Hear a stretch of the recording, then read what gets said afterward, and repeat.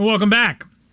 You guys return to Lancaster and you begin your march. Word has reached you that there was heavy resistance at Exeter, but the northern forces are able to push in there, but they are not as far along as they would have hoped.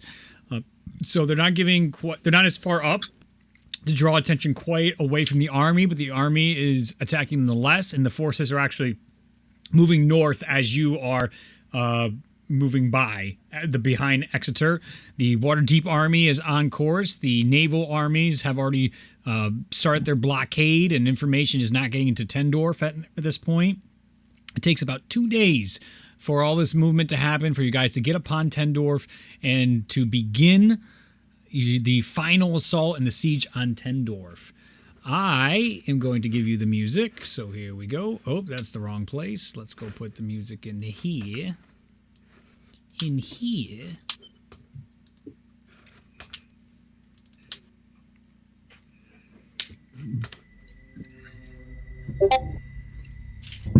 All right. As the siege of Tendorf begins, we pick up with Mosnell. Mosnell, you wake up disgruntled in the middle of the battlefield. There is death all around you. The Lin Ryu are absolutely overwhelmed at the moment. Let me turn this down a little more. All the lines have been completely broken. As you look up, you can see the walls of Tendorf, these great giant ramparts and all sorts of flaming rocks being shoveled and shot from the trebuchets onto and into the massive army sieging towards Tendorf. You're trying to gather your surroundings. As you look to your right, you can just see the battles and clashing of swords and shields and spears and pole arms like crazy. What you notice as you're trying to take in this new environment around you, your memory extremely hazy at the moment, you see orcs everywhere. Orcish creatures. You see trolls on the back of orcs. You can hear loud horns being blown and signals being sought. As you are trying to take in your surrounding, I need you to make a dex saving throw. Okay.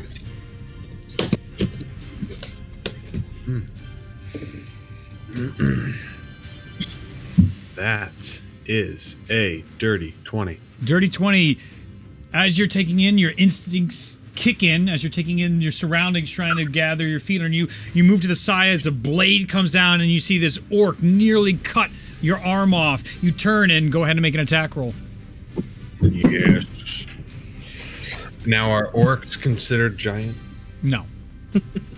Damn it. For the record, just like before the battle would have started, yeah. Ralia would have undone the thing in her hair and put it back into her mind. Okay. To remember the pathways of Tendorf. Yes.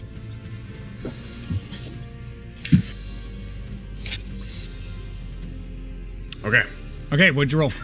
Oh, I'm using Reckless Great Weapon Master. Go for it. Okay, that is going to be a 17. Hits! Just barely. Yeah. Just barely. Oof. Okay. So we can do some damage. Oh, I'm raging, by the way. Yeah.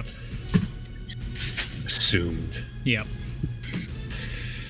All right, there we go. So that's going to be 16, 26. Yes. You dodge out of the way, and your first attack, you cut straight through one of the orcs. They have barely any armor, but their skin is tough, and what little metals they have on them, you're able to cut him down. You notice yourself bleeding a bit from your temple. You are missing 20 HP right now. You've taken 20 HP of damage. As you start taking steps forward, you start pushing through the crowd and you start cutting down one orc, another orc, as you try and take in your surroundings. You're trying to get your memory back, and I need you to make a perception check. Okay, perception. Nice, 18. 18. As an orc is coming in front of you, you're able to push it aside. You start struggling with it a bit, and then you notice a very familiar looking wizard that is blood slowly running down her temple as she's beginning to be surrounded, and you see her trying to get her spell off, but it seems like her periwinkle blasts are not as lively and as strong as they normally are, as she's just trying to shoot out toward these creatures around her right now. What do you do? I'm gonna go kill everything that's coming after her. All right, so you give me a strength check to try and throw this orc to the side. Okay. Ooh. Strength check. And that is a strength. 18. Yeah, 2. You throw him to the side. You start rushing over to Ralia, and just as Ralia, you hit one with an Eldritch Blast, the thing backs up a little bit. There's another blade about to come down. Maz now puts his axe up and catches the blade in his arms, and he pushes it back. Right now, you and Maznell and Ralia are back to back as you're slowly being surrounded by orcs.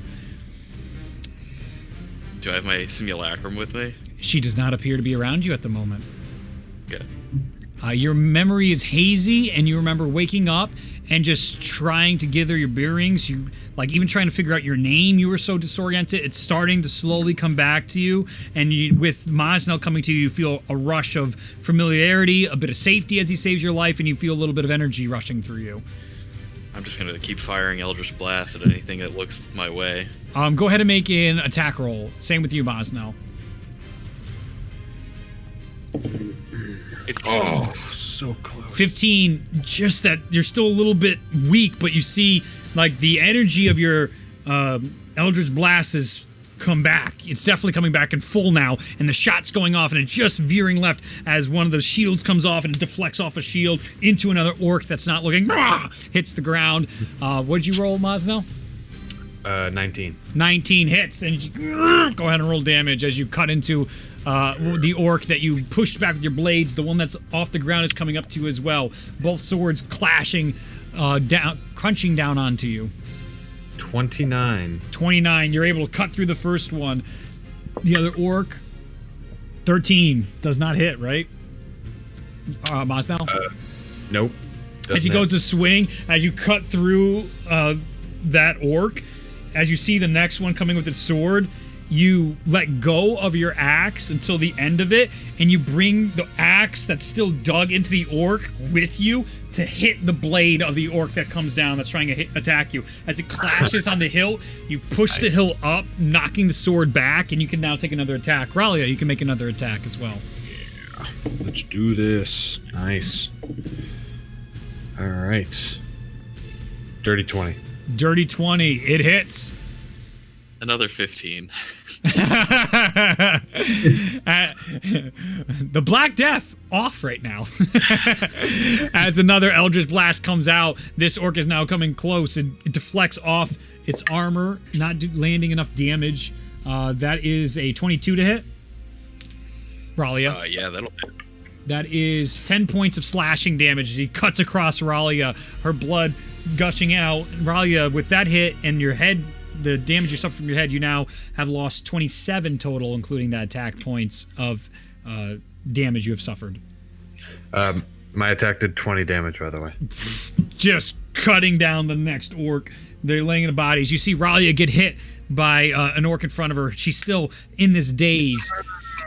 Go ahead and make an attack roll. All right.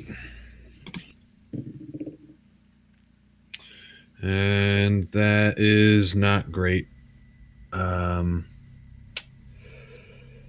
Yeah, 10. 10. He parries your blade, your axe without issue, and as that happens, you see this another like flaming rock just miss over you and Ralia's head. You take her head and then bring it down. The orc ducks as well, and you just see it crush into a Lin Ryu behind you, and the stone is going further and deeper down. At this point, Ari, I need you to make an attack.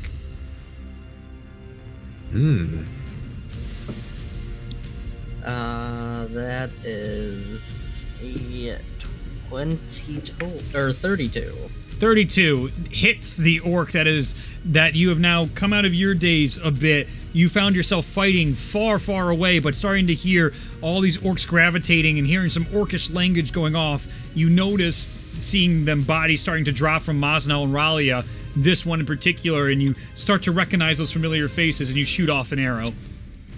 Obviously hitting at a 32. That is a 12. Do you want me to roll for a sneak attack, actually? Yeah, he doesn't know you're there. And he's currently engaged, so... Oh, when's the wedding? That is 42 piercing damage and 7 force. As Mosnell, yours gets parried. Raleigh, you're going to bring up your hand for another attack. You just see an arrow through its head as its orcish black blood hits onto both your faces, and you can see Aerie standing up. Aerie, you have suffered 20 points of damage as well. As you can tell, your armor's all roughed up. You're covered in dirt. You're still in this fog, but you start making your way to the group. Aerie is now back to back with Mosnell and Ralia. There seems to be. Give me perception checks. Perception. 21. Okay. 12. 21. Okay. Ralia and Aerie are getting their senses of the battlefield a lot better now. You're starting to see the formations of both Cobalt soldiers and these orcs flanking into Waterdeep soldiers and Lin Ryu. You get this feeling in your head of like trying to figure out who's in charge, who's in command, trying to figure out like where's Salem is getting into your head, where's Calgary, like these familiar names that still aren't quite clicking in your head where you are as you have these throbbing headaches at the moment. But then with that 21, you're able to hear shouts as well. Currently, Ulazal is back-to-back with Belfina and Bologna right now. You guys are being surrounded by orcs, and there is a troll that is descending down upon you right now. I need you guys to make attack rolls. Can I cast a spell? Sure, absolutely. Okay. Is it just one attack? What's that? I said, is it just one attack? No, it's your attack action. Okay, 27 and 33. Both hits. Wisdom save on nearest enemy. Okay. That's an natural 18. Well, I guess that saves.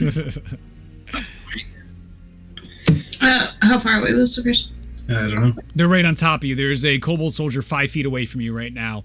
You're surrounded by a bunch of Cobalt soldiers, as you can hear them saying, "We have the Chosen! We've split them!" 17. That's Hits. 23, actually. Oh, actually, it's a 23. Double hits! Yeah, that changes. Yeah. Go ahead and roll damage. Belfina, go ahead and roll damage as well.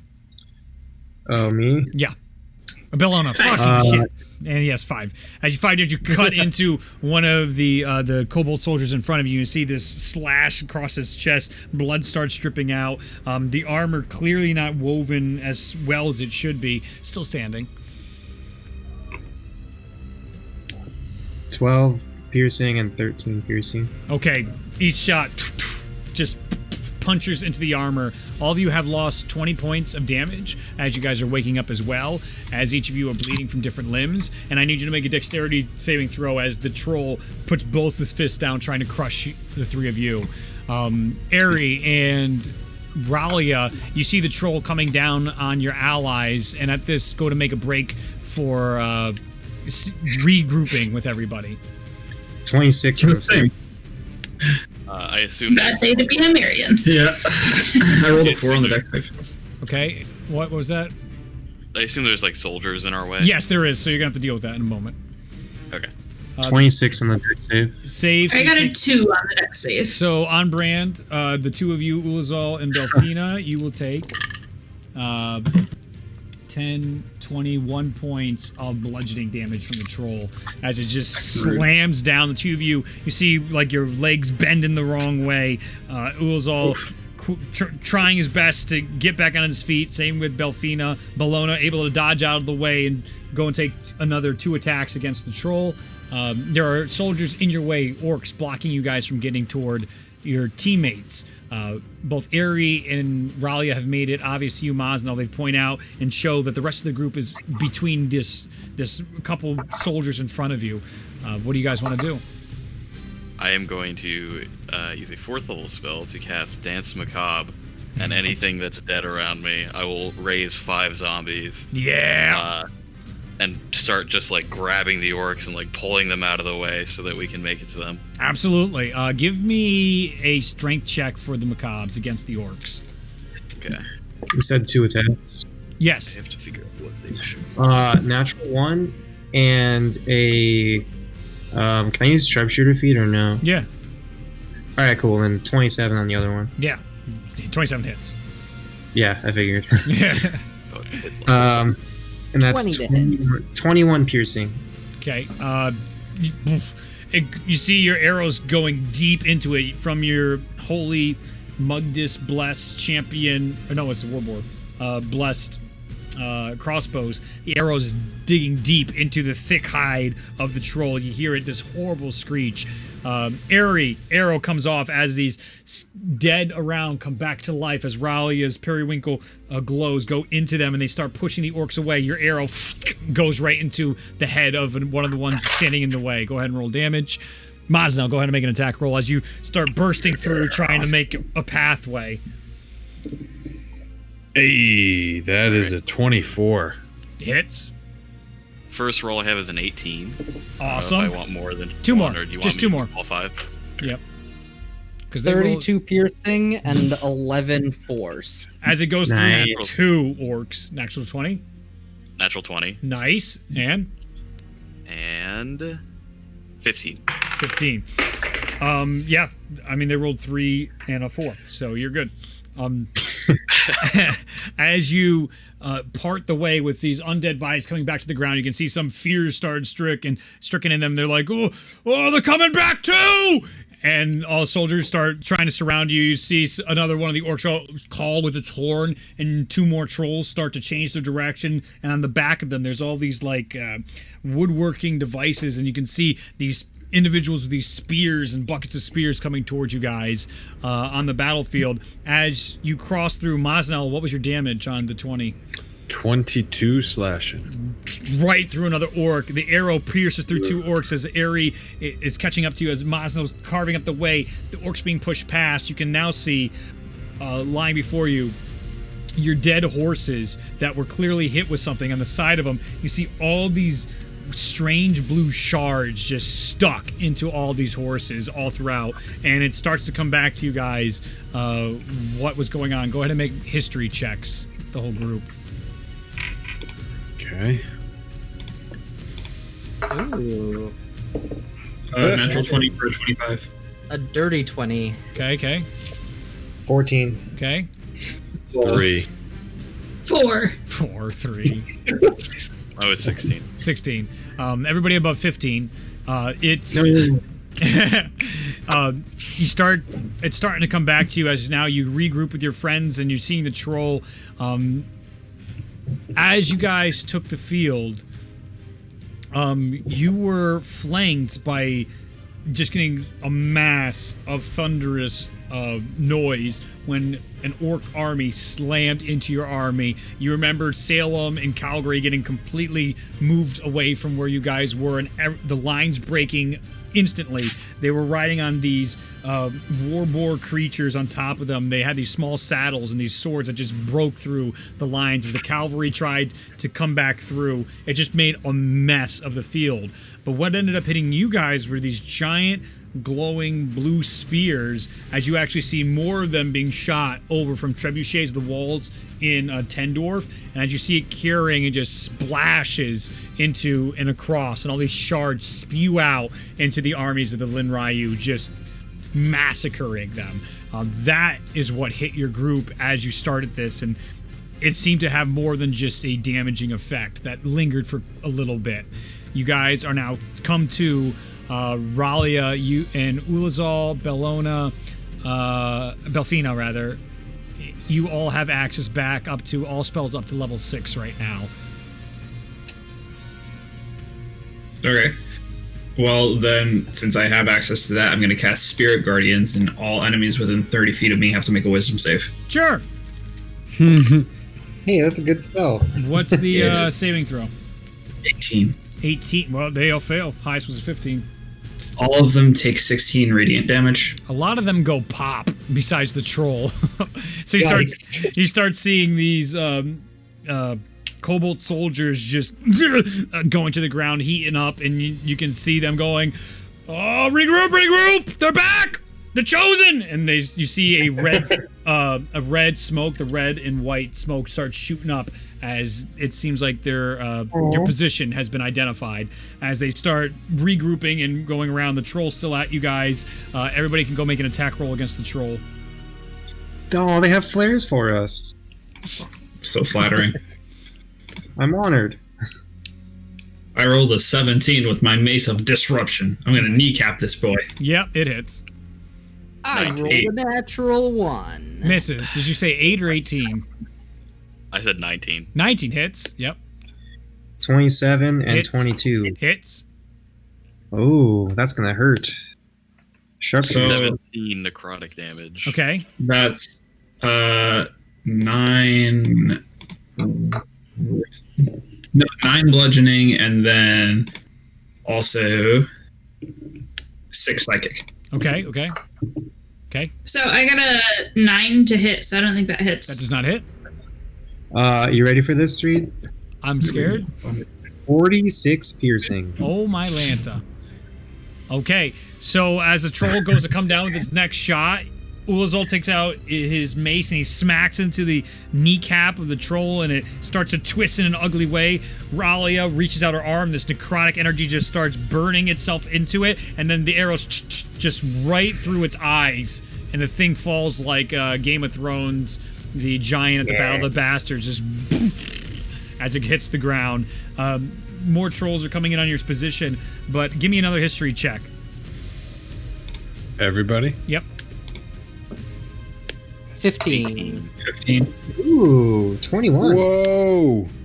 19. All right. Nice. Everybody 18. above 15, you start to remember what your objective was. It's now coming back to you what Salem was talking, as you can hear some people going, "Get to the chosen!" And you see a bunch of the Lin Ryu starting to move their front, and you see, "Rally to them! Rally!" As the smoke has actually served as a double-edged sword right now, as they're now starting to move their front line toward you guys and regroup a line during this chaos that's unfolding right now outside the grounds.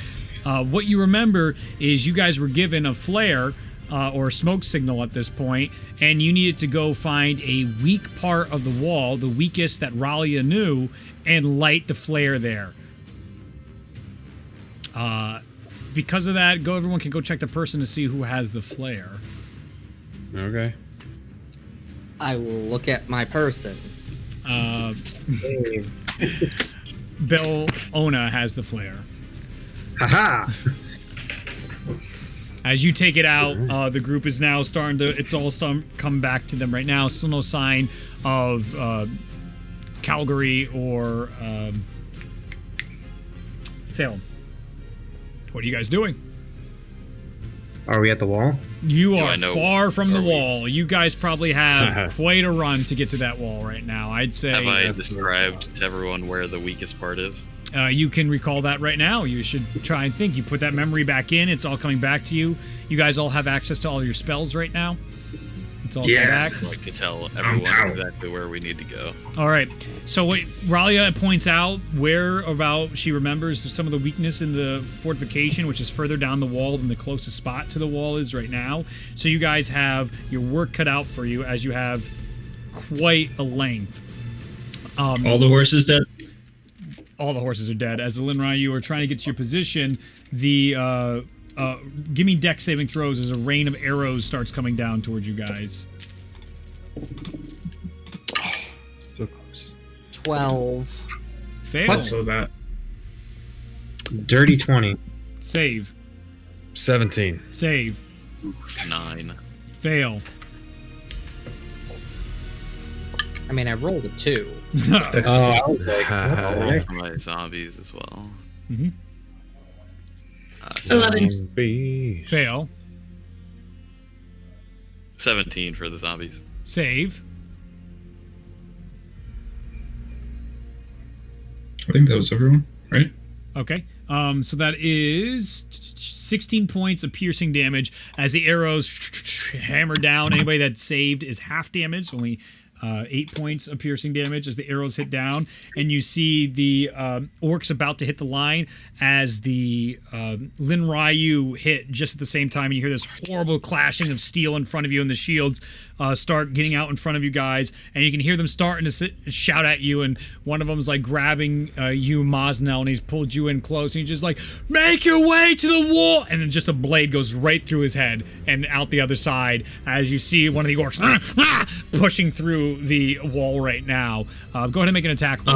Also, any more of the enemies that come within 30 feet, Oh, we gotta make wisdom saves. make a concentration check then from taking Okay. damage. I have advantage because of Warcaster. Sure. Can I cast a spell? Yeah, absolutely. I'm gonna cast Master Cure Wounds at 5th level. Go for it. My highest concentration was 18, so I'm good. You're good. All right.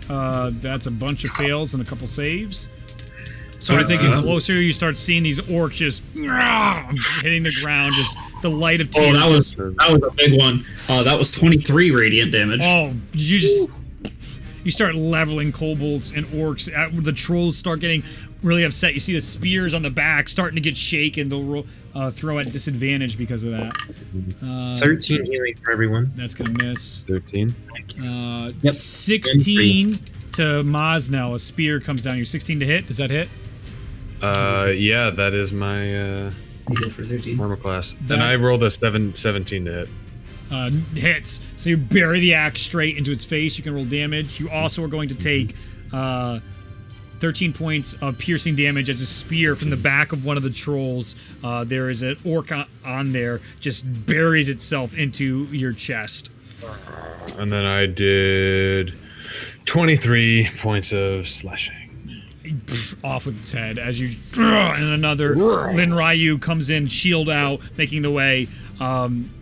As they're starting to hold the line, you see more and more Lin Ryu just filing, and you can see these war boars being ridden by orcs coming around trying to flank you guys as normal Cobalt cavalry's coming on the other side. And as they're starting to turn around on you guys, you end up seeing the Greyhand cavalry that was with you just meet the Cobalt cavalry and just cut them off before hitting you guys. The war boars start to come through you. I need you guys to make dex saving throws. Dex saving throws. 19. Save! 21. Save! 22. Save! 15. Save! And 16 as well for my zombies. Save! 16. Save. No, 3. Oh, what? Oh. I thought it was a 16. It looked like it was on top. All right. So that will be 6 points of slashing damage to Belfina. As you get gored a little bit on the side, as the Lin Ryu come on the other side of you guys. You have shields guarding you from both sides as you're getting swamped by this cavalry coming through. All of them that come close make wisdom saves. Yep. Go ahead and I'll make those. We have a bunch of failures and 1 success. 10 more radiant. Okay, you knock a couple over, but a fair amount of them are still on their way as they come through and start to make their turn again. At this, you see as they're turning, a giant cloud kill just erupts and just catches all those ones that were peering off in the cloud. You see them all just drop on the ground. Coming into view, you see your simulacrum, Ralia, as she is like, hasn't said a word, but finally finds you and just like, I have found where I belong. I have come home. And she has taken 20 points of damage as well. As you guys are protected right now, finally someone comes close to you. and you can recognize this as oh boy, I forgot his name. Now I have to load up my my world map here. It's loading. Is it Haru? No, he's not even. He's not here. Okay. He is fighting with Brian right now. It is Hitachi Lenryu. It's his son. I couldn't remember which of his names. The one that was with you guys and leading. He's inside and he goes, "Keep pace! Follow me!" And as he has his shield, there's a bunch of his shield brothers with him, and they just start all out sprinting toward a point Ralia shows on the wall of where you guys need to go. I need you guys to make Constitution saving throws as they start making a pathway, and basically that line that's formed, they're doing almost Indian run style, where they're peeling off behind to get back in line on the wall that they're right now running with you. And you see some of them using their like casting spells to use like wind to push back orcs that are coming at you or Cobalt soldiers. As you guys, what's your con saving throws as you're trying to keep up? 17. Save. 16. Save. Natural 10. 20. Save. You're good. 18. 18. Everyone's good. Just good. Belfina's lagging a little bit behind. She's got tiny legs. What do you expect? So as everybody is going as hard as they can across the battlefield right now, the Cobalt Wolf Cavalry sees this and they start moving a little closer, and they redirect some of their soldiers. It starts to go push through, and the cavalry just starts to cut to shreds the Lin Ryu that are the front lines. They come closer, you say? Not to you yet. 30 feet is you? 30 feet. Okay, not quite yet. Not in the 30 feet barrier yet. As Hitachi is using his elemental shifting abilities with his class and trying to push back as far as possible. One is getting really close to the lead in the pack, and as that one hits, you see Calgary come in on his cavalry, and straight up with a you see this like spark hit. It's one of the sparklers you're seeing, and starts blinding the Cobalt Wolf, and the Cobalt Wolf stops for a minute. The horse goes up in the air, now distracted, and you see Calgary with a hand crossbow at point blank range through the face visor of the mask of the guy that's blinded right now, just shoot an arrow right into its head as the horse then peels off. And you see Calgary now trying to round out the back as more of these individuals come into range. They're now coming on the sides within 30 feet. They're going to make dex saving throws. As you guys are moving, give me your second con saving throws as you are now being saved or being protected by Calgary and a few gray hand on the back as you guys are making 12 your way to the radiant wall. damage, by the way. Yeah, that's a fail for everybody actually on that roll. So you see these Cobalt Wolf Cavalry coming in, and just the horses falling underneath, them tumbling off the top of their horses as you guys make it closer and closer to the wall. 15 on con. Save. Regular 20. Save. 16. 17. Save. 26. Save. 14. Save. Jesus, you guys are great. Please. As you guys get up and you're finally just about to that portion of the wall, you can see a circle form around you, and you can see Hitachi go, "Do what you need to." Bellona, you have the flare in hand. What do you do? Are we at the wall? Yes, you are now at the wall. You cleared quite a distance. Point it towards the sky and fire it. The flare goes off. And then at that, you see Calgary ride over, and Salem and the Gray Hand go and pick you guys up onto the horses as everybody starts spreading out and getting away from the wall as fast as possible. As Calgary picks up onto the back, Bellona, you're on back of Calgary as you see him smile, and he goes, "Great job!" as he's riding off. Salem picks up air and he goes, "This should be something else," as you guys are are running away. What's that? What's that, Justin? I just said, "Oh boy."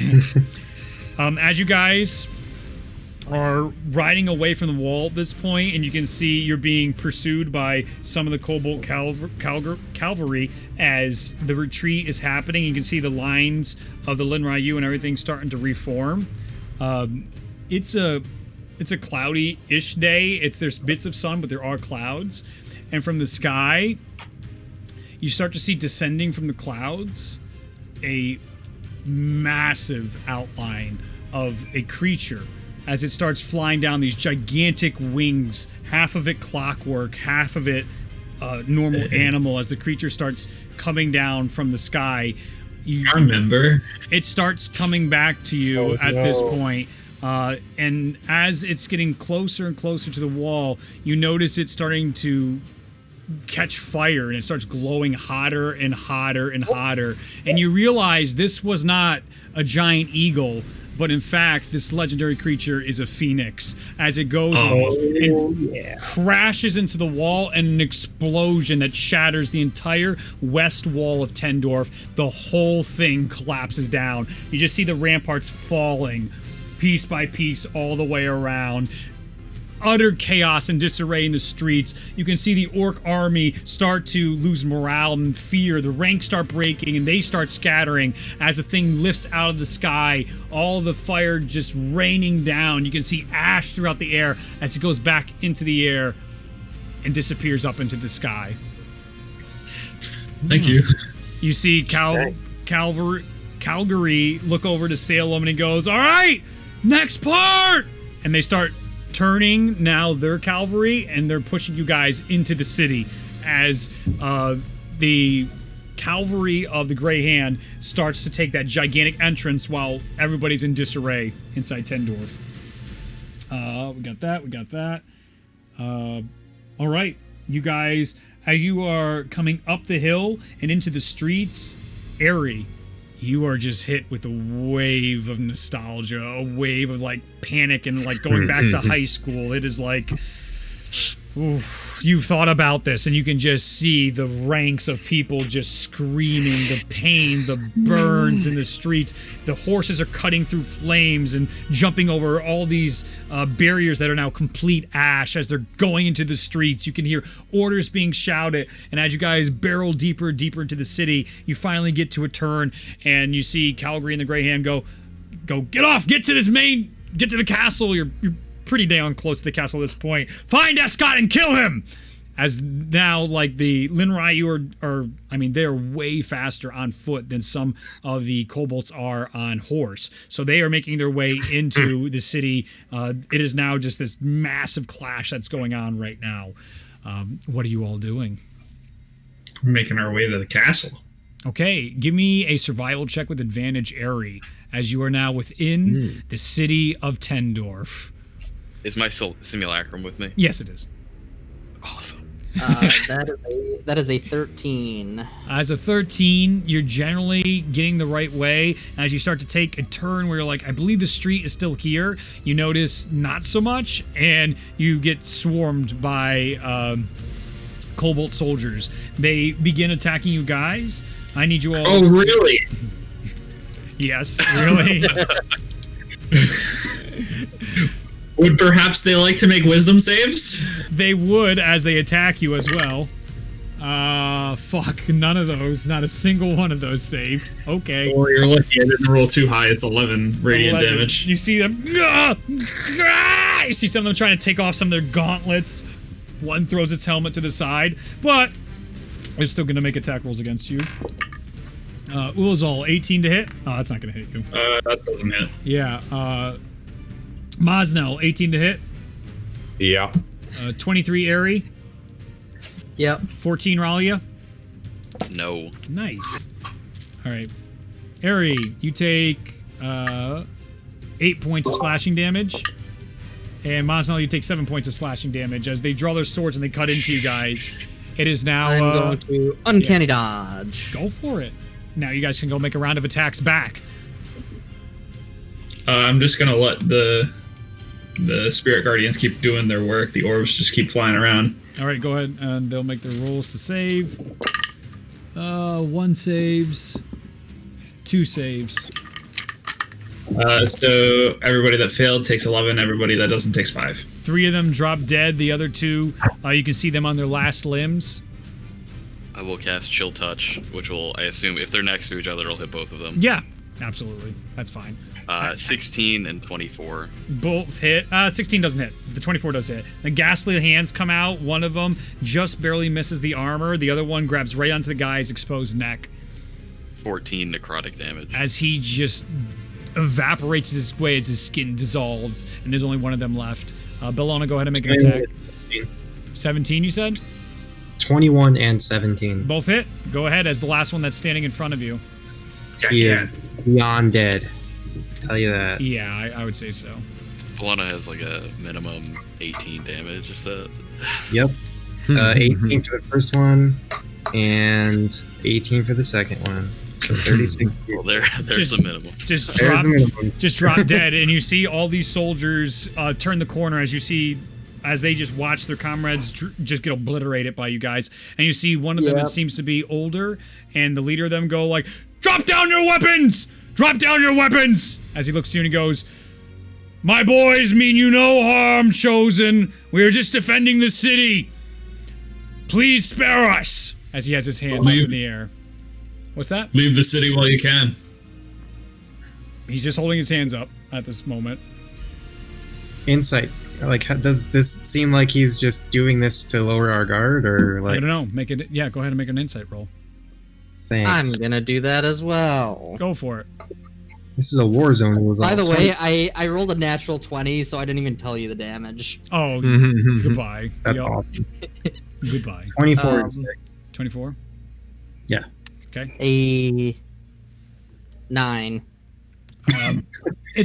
You're in the zone, man. You're like, who the fuck's talking to me? I don't give a shit what he has to say. Like you're not listening right now. You can't really tell. You're like, is he telling the truth? Is he? I don't give a shit. Bellona though.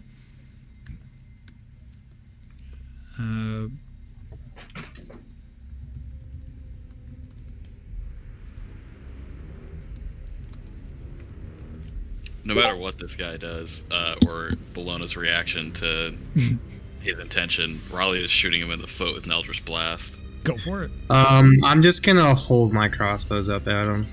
It doesn't. I don't It's know. a natural 20. It's a war zone. I don't know, for it. man. Go ahead and roll damage as the Eldritch Blast goes up. And you see him. Gah! What? How much damage is it? 18. 18 points of damage. You see him fucking like you literally blow his leg off, and you see him like ah, ah, ah! It's like up to his kneecap is missing as he goes over and just like ah, fuck them, and you just see as they move out of the side, archers are all lined up and they just release arrows at you guys. Go ahead and make dex saving throws. Yep.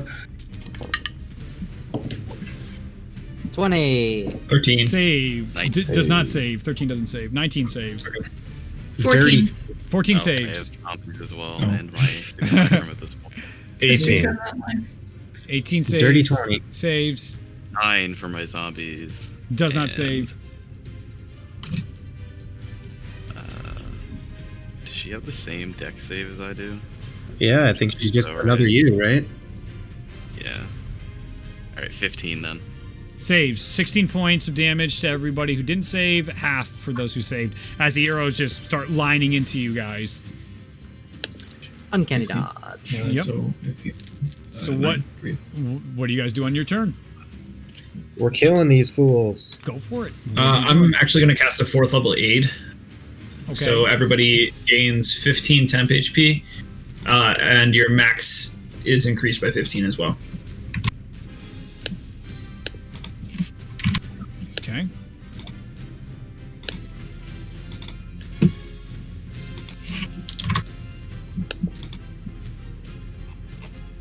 All right, come on. What are you guys doing? What are you attacking? Make your attack rolls. Who are you attacking in front of you? There's archers. There's the captain with his leg blown off. There's all sorts of guys. Who's doing what? Archers. All right, go for it. I got a natural 1. Same. Oh, jeez. Your arrows fly I off. will use chill touch And then a on the 14. archers. Okay, go for it. Use your chill Does a touch. 14 Hitting hit? 2 of them. 14 on the archers would hit. Okay, 22 cool. and 25 Hit, on the hit. archers. Yep. Mosnell and Belfina, both you guys have attacks you can do. 22. I'll just swing at whoever's in front of us. Captain's the closest to you. 22 damage. Oh, Wait. Yes, on the archer. And he's surrendering still? It doesn't appear that way anymore. He got out of the way so arrows could rain into you guys. Is he in front of us, or? He was to your left. He told everybody to throw down the swords, then he got his leg blown off, and now he's over to the side, and he waved his hand to put all the arrows to hit you guys. And he's now trying to get back behind his ranks. Oh, I'm gonna hit him. All right, go for it.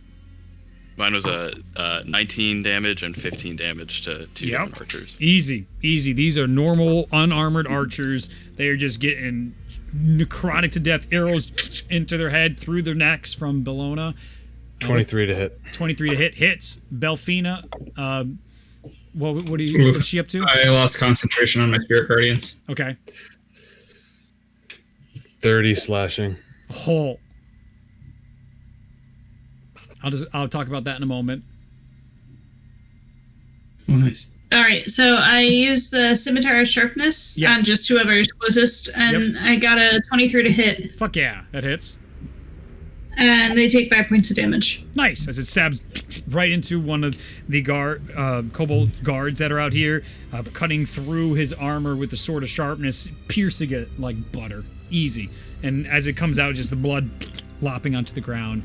Mosnell, with your 30 points of damage, you can see the captain as he's hot wadding away. You come and he goes, "Oh!" He takes one of his men, pulls it in front of him, and you go, "Oh!" And you cut through that man, pull back, and then cut through the commander. You see him holding it, and as it starts cutting through the captain, you can see this man's eyes just grow wide with shock, and there is this look he gives you like he never thought he would end up on this side at any point of the war.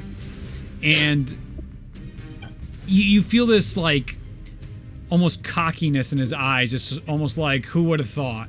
As he's getting cut in half, this captain falls to the ground in pieces with this giant gash inside him. And as he's like actually about to fall down, his leg is missing. He's got this big gash in you from your axe, Mosno.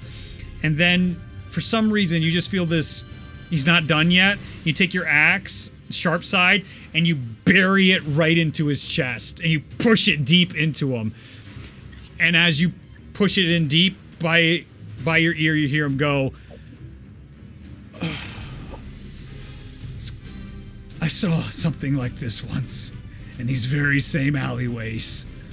As you take the axe out of his chest, the captain of the Cobalt Guard and the Tendorf Guard falls to his death. The archers are still there. My simulacrum is also going to cast Chill Touch at two more archers. Go for it. There are two more. 16 and 24 to hit. Both hit? I'll toll the dead at one of them. Go for it. There's only 22. One left, most likely. And 22 and 17 damage. Yeah, they're just getting melted away. 4 of them by the 2 Ralias get just dissolved by necrotic energy. 2 of them go down from Bellona, and now go ahead and toll the dead. If he fails the wisdom save, it's 21 necrotic. That's a natural 9, so nope, he fails, and you just see him also dissolved away, and they just scatter. Their commander just died, and they just saw all their friends get dissolved by evil magic. They're fucking off. You guys are able now to push through the streets. Ari, you give a glancing look to this captain, and you do remember his face inside these streets, and you remember him, and you almost think to yourself like, you know, I thought he was one of the nicer ones, one of the kinder ones. It's the same to see what happened to him. As you guys go through the streets, that's your initial reaction. As you guys go up toward the stairs into the castle, it is before you the castle of Tendorf. The gates are full of soldiers. You guys easily dispatch them as you guys fight up into the castle. Eldritch blasts going off. Your arrows barreling themselves into these Cobalt guards. You enter into one of the entry rooms of the castle, and you fight your way into the throne room. Before you get into the throne room, is there anything you guys want to do?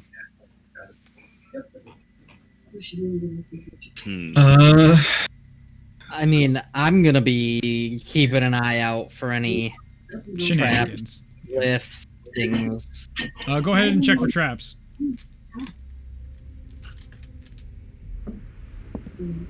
Not very good. 5 investigation. Yeah, everything seems fine.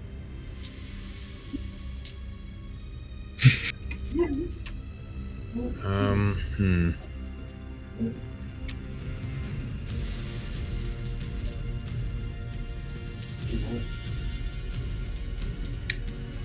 I'm going to cast. I'm going to cast Holy Weapon on Airy. Okay. That's an extra 2d8 radiant on all your attacks that hit. Nice.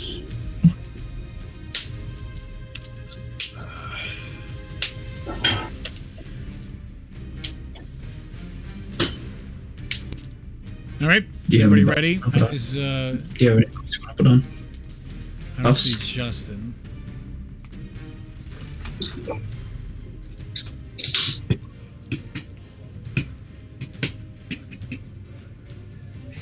I'm gonna wait I for actually Justin don't to think get. I have any. Okay. Yeah, not done. Here we go. I believe it was.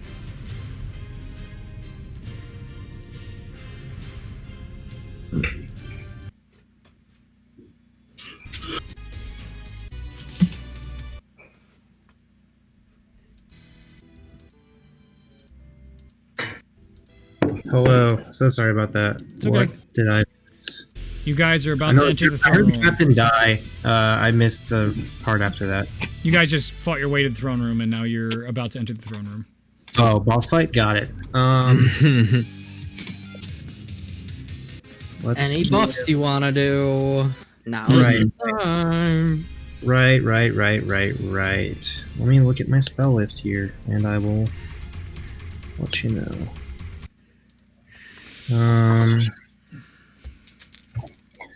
I think I'm gonna cast. I Good think spell. I heard a holy weapon, right? Yeah, I have a. Ulazal gave me a holy weapon. Okay. Well, you know what would be funny? Too bad you can't do that. You But that can't would be funny. stack. It's stacked. No, I was just saying it'd be funny if I casted magic weapon, but you can't do that on something that's already magical. Yeah. I think I'll just cast like You should. cast a 6th level spiritual weapon actually. I was gonna suggest a good old deferment spell on the Ulazal. The what's it called? Death Ward? Sanctuary. Oh, Sanctuary. Sanctuary, yeah. Okay, I'll cast a 6th level spiritual weapon just to get it out, and then because I can move it 30 feet, and then I'll cast Well, how long does spiritual weapon last? Oh, it only lasts a minute, so I'm not gonna do that. I'll lie to you. I'll cast a death ward on Probably Airy. Airy that lasts for 8 hours, and then I'll cast a. Let's see how long Sanctuary lasts. That only lasts a minute, so I'll cast that once we get in. So I'm good. Ares all buffed up. Yeah, you know what? I'll give myself holy weapon too. May as well, right? May as well. Yeah, I'll do that. Okay. Cool. That's all I got. All right. I'm dropping in the new music. As you guys enter into the throne room, the doors crack open. You see the Cobalt banners all around, and sitting inside the throne is laying completely across it very casually. It is not Escott Grandear sitting in the throne right now. It seems to be Who is some long-haired, black, pale-skinned looking individual, and he just seems to be lounging about inside this chair right now. Ari, this is your thing, man. Do I recognize this individual? Go ahead and make a history check. I'll give it a shot. Only an 8.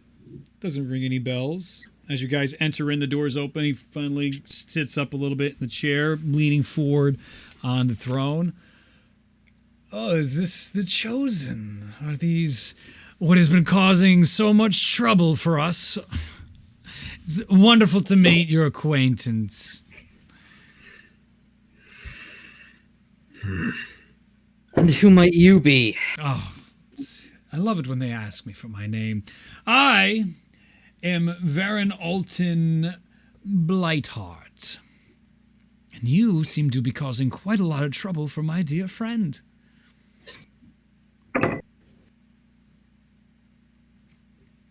Now, we could have put this behind us if you didn't, say, blow a gigantic hole in our great city and kill so many of our elite. But I think this is where, how we say, we fight to the death, or undeath. So, let's begin. Everybody roll initiative. Who is this chump? He said undeath. Does he seem undead? Go ahead and make a nature check. Ooh. 23. Yes. Oh no. He does seem undead. Fucked. Oh, he's lit, huh? Sure would be a shame if somebody could destroy undead. I wanna. Sure, it would be a shame if 2 of us could do it. I want to switch weapons now. Sure would be a shame if radiant damage was coming in. Does Natural that cost 20 an on action? initiative. What is switching weapons? Are you attuned to it? He is. Oh, then Before you go in the It's- room, but you didn't know, so I'm still going to punish you for it. Yeah, that's fine. I was thinking about doing it, but I wasn't sure. I was suspecting Escott, who's not really, he's not undead or a spellcaster. So You mean your DM did something you didn't expect? Oh! Give me a second. I gotta write down everybody's. I didn't come with my heretic killing gear equipped. Guess what I got for my initiative? Is it high or on brand? 4. Just guess. I don't know. 18. I rolled a natural 1 Oh, on brand. for a 5. Oh, I was close. Oh, You were I very don't have any bonus to my initiative, so I am just a 1. Oh, fucking Jesus. I We're rolled screwed now. an 18 for a 20. My initiative was a natural 20 plus 0. Okay. Hey, You were. What were you? What was all 20? What? 20. Okay. Oh, fucking shit. Who's next? I'm missing Ari and Masno. 28. Nice. 18. Kind of both ends of the spectrum and nothing in the middle. 20. 18. Okay. You're all in there. Alright, so that means it is Ari, you go first. Let me get the battle map up. Oh, it's completely off! Whoa! Everyone panic!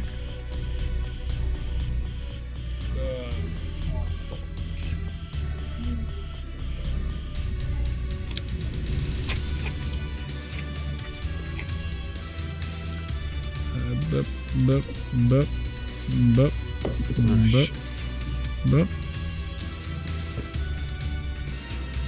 Slam.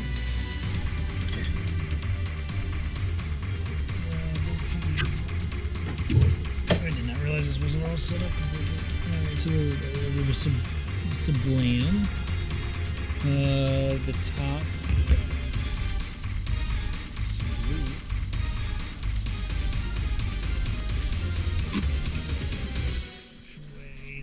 This way? Am I going the right way with that over here? To the right? Is it to the left?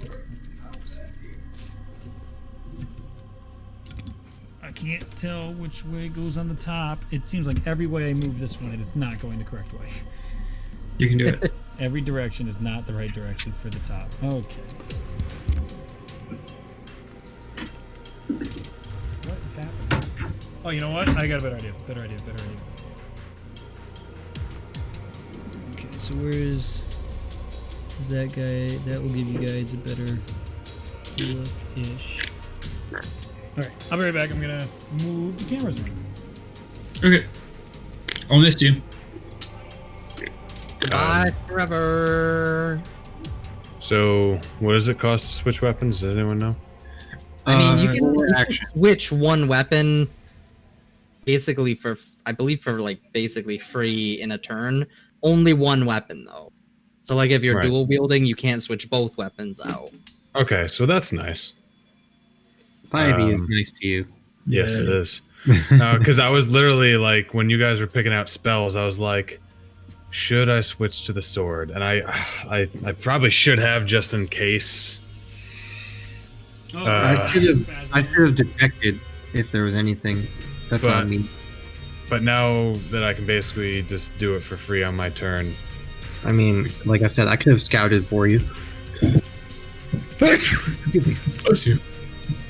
Yeah, so you can interact with one object or feature of the environment for free during either your move or your action, and that includes drawing or sheathing an item.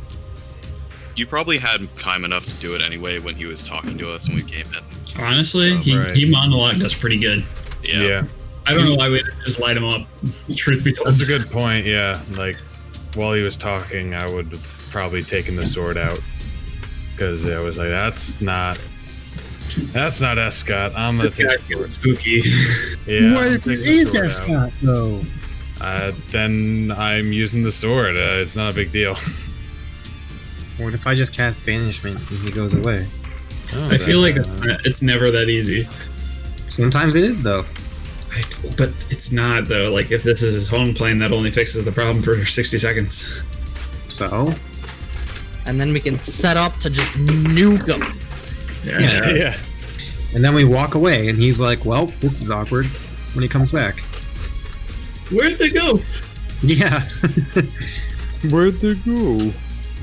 Alright, I'm gonna do a trash run. Give me a dodge. Not that chair. Let's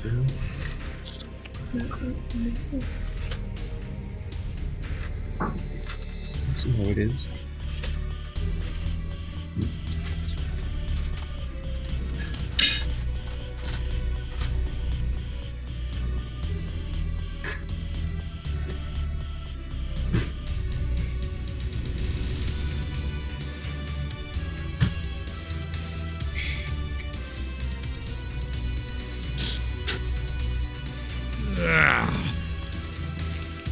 All right.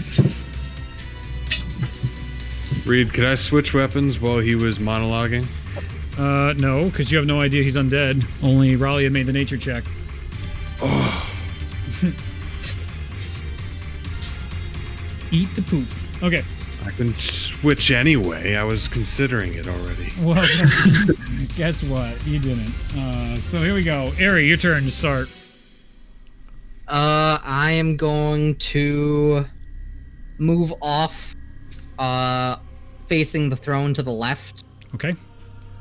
And kind of go towards that little pillar. Yeah, that 25. little alcove area to get a little bit of cover. 35. Let's see. I'm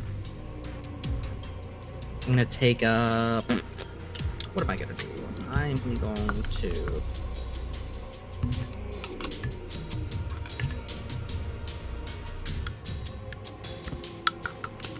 It's not really that helpful given the spot, but I'll use my bonus action to hide. Yeah. Why not? And that's a 25. To hit? Oh, No, it's a stealth.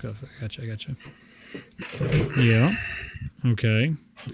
And then I'm gonna attack. All right. So you go around that corner. He clearly sees you walk over there, so he's gonna try and perceive you. Yeah, he sees you. So go ahead. Remember your holy weapon damage. I know. So that is a 23 to hit. That hits. I probably do not get sneak attack. No, you do not. He rolled a 28, I believe, on perception. Oh, dang. So that is going to be 15 piercing damage, Okay. 10 force damage, and 15 radiant damage. Okay.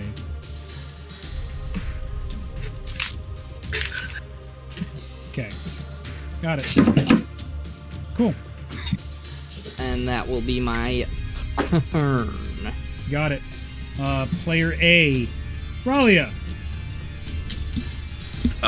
Oh, your simulacrum needs a mini, damn it. Alright. It'll be a D8. Blah. Okay. Ralia's Simulacrum is going to cast Bane on this guy. Sure. So it's a Charisma saving throw. Charisma saving throw. You got it. Let me look. Okay.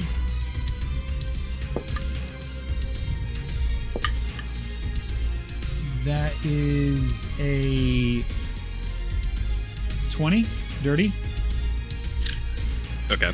Ralia is also going to cast Bane. Okay. Let me try again. That is 28. Okay, that saves. High charisma, man. High charisma. Oh no, he's gonna charm us to death. That's all I've got. Okay. Oh shit, all your faces are off. I'll do that later during Ulzal's turn.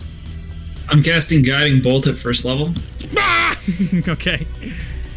That is a natural 20 for a 30. Yeah, I think it hits. Hell yeah. So that's a total of 30 radiant damage. Nice. Okay, stop. That's hilarious that happened. You should have at like not that level. First level spell. Value. Yeah, right. Max value first level spell. All right. Your bolt jumps into his chest and singes in there. His beautiful draping robes and cape down. You see it all singe on this super like muscular chest, but it almost feels like as muscular as it is, it's very sunken in and sickly looking. And you can see him. You love the next attack on him has advantage. Cool. Let me. Okay, so then who's up next? It is this guy. I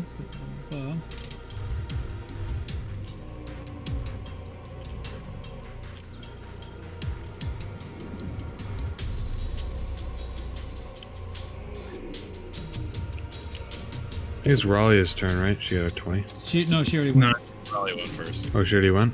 she went for the Bane. Oh, that's right. That was just so quick. I forgot about it. Well, unless that person got higher than 18, I think Mosnell was next. He's not, because something did get higher than 18, you little bitch. All right. Boy, it's Escott.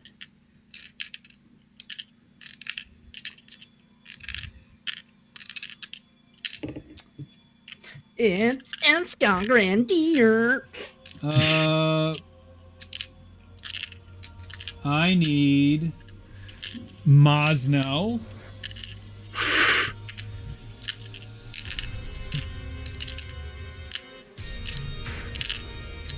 Oh, he's looking at spells. That's what's happening. No. That's why I wanted the sword. That Probably is fire. a 26 to hit.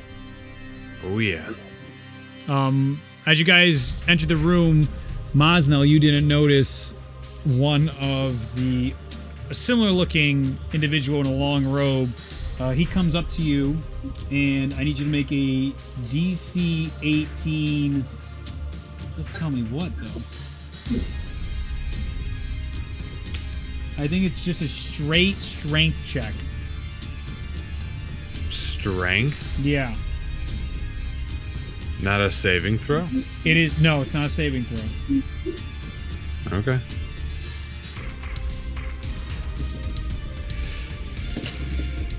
Alright. 15.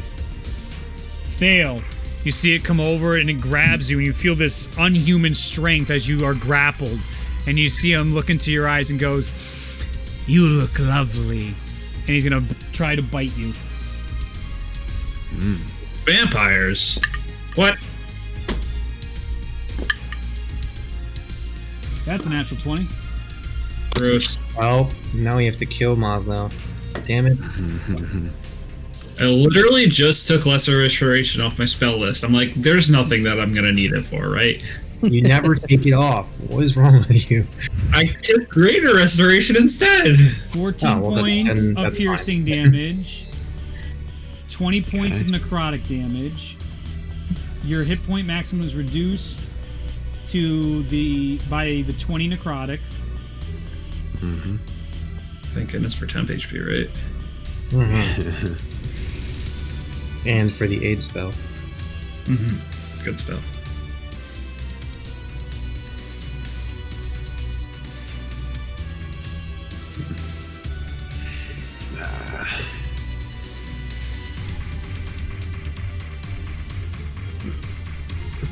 And now I need you to make a wisdom saving throw. Good lord. Your boy about to become thralled. Wisdom. 15. Fail. Mosnow is charmed. Nice. Nice. Nice. You can... Oh, no, I got that. You now regard the individual that just bit you as a trusted friend that needs to be heeded and protected. You take its requests or actions in the most favorable way you can, and is a willing target for the vampire's... Oh, fuck me. It's a vampire, we know. It just bit him. High charisma undead? What could that be? I don't know, but I don't need to tell you, you little bitches. Where's the daylight? All right, that ends its turn. It is now player F, which I believe is Mosnow. Yep, Mosnow. It is your turn. Awesome. Perfect timing. I believe at the end of your turn, you can try to make a saving throw. Wait, it can do its bite and its charm as one action? I have on here. It's a homebrew, remember? 2 attacks. It's always homebrew. Oh no, I gave it 3 with that. Yeah. Yep. It's not the default stat block that I'm using either on here. See? It's ain't your average vampire.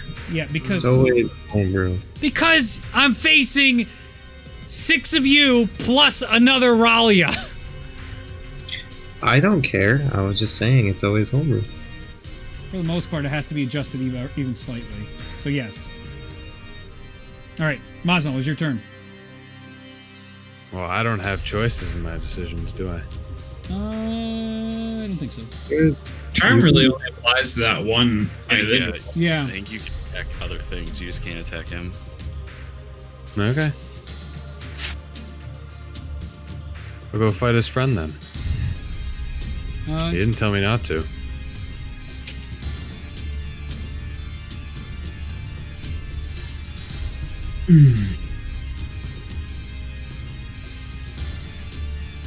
Yeah?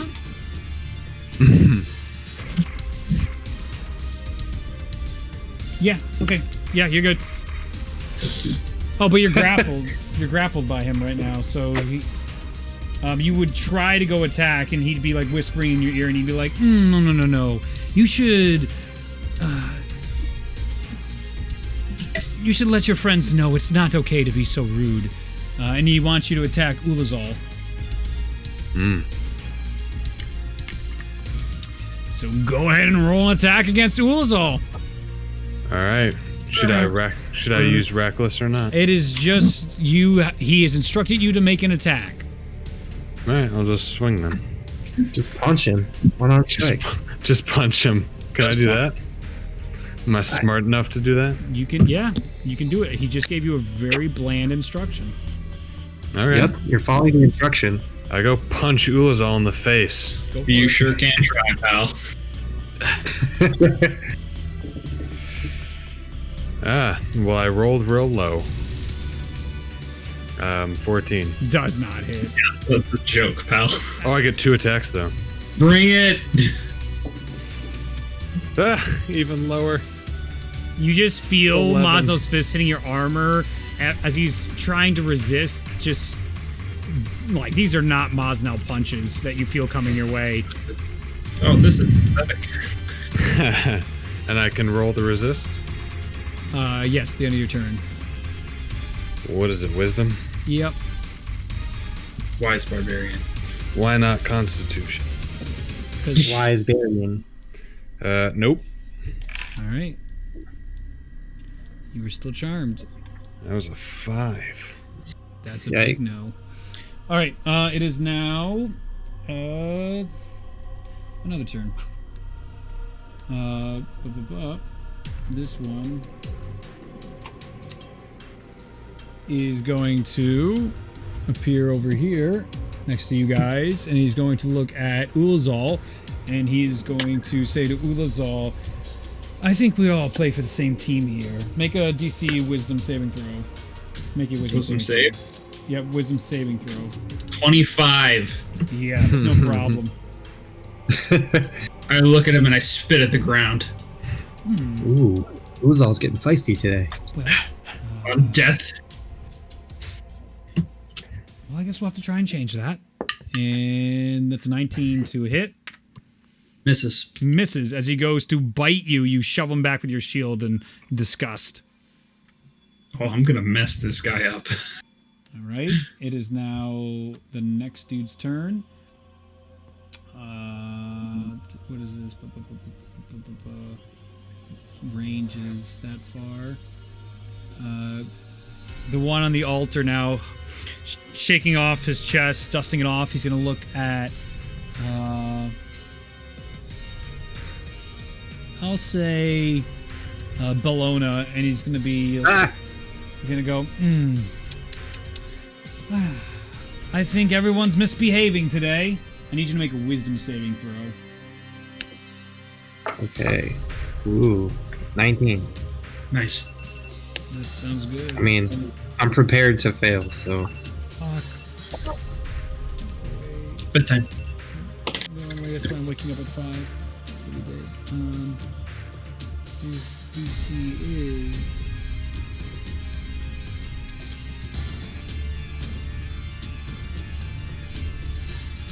Come on, where is it?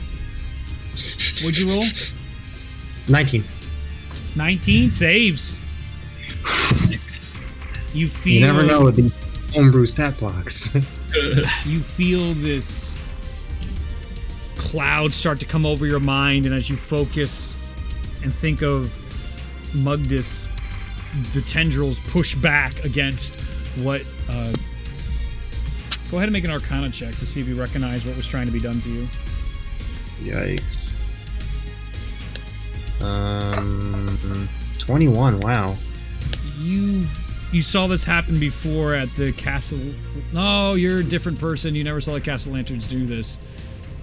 You've heard a rumor one time and joking with Ralia that, you know, people are known to dominate persons.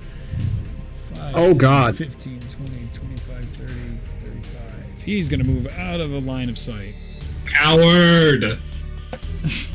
It is now player B's turn, which is Bellona. Look at that. You just saw Mazno turn and punch Ulazal twice. And After you got these bitten, two. right? Yes, after getting bitten. Alright. The other one that was making my brain all foggy. Can't see him at the moment. He ran away. What about the other one? There's only 2, or is there 3? There's 2. Just 2 there and another one fucked off. Okay. As a bonus action, I'll cast Sanctuary on Ulazal. Okay. Didn't you already do that? I did not do that. Oh, okay. Because I'm going to do that now that we're in combat. Yep. And then I will take my attack actions against the one that bit Mosno. Okay. Right here. With the sharpshooter feats. Go for it. You know, you would make an excellent. Well, I got 2 22s. Nice. Both hit. Sick. You know, you would make an excellent mount above my mantle. Can't say I've ever hunted prey like you before. Go for it. All right, we got 42 piercing. Another 3 piercing. I gotta roll the radiant damage from holy weapon. Yeah. Yeah, dude. Get up. Yeah. That was gross. Yeah, you gave me magic crossbows, so now this shit is nutty. All right, 2d8. Oh. Deb, where are you? Deb. 9 radiant damage. Okay.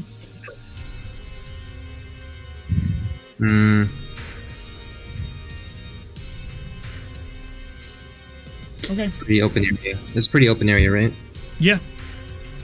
I would like to get a little more distance between everyone's, just so that we're not all super clustered, but not like so far away that like no one will be able to help. Okay. So maybe 15 feet away from where everyone is, but not like closer to any. Yeah, not closer to any enemies there. All right. 5, 10, 5, 10, 15, 20, 25, 30. You can do, like, try and go through the middle. I'm going to be fun, and so now I want you to make an attack against Bologna. Use your Sentinel feat. I would not want to do that. But I said not towards the enemies. I said away from the enemies. Well, okay, so enemies are on both your sides, and Mosnell's right in front of you. And I don't know if you perceive Mosnell as your enemy. Okay, you can move back. Yes. Never mind, Mosnell. Okay. I know. No, I wouldn't want to go forward. That doesn't really make sense. Okay, so you're back, and you can. I mean, it's obstructing your view now of seeing any of the bad guys if you move back. That's okay. I don't need to see them. Okay. I'd prefer not to, actually. Okay, then we can even put you back further in the corner. Have some cover. Yep. Okay. Anything else? Nope. Okay. Bologna, your turn. That's me. I just went. I get to go again? Cool. I meant Belfina. Damn it. Alright, where's the closest bad guy? This one or this one. They're about equidistance away from you right here.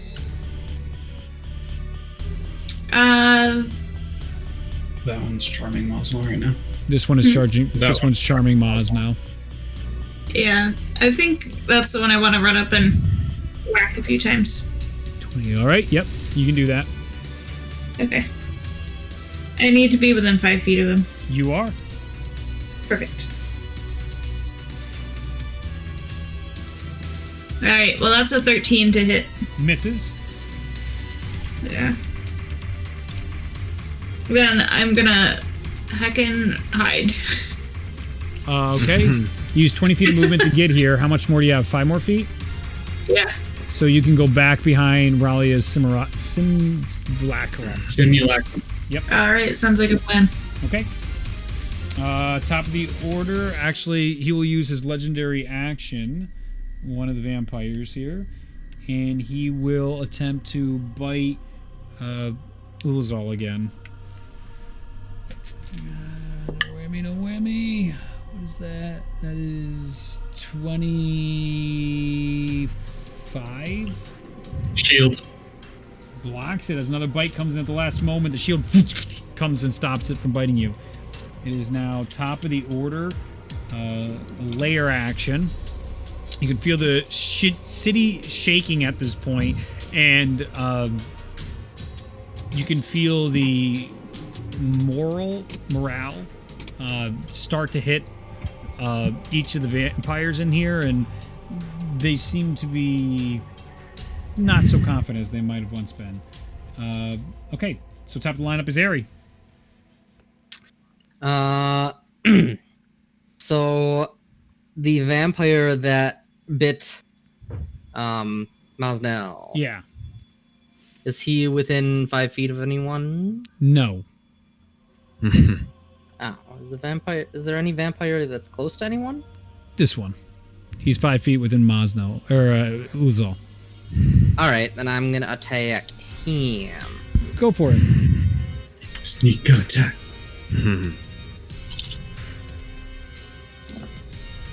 That is gonna be a 17 to hit. Let me check. That does hit his AC. Yep. Okay. So that's gonna be a heckin' lot of damage. Okie dokie. I'm excited. Are you excited? I'm excited. So that's gonna be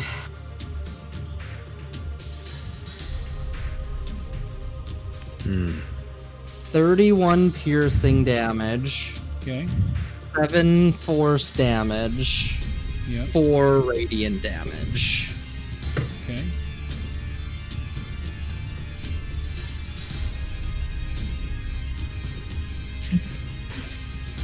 Okay. And then I'm gonna use my bonus action to hide. Okay, go for it. Sneaky. Natural 20 for a 35. Ooh, you're hidden. You slide forward after taking those shots, the arrows bursting through, and put yourself straight up against the wall where there's a casting shadow, and you disappear. Ralia, it's your turn. Ralia's simulacrum is going to use Command Undead on the strongest, the one that has been hit the least. Give me a perception check. Okay. Natural 20 for 23. The one that keeps trying to bite Ulzal appears to be the one that is least damaged. So you need to make a charisma save. Probably gonna save, but might as well try. Natural 16 for a 25. Jeez. Oh yeah. Okay. Well, then the one that's been hit the most, Raleigh is just gonna use Eldritch Blast on it 3 times. Go for it. Natural 20. Nice. Hits. Obviously. 18. Hits. And 26. Hits. All 3 hit. So Ralia reaches out to the other one, and you see it. No, that magic doesn't work on me. It's the other one start laughing. Of course it doesn't. Go, go, go! Ah! Gets hit with 3 Eldritch Blasts.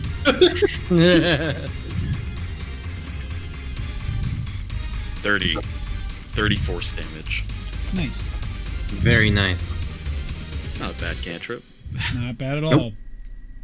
Next player is Ulazal. It is your turn. All right, I'm currently engaged with the one that's trying to bite me and stuff. Okay. Yep. Well, I guess I should probably handle that, huh? Up to you. That's a really tricky choice there. Maybe if you pretend it's not there, it'll go away. Okay, that's a good idea. I'm gonna cast Guardian of Faith at 4th level, and I'm gonna plop the Guardian of Faith right where Mosnal is. Right. So enemies within 30 feet of it have to make a dexterity saving throw.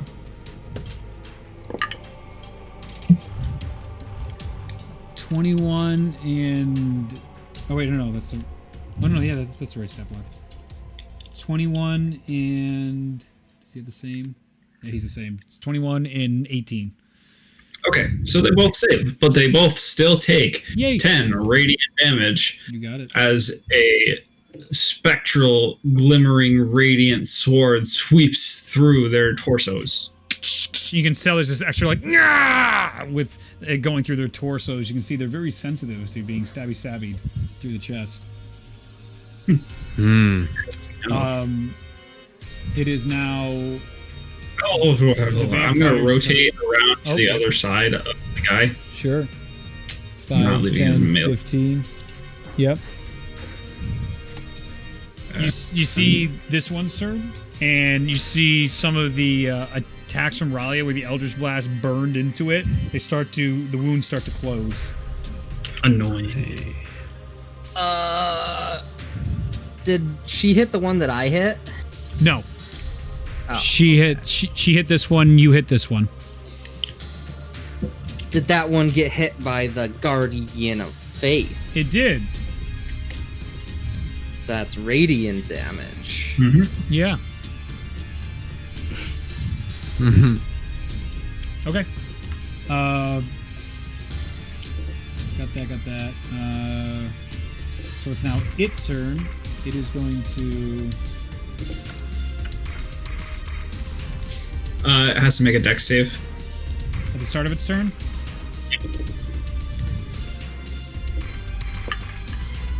$28.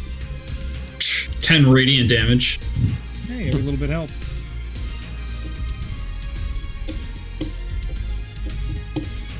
He is going to... Is this the right? Nah, that's what I thought. Take out his sword on its side. He's going to make 2 attacks against Ralia's Simulacrum. And he's going to tell Mosno, really give it to your friends. Hit them as hard as you possibly can with that beautiful weapon you held. So against the Simulacrum, that is a... Damn it. 26 to hit, and a 16 to hit. Yeah. Oh wait, no. 16 does not hit. Yay! So that will be 8 bludgeoning damage to your Simulacrum. Okay. And it's going to move within distance there. And now it is Mosno's turn. At the end of your turn, you can try and shake it. You were instructed to go beat the shit out of one of your friends with your axe. Okay, who's closest? Belfina is actually closest at the moment. Oh no! All right. All right. Where did all go? Yeah. So I swing at Belfina. Go for it. Okay. That's 20.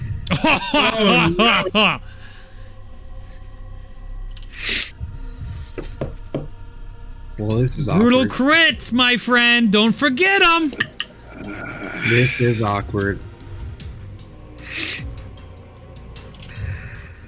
Well, it was nice knowing you, Belfina. He punches me to the moon. Ah, jeez. Dragon Ball Z style. Go! Gets launched. Right, so He drops 20. them on your face. how many extra die do I get? I don't know. 4. 2. Damn it. Brutal critical. Yeah, 2 additional. Okay. That's brutal. 9. Oh my god. No. Yes! I rolled 2 9s. Yeah! Oh. Double those as well. Yeah, that's 22. Double this 44. Plus 5 is 49. Plus 3 is 52. Mosno just carves into Belfina, his eyes just saying, I'm sorry, please help me. He doesn't mean it, but you hear his grunt as he carves into Bologna. You take the 53 points. Belfina of damage. And then the vampire is going to use its legendary action. It already rolled to attack the Simulacrum with its legendary actions, burn its legendary action points, and one misses with a natural 1, and another one is a 19 to hit. That'll hit. 7 more points of slashing damage to the Simulacrum.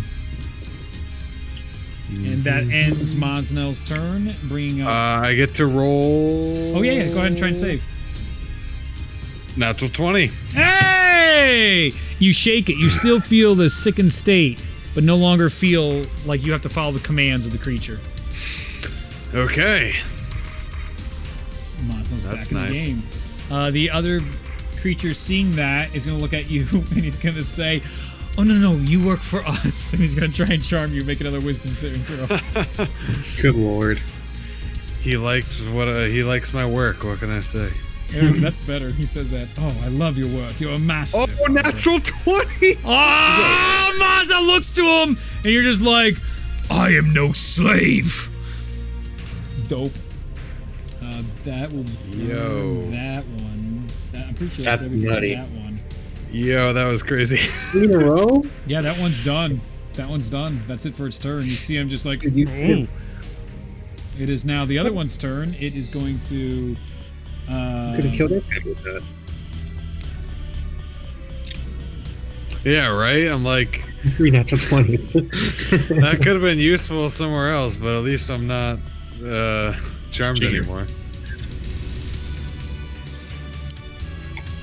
No, it's not gonna help me.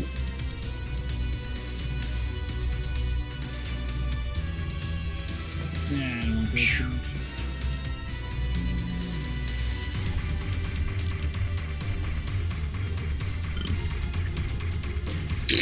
This one reappears.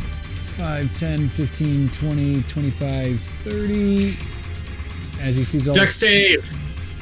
Sure. 5, 10, 15, 20.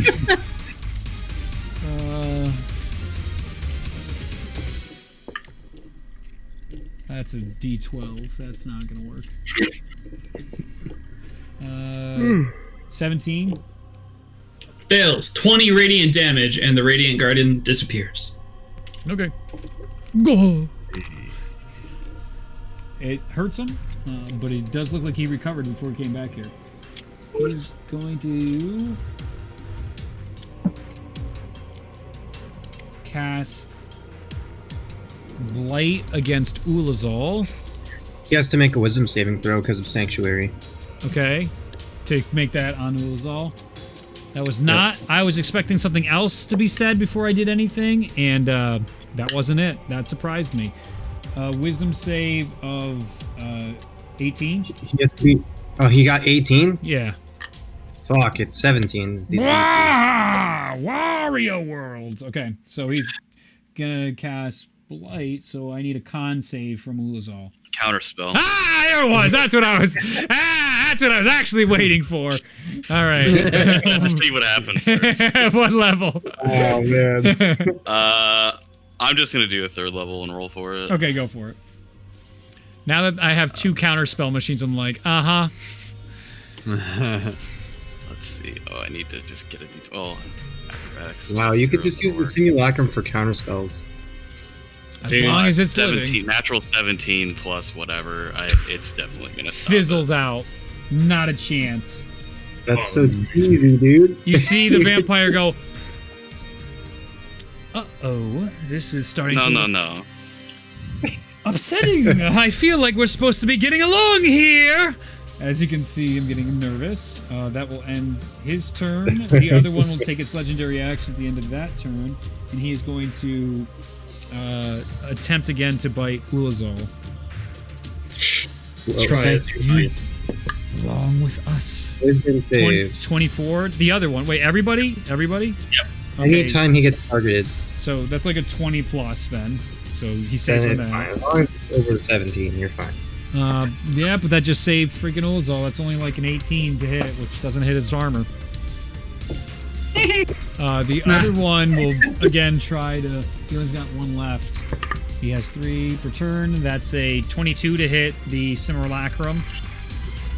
22, yeah, that's gonna hit. 7 points of slashing again from that other one. He seems to be in more armor attire than robes now that you see him carving into it. It is now player B's turn.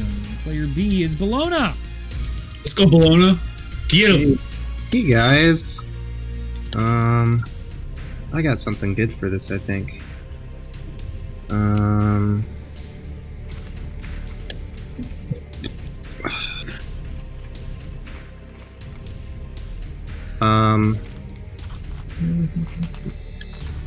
How close are these vampires clumped together? They are there 5, any 10, within 15, 20. 10 feet? 5, 10, 15. No, everyone's within a 20-foot triangle of one another right now. Okay, no worries.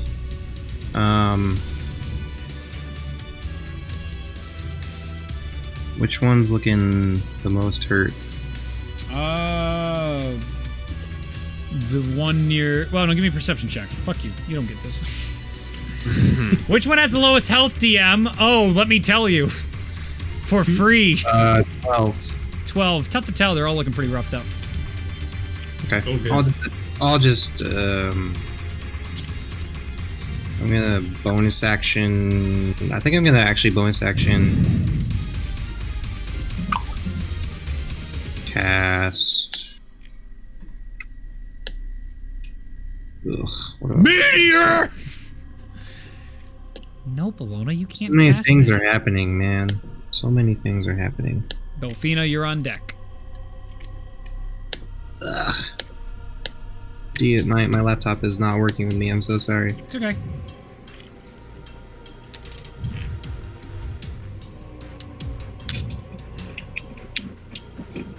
Yeah, you know what? Let's do that. I'm going to bonus action. I'm gonna use my movement. Mm-hmm. Get back up there behind 5, 10, 15, Belfina. 20. Okay. I can see all the vampires now, right? You betcha. Alright, I'm gonna bonus action and release the holy weapon. Okay. Nice.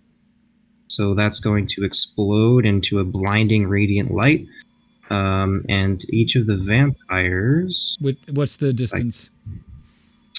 Let me read it. It's each creature of your choice that you can see within 30 feet of the weapon must make a Constitution saving throw. You got them all. Nice job. Yep. On a failed save, they take 4d8 radiant damage, and they're blinded for 1 minute. What is the? It's a con save. Con save of 17. Oh boy, let's see. Do they have a con modifier? Oh boy. We found their weakness. Oh boy. I have a. Okay. So Constitution save would be their con modifier they have, right? Yeah, if they're not proficient in Yeah, it. they don't have any proficiency, so they don't have a saving throw per se, but they have a con bonus. So I'm going to take that bonus and add it to the roll. Yes, Yep. that's correct. Yeah. So that is a 20, a natural 20 for one of them, a natural 17. He just barely hits the mark, and one hits a 12. Yep. So one of them is blinded. Okay, so one's blinded, and then I'll do the radiant damage for you. Blinded. Go ahead and do radiant. Yep. It is going to be. It is 24 radiant damage, halved on a save. 24 radiant damage. So that would be this one's 24. Oh, they're 2 or 12. 12. Okay. Then, Yep. for my action, I would like to cast a good old Spirit Guardians. Okay. That seems to be working out well for us, you know? Good So I'll spell. just cast that at, I think, we'll do a 3rd level, just for base. Okay.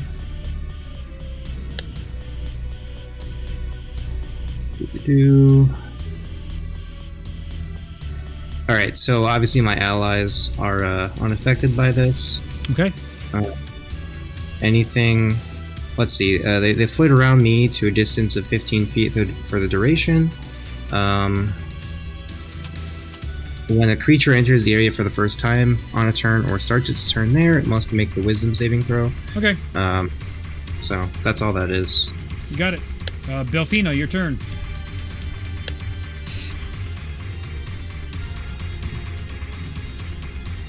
Is he the only one left? I thought there was a red guy. This guy. There are and this, 3 bad guys, and you're right here. Yep, and you're here.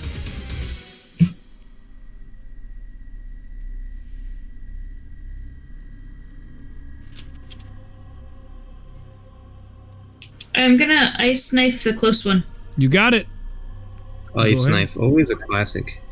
A true classic. Go for it. 24 to hit. Fucking yeah! That hits. Let's see. Oh. 2 damage. There's more though, right? And then you do 2d6 on a dex save. Okay, dex save. Blah. That is a 12. On the dex save, so it fails, probably. 12. Yep.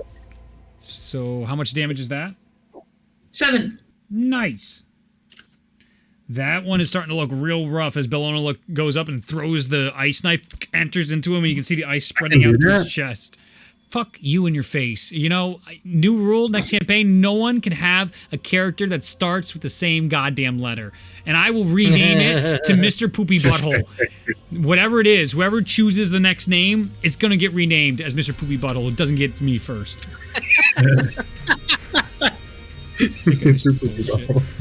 All right, top of the order. Ari, it's your turn. I am going to emerge from the shadow. Everyone's like, ah, what? Where did that come from? And shoot at the main big bad in the center of the room. You got it. That's so funny. Go for it.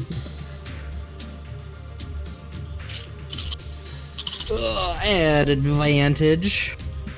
Sure. That is a 27. Yeah, it is. Oh, jeez.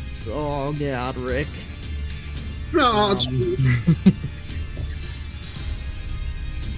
All right. That is going to be 40 piercing damage. Yikes. The arrow splits through him. 10 force damage. His mind And starts 12 to shatter. 12 radiant damage. He's looking real rough. You see him just get shattered, bloodstains going everywhere. You see him. Gah! Gah! Oh, not how I saw the day turning out. All right. Is that it? And I'm gonna make my way around that front side. No, so around that same little outcropping to get behind it, out of sight. You talking that? And then I'm gonna hide a little bit further behind, but so I can actually hide. Here you go. It is. And that is a 25 to hide. It's going to use its legendary action. I need everybody to make a dex saving throw. The entire party besides Ari. 19. Okay. Dirty 20. Save. 10. Fail. Jesus. 3. 19 for my simulacrum. Yeah. I can't roll very well tonight. Anything over 17 saves.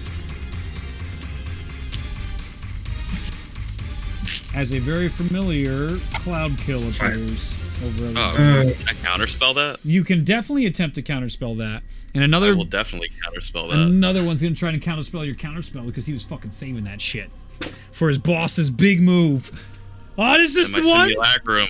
My simulacrum's gonna counterspell his counterspell. I know. So I need your simulacrum to roll to counterspell. Shade of Yep. counterspells. She's gonna use it at, let's see. What does she have? I have to pick that up. Okay. Make sure you're keeping track She'll of all use her it at spells. 5th level. All right, Yeah, I am. counterspells it.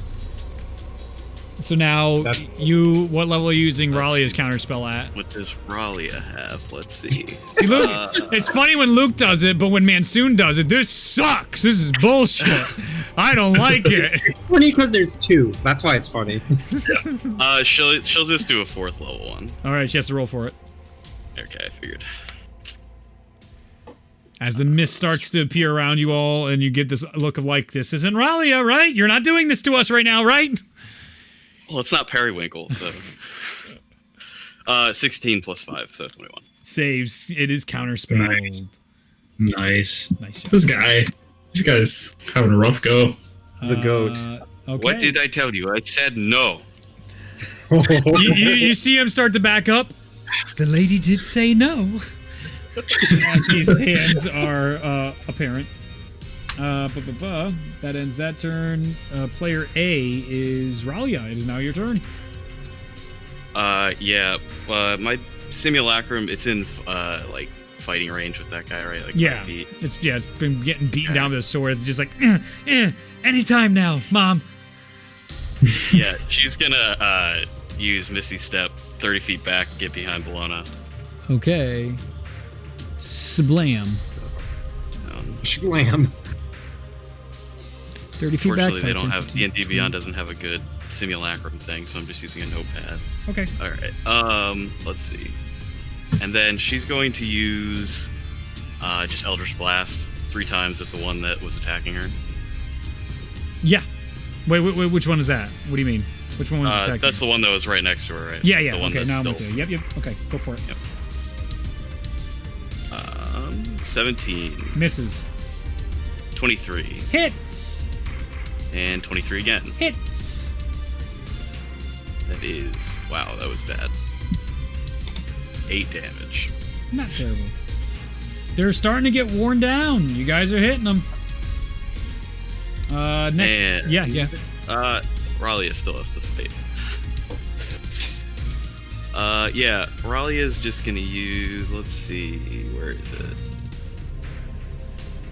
Disintegrate at 6th level. Okay. On the main guy, the big guy, or what seems to be the big guy. Sure. And that is a Dex 18. Okay, this is not great. That's a fail. 14. Okay. Oh wait, legendary resistance. It succeeds.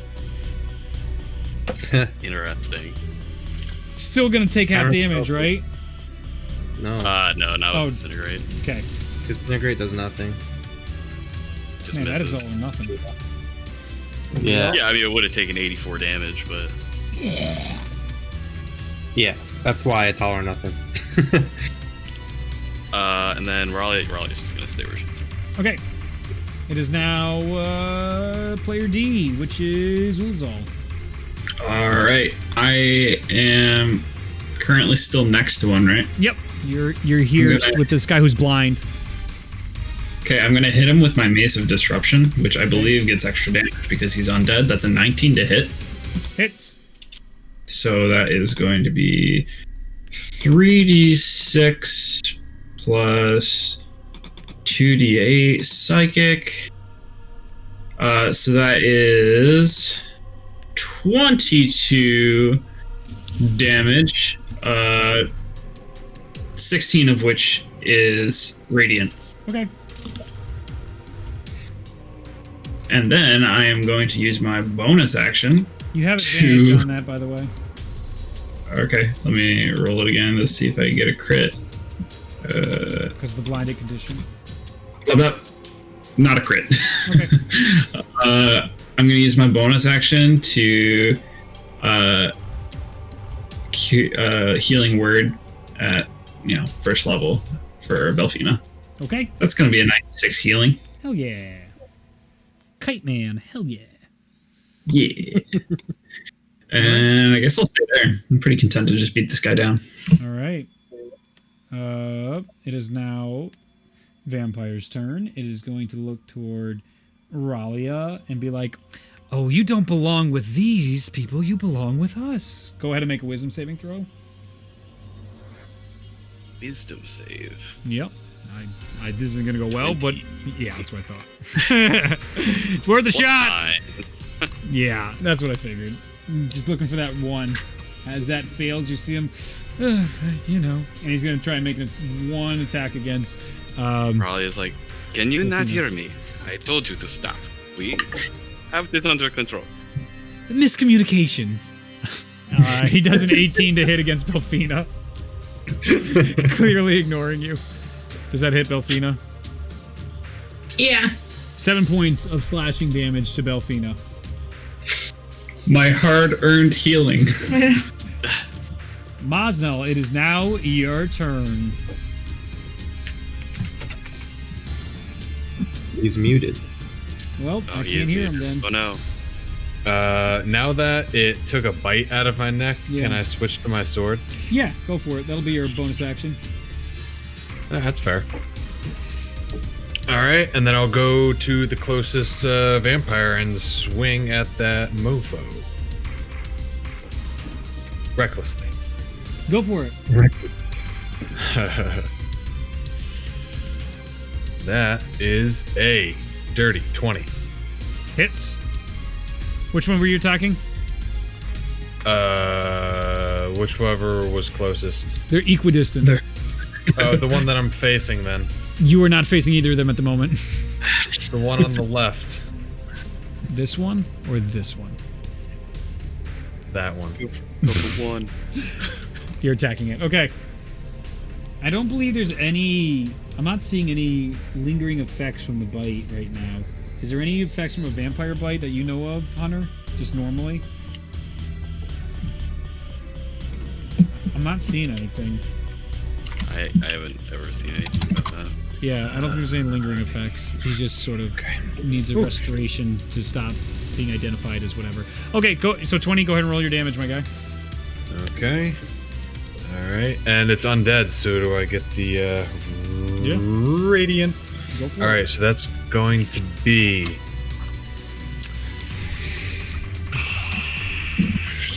18 slashing. Nice.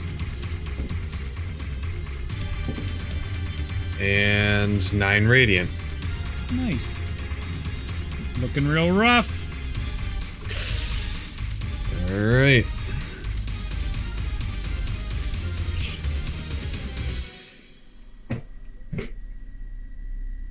Anything else? Bonus action was used to switch weapons, so that's it. Okie dokie.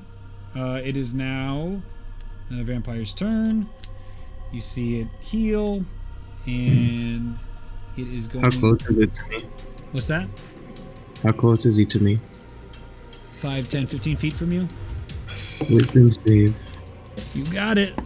That is a natural 15 for a... He saves, Okay. I'm sure. Yeah, I think they have good wisdom. Yeah, So- that's all good. 22. The vampire bite only raises him as a vampire spawn if it kills him. Yeah, cool. Thank you. That's all I care about. There it is. So I don't have to keep track of that shit. Okay. Mazel just turns into a vampire randomly. Blah, blah, blah, blah. Okay, so this one is going to... Oh. Your turn. Hello. First use Spectrum. Hello. Frickin' Spectrum. They're so bad. They're so horrible. Spectrum. I feel your I pain. don't want to do that. We are going to do... I'm going to try and charm Ulazal. Give me a wisdom saving throw, Ulazal. Sure can try You that. make a wisdom save. That's a 22. Has Ulazal taken damage? I can't get him. I can't get him.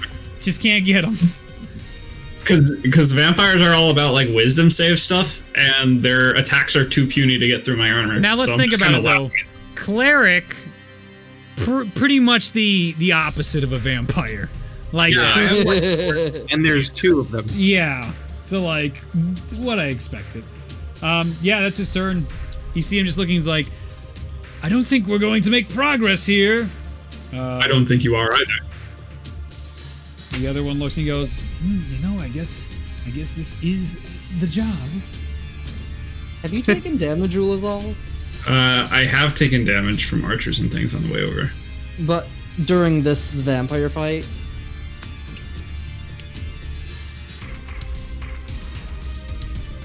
At all? Wisdom, God Nope. damn wisdom Okay. save, son of a bitch and shit. Fuck. Give me I was going to. Give me a con and I got save. sanctuary. Give me a con save, Ulazal. Do I have to Con do a save? wisdom against him? Con save is 24. I don't even care to do a wisdom against him. Well, actually, no one's counterspelling the blight. It's Ulazal, right? Yeah, it's doing a blight towards Ulazal. Okay. Make that sanctuary save. That's what I was asking! 19. Yep, you're good. Okay, so then this is... Are you gonna allow me just to D&D Beyond roll it? Nope. You're gonna tell me to go poop myself? Delightful. Yep. Prove yourself.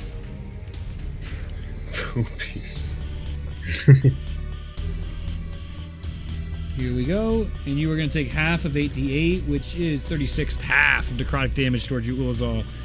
So that's 18. 18, thank you. Okay. Okay. That will just about end its turn. It is now going to move away. 5, 10, 15, 20, 25, 30, 35. Out of sight as best it can. That'll end its turn. It is player B's turn for Bologna. So is there any like windows or anything in this room?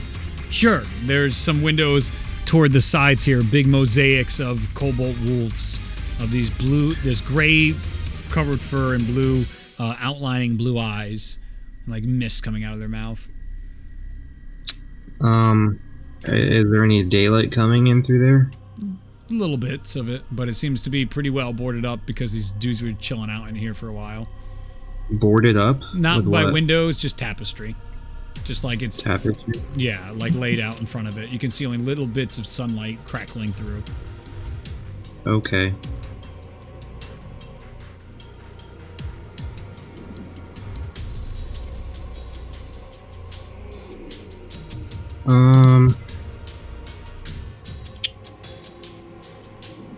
I would like to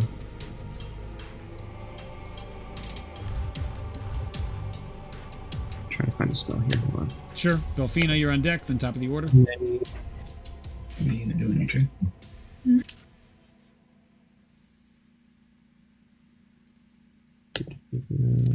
It's going to use its legendary action to attack Ulazal. It's going to make its wisdom check and then fucking fail that. Yeah, it did, so we'll just get rid of that. Just got that out of the way. There we go.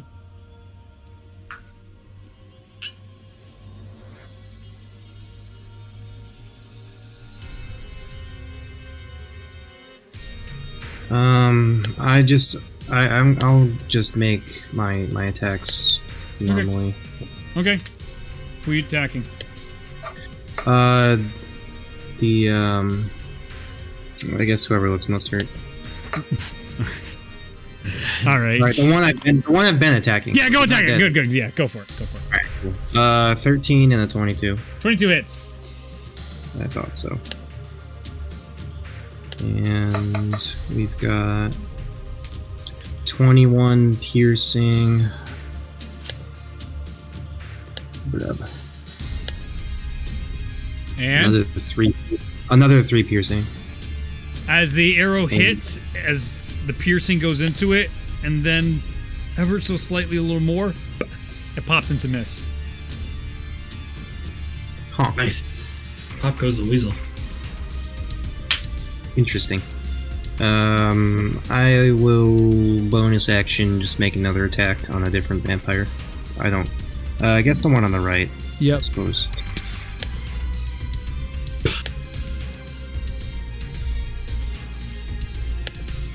Go ahead. Oop. 24 to hit. Hits. Oof. 19 damage. Nice. Piercing. Okay.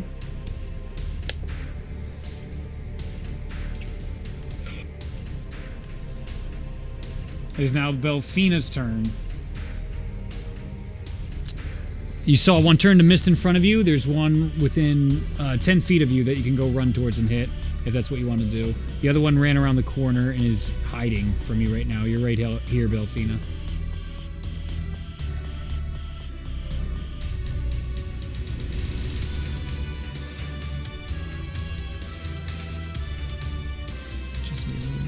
How far away is the one that's hiding? 5, 10, 15, 20. It'll take you 20 feet, and you can get into seeing it. You'll get in a sight line, and you can see it, and he'll be 5, 10, 15 feet away from you where you can see him if you move over to go try and get him.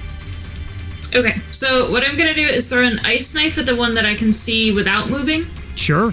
Just chuck and then run just to where I can see the other one. You got it. All right, go ahead and roll attack for the, or it's a dex save for his ice knife. What is it? Attack then dex?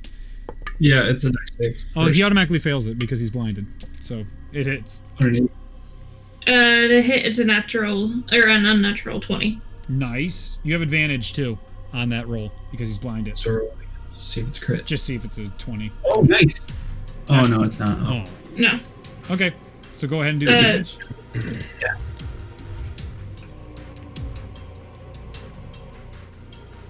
So that is 6 points of damage, and then since it hit, it does something else. 2d6 cold. Yeah, you're right.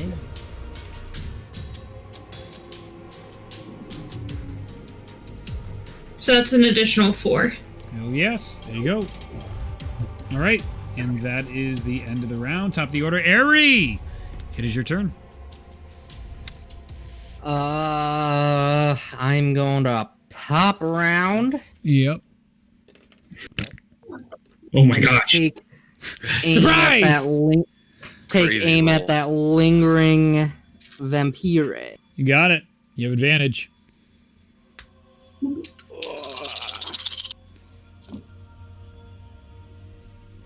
That is going to be a 20. Hits. That is going to be a lot of damage.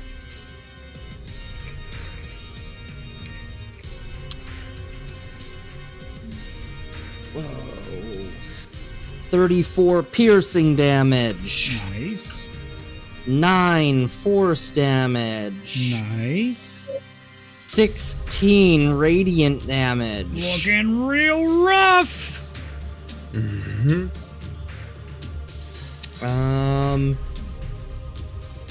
And then I'm just gonna move back around the corner. And Aerie disappears. Pulls around the corner. Poof, poof. After the ice knife goes in him from Bellona. Gah! Gah! Gah! As he can't see anything, he's just getting murdered. And bonus action hide for a 28. Nice. Ralia, it is now your turn.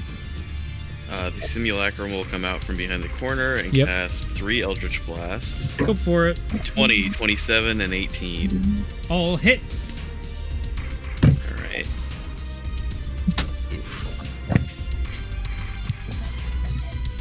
Oh, 8 damage. That's weak. Oh, dude. As it, you see him. You have advantage on all those rolls. Oh. Oh, but they all hit. Never mind. Doesn't do anything for damage, so Yeah. that just sucks. Oh, but you can try for a crit. It's a crit. Yeah. Not that one. That one is. Which Hey! was the second one. Hey! Which was a 6. So 6 more damage. So originally, you see him, and then all of a sudden this extra pulse of periwinkle in him turns to mist. He had Nice. 1 HP left after your attack. So she'll end her turn there, and then Ralia will just run up, kind of where Aerie went, and 30. seeing that guy like popped over, just trying to look if she can see him. This way, you want to go? You said toward Aerie, so Aerie's that way, or are you going this Yeah. way toward Aerie? That way or straight? No, toward Aerie. Toward Aerie. 5, 10, 15. Well, straight towards the altar, I guess. Gotcha, sorry. gotcha. No, you're Or good. Whatever the throne or whatever it is. Yep. So you can get this far at 30 feet of movement. Yeah, and she just wants to see if she can see that guy. Make a perception check. Yep. Perception. 11. No, you can't see him. There you go. But Bellona fucking sees him. She will hold. Belfina sees him, not Bellona. Fucking god. No. Boo. Shut up. Yeah, she'll just hold a chill touch. Okay. Ulazal, it is your turn. Use my 30 feet of movement to move straight to where I saw that slimy, disgusting vampire slink away to. Okay. Can I see him? Yeah, you can see him now. Casting Guiding Bolt at 2nd level. Go for it. Oh, it's a 14. Misses. You see him put his hand up and deflect. He's like, hey, let's just talk about this. I don't know why we all couldn't have just gotten along. Well, I don't either. But that's Mazel. beside. Your turn. Did I see where that dude went? You saw Ulazal run up and shoot lightning around the corner, and Belfina run around the corner and be like, "There he is!" And Ralia being like, "I think they both found him." I'm gonna see if I can get right up close to him. 5, 10, 15, 20, 25, 30. How many feet of movement do you have? 40. Nice. That's how I got feel. him, guys. I got him. Turns the corner, you see the vampire. Oh shit! As you see Maza, just. All right, go for it. And then reckless. Okay. Ooh. Off the page. Okay. Nice. So that's 21. To hit or damage? That's to hit. Hits. And then damage is going to be what is it? +7. Yeah. So that's going to be 12 slashing. And 3 radiant. Okay. Looking rough. And I get 1 more attack. Do it again. I do it again. You cut into him, you see him. Oh! A vile weapon! And that's going to be a 23 to hit. Hits. And that is 13, 16 slashing. How do you want to do this? Nice. Oh, nice. Okay. I'm going to stick the sword and stab him through the heart. You see him And in then- a state of paralysis as you put the sword through his heart. And then I'm going to take it out and chop his head off. And at that, he is poofed into mist and disappears. As you cut through the head, the mist happens and we are out of combat. Combat's over. Yes. All right, I'm gonna cast Locate Creature on Escott Grandear. Ooh. Okay. Is that a wisdom save or anything? What is that? What is that? I'll read it for you. Please. Describe or name a creature that's familiar to you. Oh, I'm familiar. Yes, you are. You're fucking nice. You sense the direction to the creature's location as long as that creature is within 1,000 feet of you. You feel him below you. Oh. How, like, Far. wait, like what? Far. Wait, hold on. What? Far below, okay. Far below you. He's in hell. He's already dead. Woo! We war's saved over. the city! Haha! Fuck yeah. All right, I'll just keep concentrating on that as I inform everyone on the whereabouts of where he is. So as we progress, you can just be like, "Oh, he's like Yep. more this way," that sort of thing. Okay. What are you all doing? You can pause the music. Stop playing that over and over again as we've left combat. You can hear the sounds of war outside as explosions go off. Screaming and yelling, war horns, all that's happening outside. You're now in the calmness of the Cobalt Wolf throne room. I just want to make sure I want to do like a quick check on the throne itself and see if there's any like items or like notes or any kind of like indication like where we can go. Or Sure, make an investigation check. I want to help him. Her. Okay, you can choose either each of you roll independently or one person gets advantage. I want to give her advantage. You have advantage, Ralia. First one was an 18. Okay. Let's see what the advantage does. The second one is a 7. So 18. With an 18, you look out and about, and it's difficult to really tell anything else besides it is an altar room. You do remember from your interrogations with the Raven Queen Valkyrie that the individual offered up to you that Escott would be inside the wolf's den.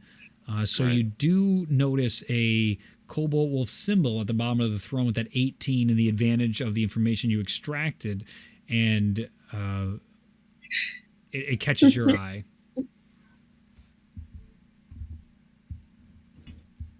Okay, I will call everyone over.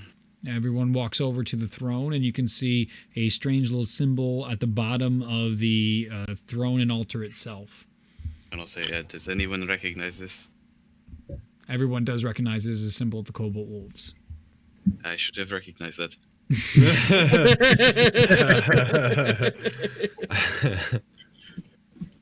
It might be a trigger. It might be open up a staircase or something. You might want to check it for traps before we try anything, though. I'll cast Find Traps to make sure it's not a trap. All right. It is definitely trapped. It's definitely trapped, boy. There's like a magical aura about it, like a magical trap. Yes. You can make an Arcana check to try and disable it, Ralia, after Bellona points out it is definitely trapped. That's a 29. Yeah. Hey, if you want, I can just dispel it, man. Well, I mean, I think she got it. Ralia already got it without your help. Easy. Ralia, I know these well. All right, that's fine. I will cast 4th level Mass Cure Wounds though on everyone. Oh, thank you. Thanks, man. That is very helpful. Yeah. Sorry, did I say 4th? I meant to say 6th because you can't cast it at 4th level. It's a 5th level spell. That's okay. I don't need high level spell slots, so it's fine. It's true. You really don't. I don't. 28 healing. Thank you. Nice. Yep. And I still have the minus 20 on my max hit points, correct? yeah, that doesn't go away until you sleep, or until you get a greater restoration, I believe. I didn't think so. So, we good. He critted on that. But so you that also was have plus unfortunate. 15 to your max hit points because of Ghoul is all. So it's only -5. So it's -5 to your max HP. Oh, shit. You're welcome. -5, huh?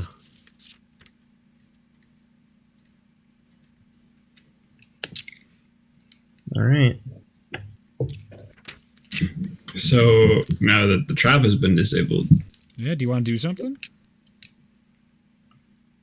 I'm gonna investigate it. Is it just a magical trap, or is there a mechanical trap as well? Go ahead and make an investigation check.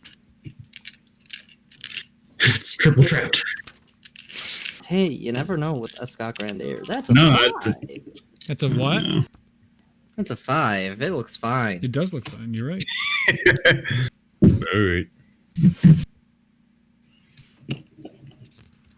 Who wants to open it? I will attempt to open it. Okay. All right. I'm going to back up. Give me a dex saving throw. Hey, I gave you a death board. It's fine. He should be fine as long as he doesn't fuck up his dex save. He has evasion. Yeah, that's a 28. All right. As you go to open it up, there's these quick spikes that shoot out and go to grip your hand. You take your hand off away as fast as you can and break the backs of the trap itself. But you can see they were definitely something poison tipped into those mechanical trap that was in there. Now it is disabled. Easy. All right. Now you can try to open it up again.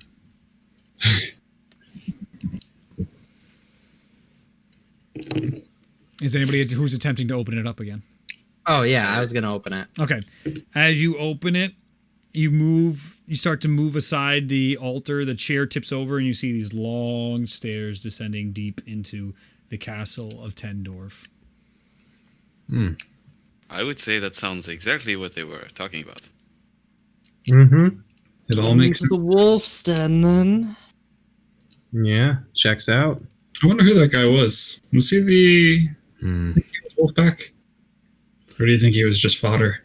I don't That know, guy? but I have no idea. Don't know, don't care. Not Escott. he has no idea what a real wolf dens look like because this is not a wolf's den. Oh my god, Pascal. Looks nothing like it.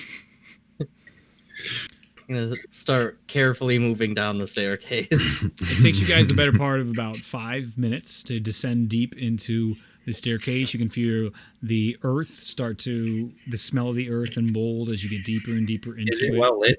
It is very dimly lit, and to the point where it is dim lighting, where you only see like it's only bright because the walls start turning white the deeper you come down here, and it's becoming brighter and brighter just because the stone becomes this bright white marble work as you descend deeper and deeper into the wolf den. As you get down here, yeah. Can I give Ari the lantern of detection? Sure. For just in case he needs it. Sure. For anything.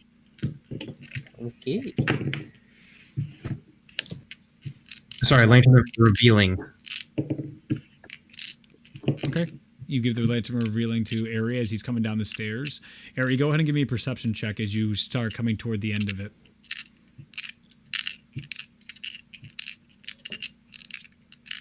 Ooh, baby. 27. As you're coming down the stairs, you stop everybody as you see up hanging from the ceiling, you see all these strange looking creatures all cloaked in robes hanging from the ceiling upside down. Probably about 20 of them, give or take. Looks like there's a lot of spaces missing. It looks like there's normally maybe 100 or so of them.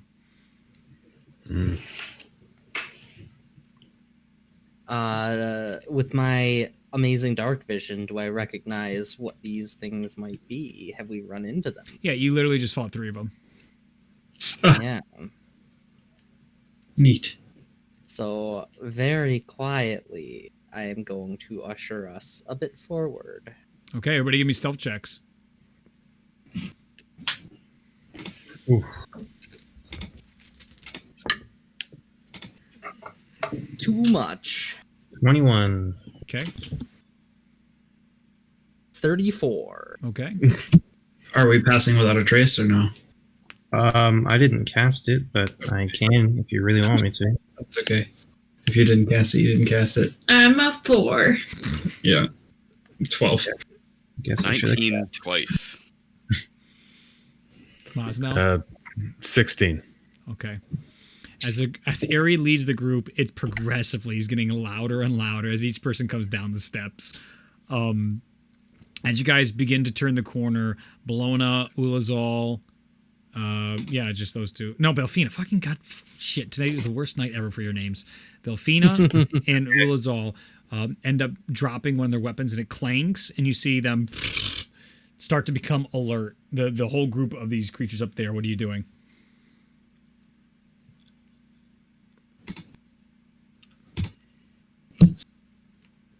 How close are they?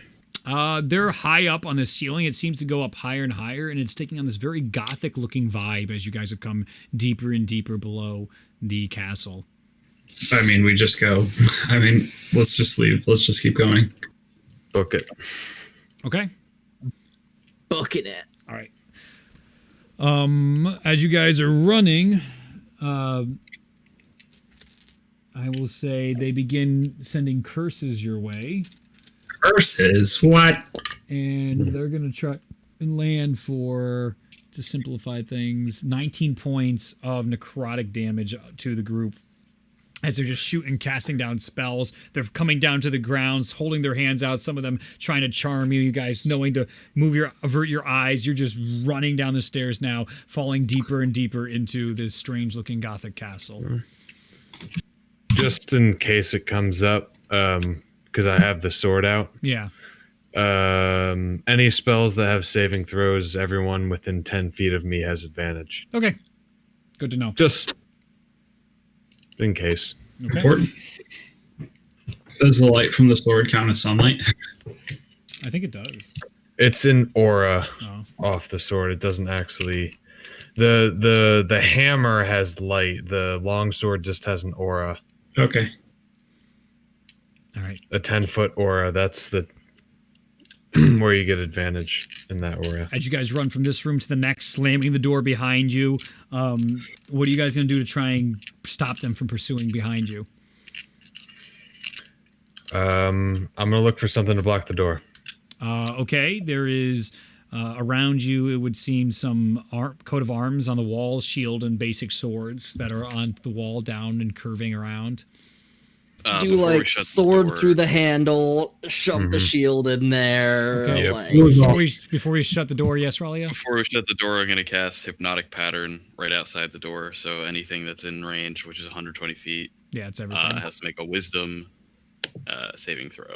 That's 20 wisdom saving throws.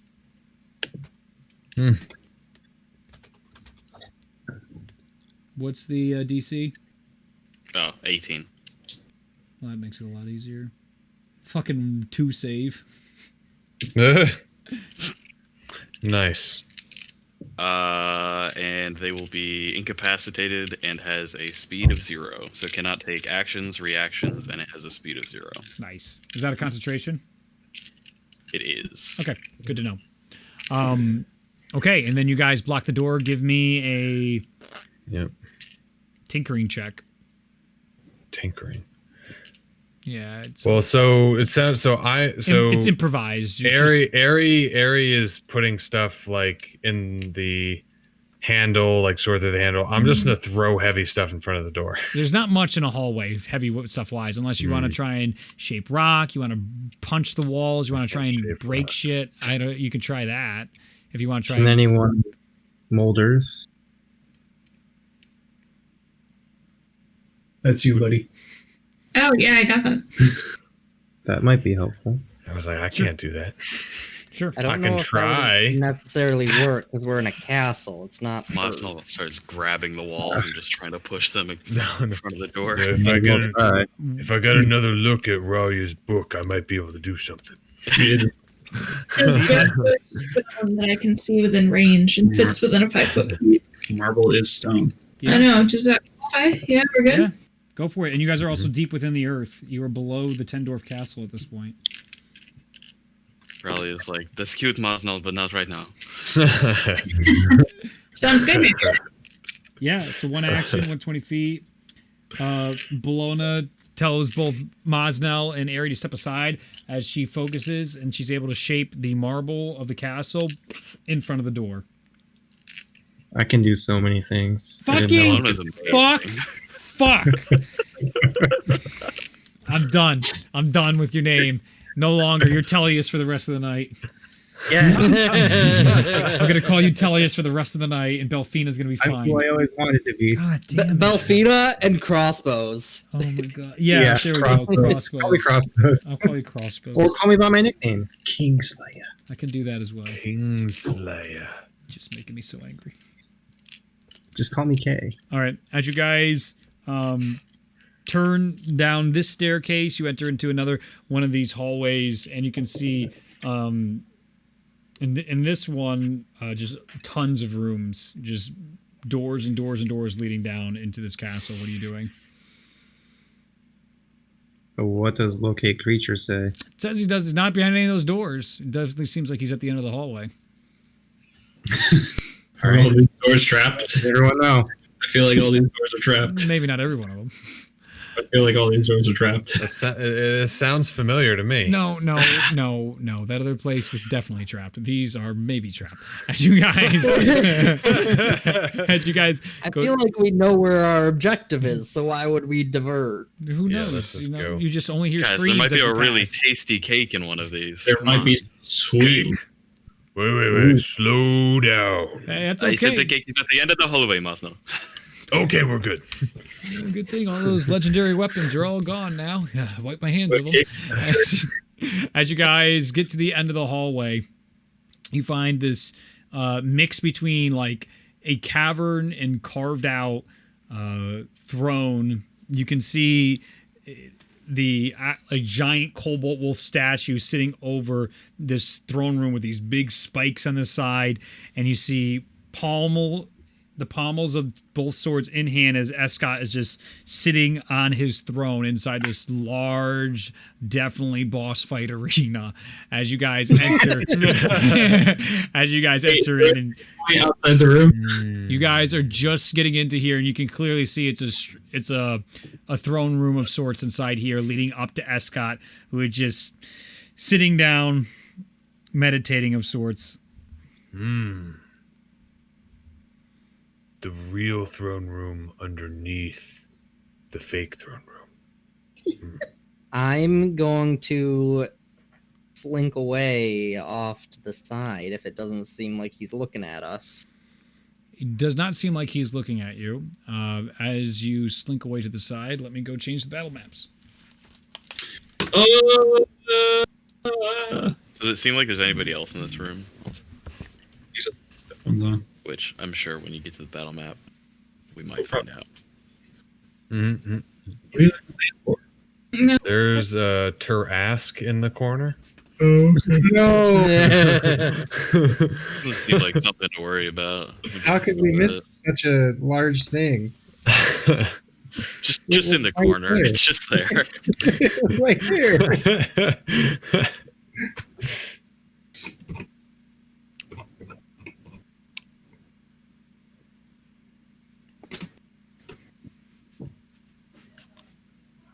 Ragnorm's in the other corner. Xanathar's in the corner with the Tarask for some reason. The Tarask and Ragnorum are just like fighting it out in the corner in the background. Yeah. I would want to see that fight. The Lich is somehow there. All our favorite people. Basically, I was just trying to think of like the most powerful things that we know. The entire inner circle. And a giant guy named giant Drake comes out of nowhere. A giant lizard thing. Giant Dargan. Danbor. Dargan. And Valkyries. Don't forget those. Yo, I love Valkyries. They're great. Just a bunch of those. Remember when we thought that Cobalt Valkyrie was like super strong? Oh shit! I mean, she still is, but like, no, she's not. She's dead. How things changed. Now she's dead. It's true. She was super She was. strong. I love that. We thought she was really powerful. Well, is really powerful. No. She's dead. Her power level is literally 0. Mucho. I rolled a 29 for a stealth check. Okay. Are we rolling stealth? No, I slinked off to the side. Well, you guys are entering in, so you all can attempt to roll stealth checks if you so please, as he's staring straight down at you. Oh, what the fuck? That is cut off a bit, so let me resize that.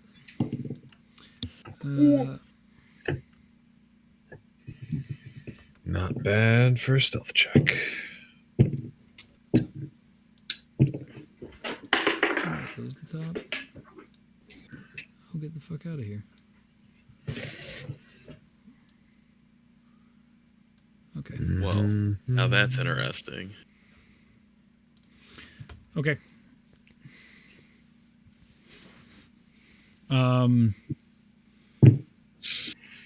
Right, so you have your stealth check. You enter into the cavern. You can see all sorts of Cobalt statues and etchings, and you can see what seems to be all sorts of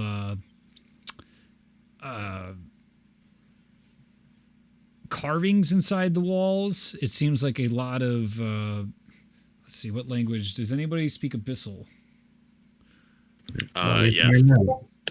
You can see there seems to be a lot of ranting and raving on the walls in Abyssal, discussing matters of darkness inside the world, a unity that needs to become, that he is the grace that has been set upon this world. All sorts of just crazy ass nonsense for this Escott Grandear has been written all across these walls. Some stuff talking about divinity, dreams are being discussed in other parts of the wall. It's not like crazy madness writing, but it's like crazy cultish writing. Okay. And he definitely sees himself as something probably far greater than what he actually is. As you guys enter into the room, Ares slinks over to the side. What was everybody else's stealth check? 21. Okay. Double natural 20s. Nice. 19. Nice. I'm sorry, guys. We don't expect you to be good at this. It's okay. I rolled a 2, so it's Well, I got a natural 1. Don't you have the boots? Don't I- you have the boots? Oh wait, that just cancels the disadvantage. it sure does. As Ari gets away from the group and he started lining up a shot with Escott, you see Escott sit up, grabbing both his swords. You can see he seems to be in much less armor than he has been in the past. He has both swords in his hands, and just before he's about to say something, let's see, because of the noise, Ulazal and Belfina, you feel swords enter and pierce through your backs. Everybody roll initiative. Oh, shit. And of course, play the song! Escott's boss fight music. Scroll up a little bit. Dropbox, what lies within the shadows.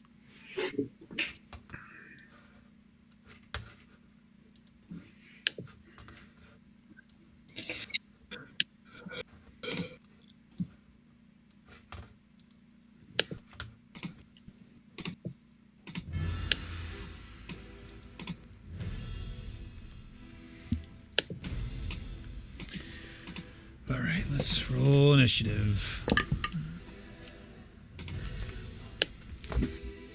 What did I roll? Not great. Not gonna lie. These could be better.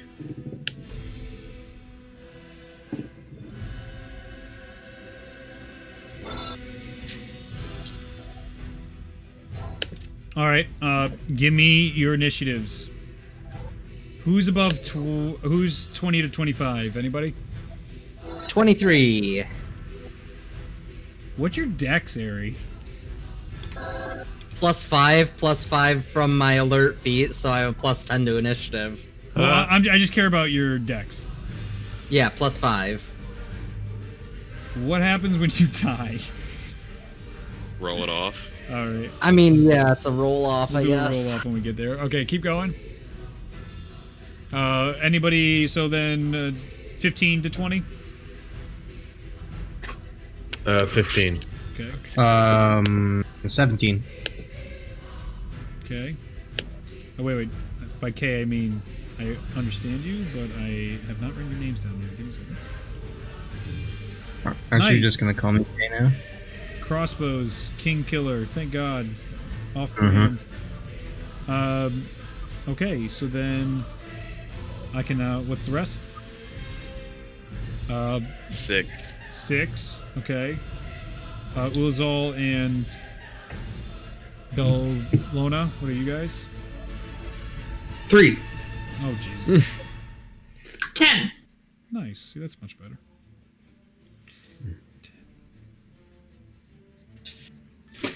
All right, here we are. Top of the order. Ari and Escott have to do a roll off. As both of them start moving quickly, you see Escott start closing the gap from where he stands at the altar. How poetic. He goes to pick up the just- swords and just dashes. Yeah, what's up? What do you want to do? Just like a standard dex roll, or just Straight a D20 20. roll? Straight D20. I rolled a 4. I rolled a 19. Okay. I think 4 is higher. So what ends up happening is your friends distract you, Ari, as Ulazal and Bellona make the noise. You look back for just a second, and that second alone when you're like, go to take your arrow, he goes and makes his first move as he closes the gap.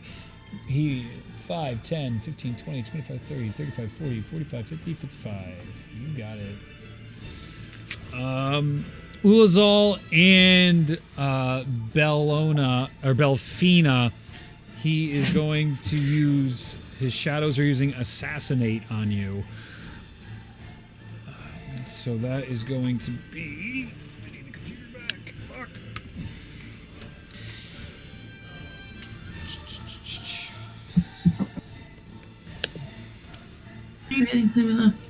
I wasn't thinking that you were.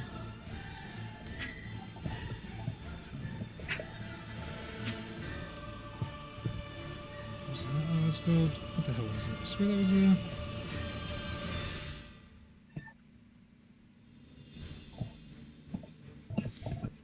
What's that feat? That I have it wrong? I thought it was assassinate was the feat. What am I thinking? Or the rogue feat? Yeah, when you're a rogue and you sneak attack, but you're also assassinating. I thought that's what it was. That's a subclass. That's feature. an assassin subclass. Yeah. Yeah. That's what Zeph has. Yes, exactly. What are you looking for? I'm just looking for the damage. Like what does it do? Yeah. It's any. It's an auto crit. It's an auto crit. Yeah. On anybody who has not taken their turn in initiative yet. Gotcha. Yeah. Oh fuck! Really? Yep. Well, so you have advantage on the attack roll. No, that's only if they're surprised. Gotcha. Which they shouldn't be surprised. Everybody else besides because the other two are getting attacked from behind from the shadows. Right. So that's right. So it's an auto crit, you said? Well, it it's might not be. Let me just if the creature is surprised, it's a critical hit. Okay. Then yeah. But it still has to make an attack roll at advantage. You got it. All right, so that's what we're doing. I'm running out of oh, you know what? These don't need to be here. We can move these over. This is part of my spatial issues. As we have now entered the end game. As you've fought your way into Tendorf and now are face to face with the man you've been pursuing for months. Okay, so here we go. First one against Ulazal at advantage. Oh, fucking lord. That is a 27. Yeah, I guess. Okay. I'll allow it. And then stat block up.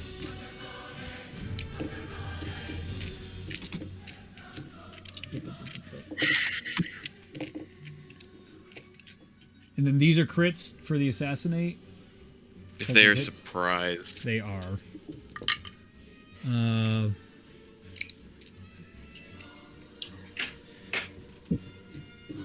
26 slashing, 7 poison, Ulazal.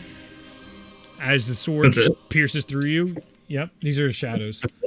It's his shadows. How many times? Do you want more? Is that what you're asking for right now? You're asking me for more? Surprised at how weak his shadows are. Pathetic. Don't say that to that. Is this where you want to go? Like 4 times. Yeah, is this where you want to go? You want to go? This sounds like you want to go. I think you want to go. Anyway, the next attack against Bellona at advantage is what is that? 18 to hit. Right, not me. What's Belfina? Fuck. Belfina, yes. Did I not say Belfina? You did not. God, I hate everything. 17. I hate my life. Okay. 17 to hit Belfina? Yeah, that does hit. Okay, so then that is 32 points of slashing, 7 poison. Oh, then 7 poison, you said? Yes. As the two of them are stabbed through from behind, and now Escott's going to take his turn. He's going to make 3 attacks, all against Bellona. Bellona or Belfina? Bellona. That one is meant for Bellona, crossbow lady, king killer. That would be 24, 24, 26 to hit. Oh, they hit. As Escott comes back. Hello, king killer. Hey. Let's see. We meet again. The first one is 18 slashing, 7 poison. Okay. Next one is 9 slashing, 7 poison. Okay. The last one is Jesus. 10 slashing, 7 poison. As he stabs into you, you see him.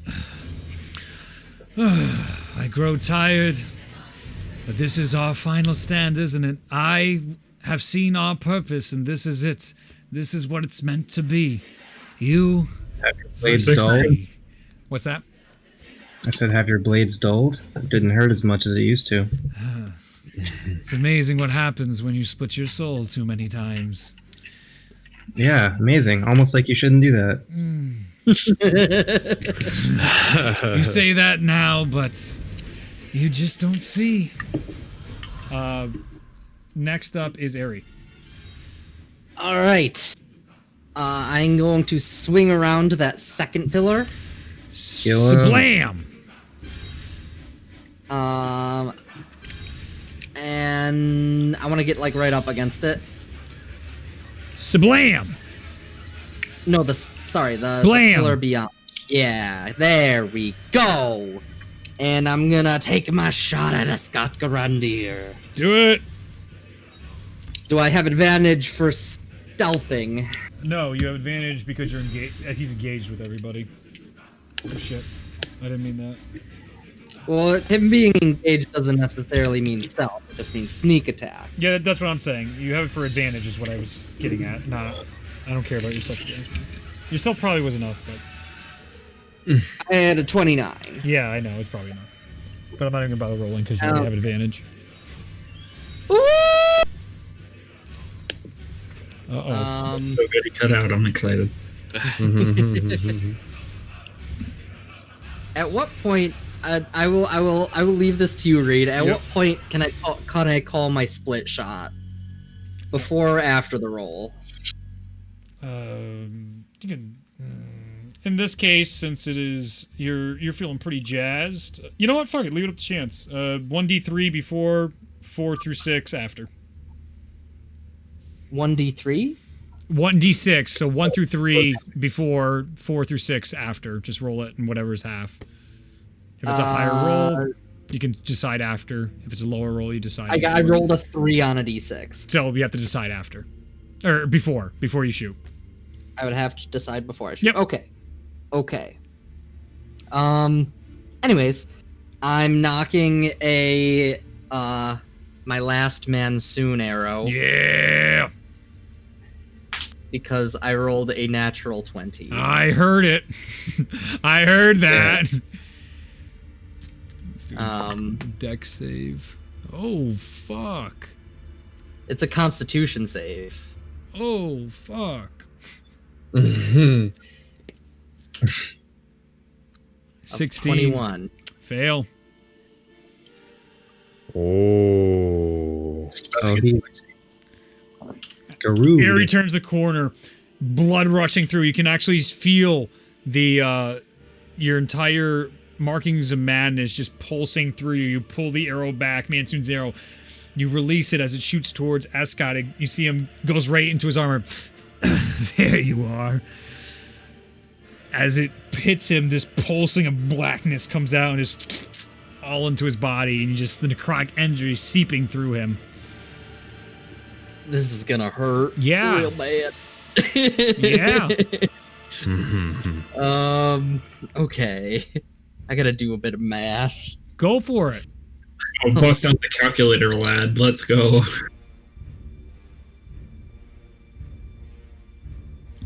You know you're having fun when the calculator comes out. Oh, yeah. Look at that smile on Luke's face. Look at that. Oh, this is how D&D's meant to be played in the hundreds. In the hundreds. Hyperinflation's great.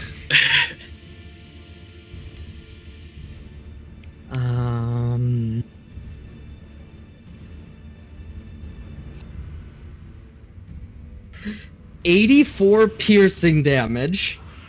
Yum, yum, yum, yum, yum. 14 force damage. Mm-hmm. And 20 radiant damage, because Holy Weapon is still up. Mm-hmm. That's a lot.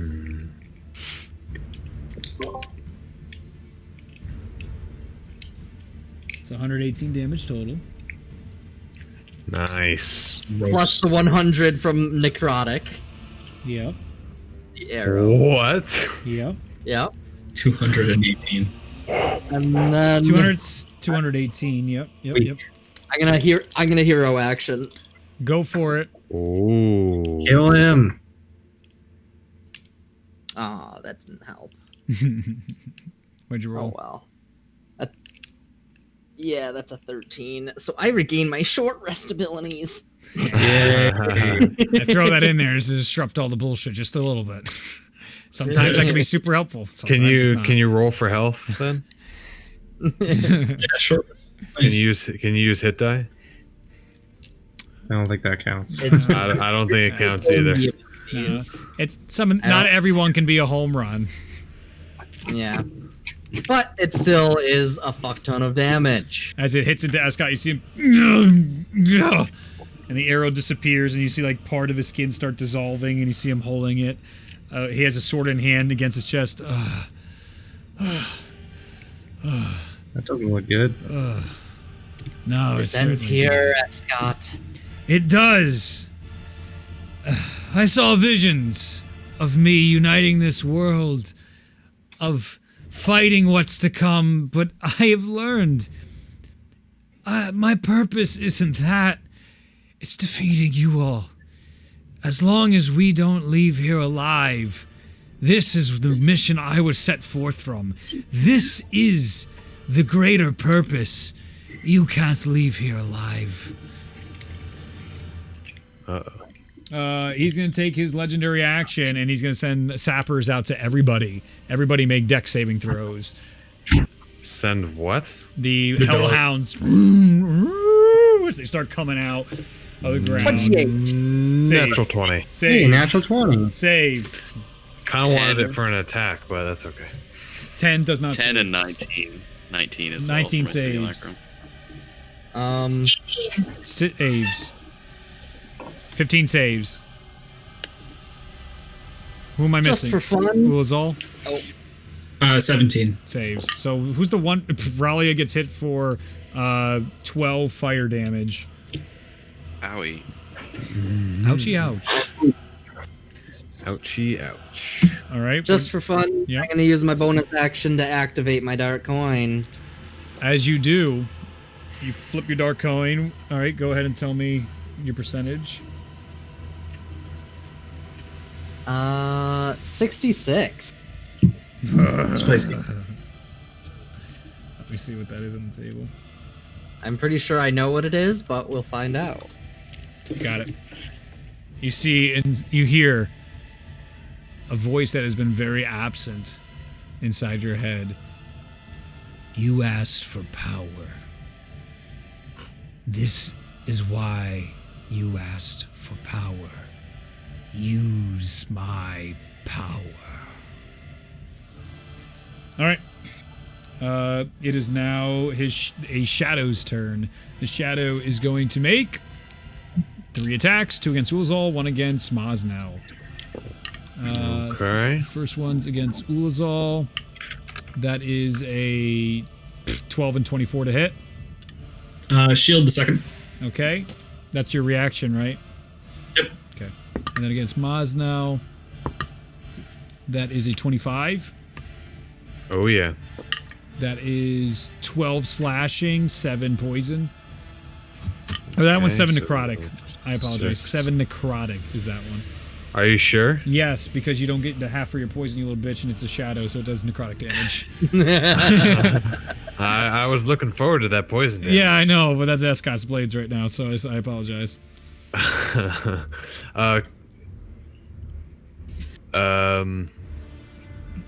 I use Sentinel for when he attacked Ulazal? You can, sure. Yeah. I was thinking I didn't want to interrupt you. Sure. As the blades and Ulazal's blocking, they come out, the shadow blades, and one cuts at your side. When it cuts at you, you take up your axe and you try to hit it. That's going to be a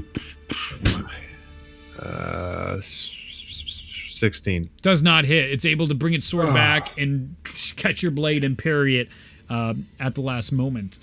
It is now... what's your dex, Bologna?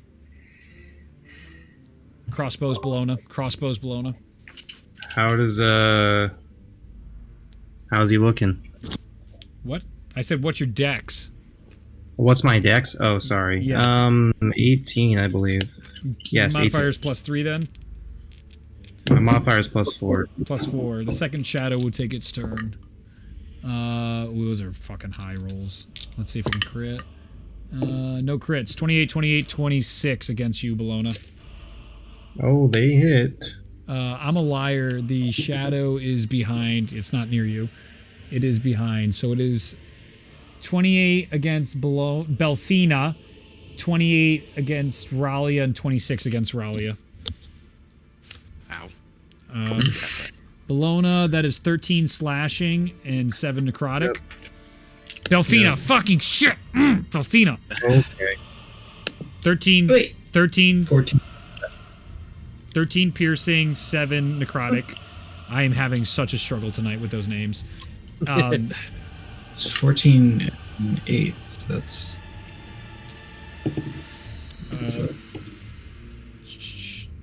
that is 15 slashing to Ralia and 7 necrotic, which is half for Ralia, the necrotic. And then that is 13 slashing and 7 necrotic against Ralia. As the shadows are cutting into to both of you, they have appeared behind you. Escott wasting no time and no words to begin the fight, but now happily to give you rhetoric as you fight. Okay, now it's Bologna's turn, then Mosnell, then Belfina. How's Escott looking? Rough. Like rough or like rough? Rough. Blues Clues. He's looking like a real cute puppy. Alright, cool. I'm just gonna attack him, because that's what we always do together, you know? It's like our thing. It's our endless dance, Bologna, until one of us falls. Yeah. Have you ever just like shot arrows and swung swords at each other? Alright, 11, natural 1, and so that's a good time. Then I'll bonus action to make another attack. That's a dirty 20. Hits! That's cool. Suddenly, I don't know how to hit. You weren't fucking missing earlier. I know, He's right? also at 5 feet from you, so you have to move. No, sharpshooter feet. Oh, doesn't yeah, matter. you're cool. Cool then, yeah. 23 damage. You got it. And then we got another 1 piercing. Wow, that did a lot. I'll use my hero action then. Go for it.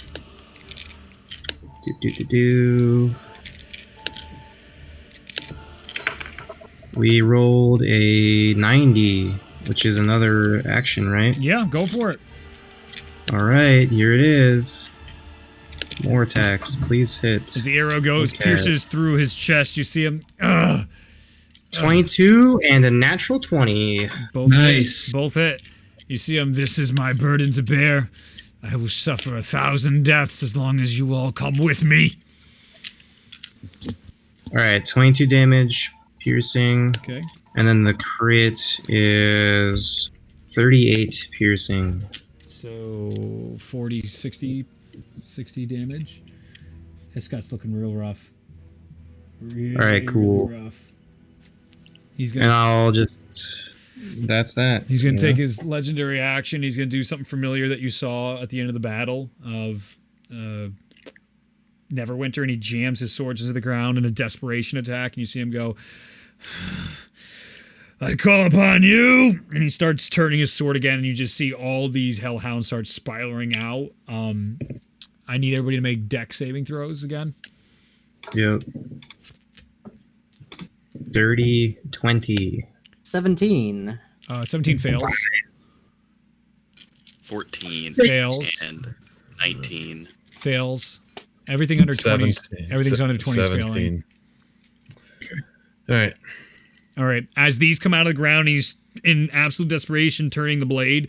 They come out and they come right to your faces and they explode, but you're feeling it on your insides, and this thunderous echo occurs. So you take 20 points of psychic damage and 20 points of thunder damage as he uses his attack. Okay. Fun stuff. Okay. And I take half of that because of evasion. Yeah. Evasion. Yeah. All right, with that, I am down. Okay. Bellona. The fucking god! Oh, Bellofina's down. Oh, okay. I'll get there. Below Fina. Below Is down at the Fina. moment. Okay. It is Mosno's turn. All right. Is that Escott right in front of me? Yeah, he's right here. Yep, I'm gonna go mess his day up. You go up to Escott. This was in range with you. He will get an attack of opportunity against you if you leave. I to go don't attack care. him. Okay, go for it. He is going to roll against you. That is 27. That hits. Yep. That is 17 slashing and 7 necrotic. As it cuts across your back, and you march up to Escott. And you see Escott just hemorrhaging blood everywhere. He looks already exhausted, and what was once a scary figure definitely seems to be a shadow of his former self. All right. Does that shadow have Sentinel? Didn't it have One it of them last time? does, yes. Ooh. It does. One of them does, but that one doesn't have Sentinel, so I didn't have to hear people being like, they all have Sentinel? Oh. I'm just trying. All right. Reckless. Go for it. Great weapon master. Go Just for going- it. Just going for it. I'm going for it. Okay. Okay, and that is a dirty 20. 20 hits. As you see Escott go to bring up his blades, his arms are too sluggish, and your sword, you're still wielding a sword, comes through faster. Then he can bring It's him the up. axe. Oh, it's back to the axe. Okay. Nice. Okay, so that is going to be a 13, 16, 26 points of damage. How do you want to do this? Nice. Oh. How do I want to do this? I'm gonna do it for honor style, where I'm going to right here, Yep. and knock him down to his knees, Okay. and then I'm gonna pull it out and do a really big boom, and then just go right through the top of his skull. As you do, Escott hits to the ground, both swords drop at his side, and the axe plummets into his skull. You see, comes out, Escott falls to the ground. While he's on the ground, Yeah. I'm going to just because I can pull out the dispelling stone. It's not, we're still in initiative, so. Oh.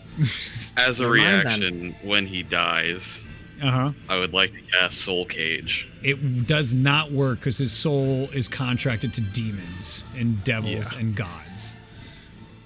But worth a shot. That was worth a shot. Was that my first attack? Yeah, Oh, so I have a second attack. you do. I also killed him, so I have 2. Yeah. His shadows are still there. Okay. Shadows are still there. Yep. Okay. They don't go away. That's interesting. I'm curious what happens if I cut off his hand that has the ring on it. You can try. Yeah, I'm thinking about it. Why not? I'll just find the hand that has the rings and I'll cut it off with the axe. He's wearing gauntlets, so it's difficult to see which one is the right one. So you got to make a left or right choice here. Left or right? Yep. Do I remember from past occurrences when we saw it disappear? You can make a history check. Okay. You could do both because you have I have 3. 2 attacks. I have 2 attacks. Yep. I'll do both. All right. All right. I'll start with left.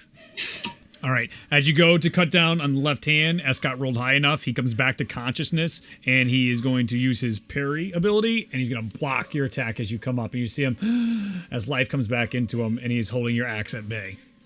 As he's prone on the ground, you do have advantage against him. So that was one attack. I get Yep. one more. You have one more. So I'll come down right on his chest. All right, go since for he's it. alive. Okay. And AC keeps ticking Reckless. down. Oh, I don't need reckless. Well, I guess it's same turn, so it's all the above. Yep. All right, 19. Hits. Oh. I was a little nervous. So is Escott. That is going to be pretty good. That's 28 slashing. Ouch.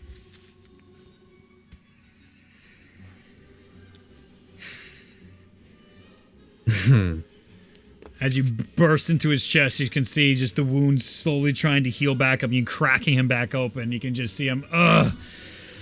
One more time. That's all we have to do is one more time, and then I can rest. Okay. Is that it, Mosno? That's all my stuff. Belfina, give me a death saving throw. Okay.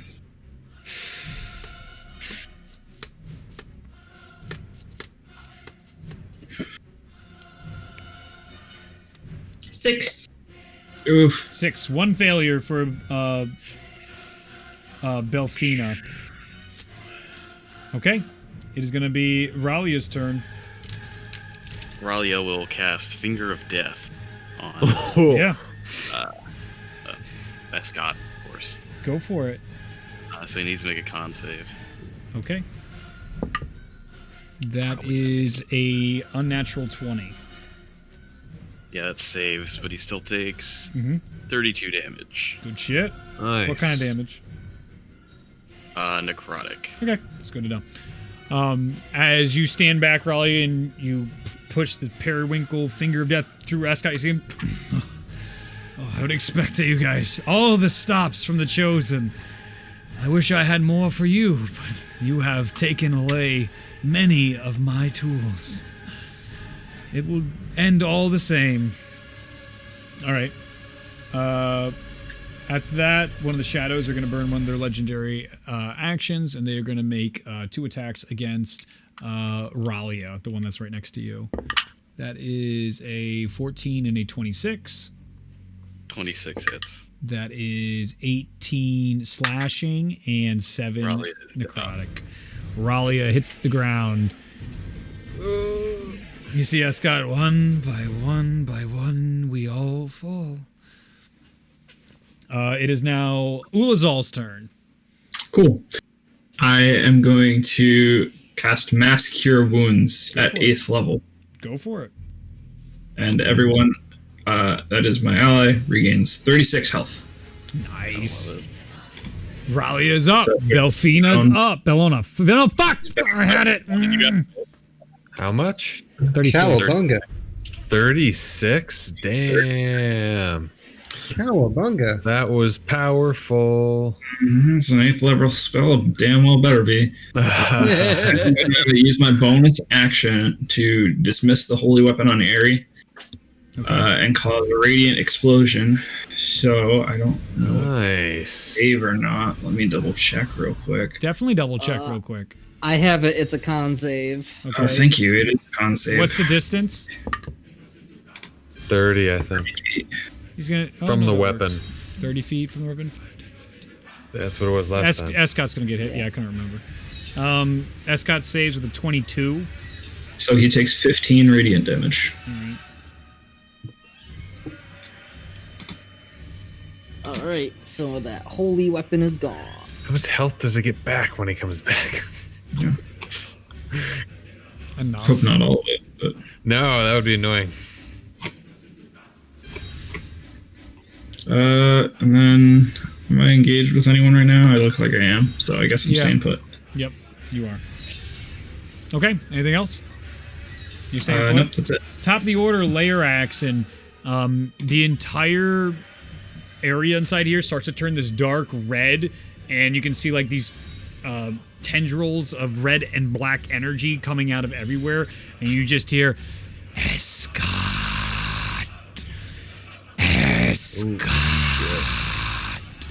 Everybody needs to make a dex saving throw.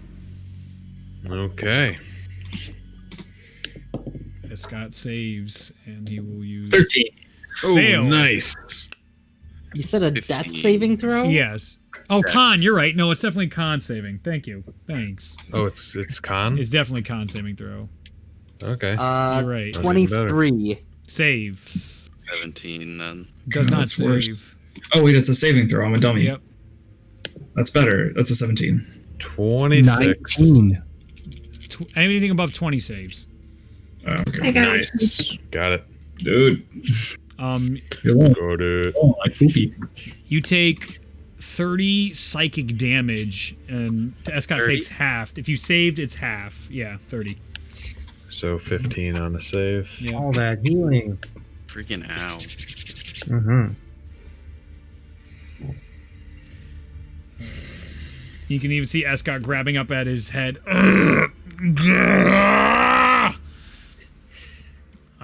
Sounds like you got a fan club. You could say that. It is Escott's turn. Top of the order. Escott is going to attack Bologna. It's always me. 2 times. We have a score to settle. I can't be dying to you too often. Yeah, I'm up, what, like 2-0? You are. Let's change that. 26 and 24. Oh, they hit. That is 12 slashing, 7 poison. Yep. That is Oh. 12 slashing, 7 poison. Sentinel. Go I'm gonna for hit it. him. Go ahead. As he's quick blades into Bologna, as blood is coming across everywhere. 19. 19 hits. The axe comes down into again the spot where Mosnow just killed Escott, and you see him just this horrible scream as this is just this back and forth of just 19 slashing. nice. This is a slugfest right now. Exhaustion is coming over everyone as the demons are coming for Escott, and as you guys have fought your way all the way through the front to this very point. The entire war is hanging on this moment. He has one more attack. He will take against Bologna. He was hoping you'd go down sooner. Oh, fucking Jesus. That's only a 15. That does not hit. You see him from the Mosnell attack. You see him try and get one out. You're able to dodge out of the way. Mosnell's axe gets in the way as he tries to stab at you, and Mosnell... And you see Escott... It's going to end soon enough. Ari, your turn.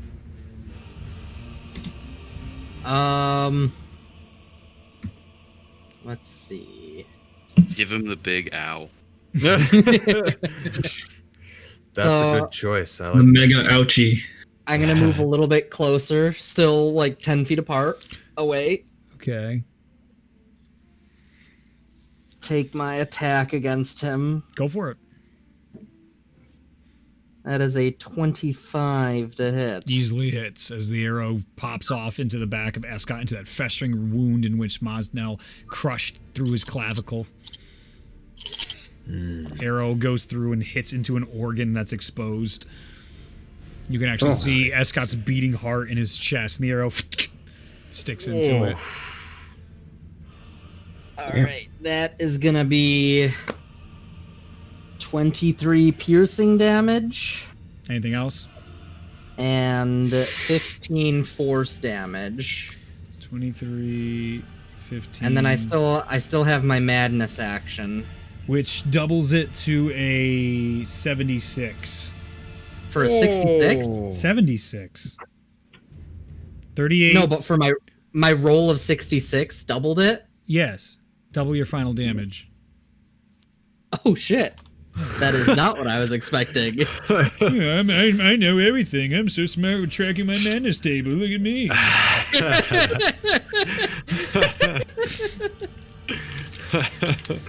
As the arrow goes into Escott's heart, you see him on his. So wait, is that the end of your turn?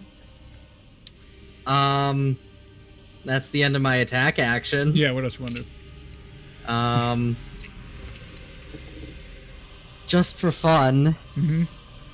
let's keep this going. Sure.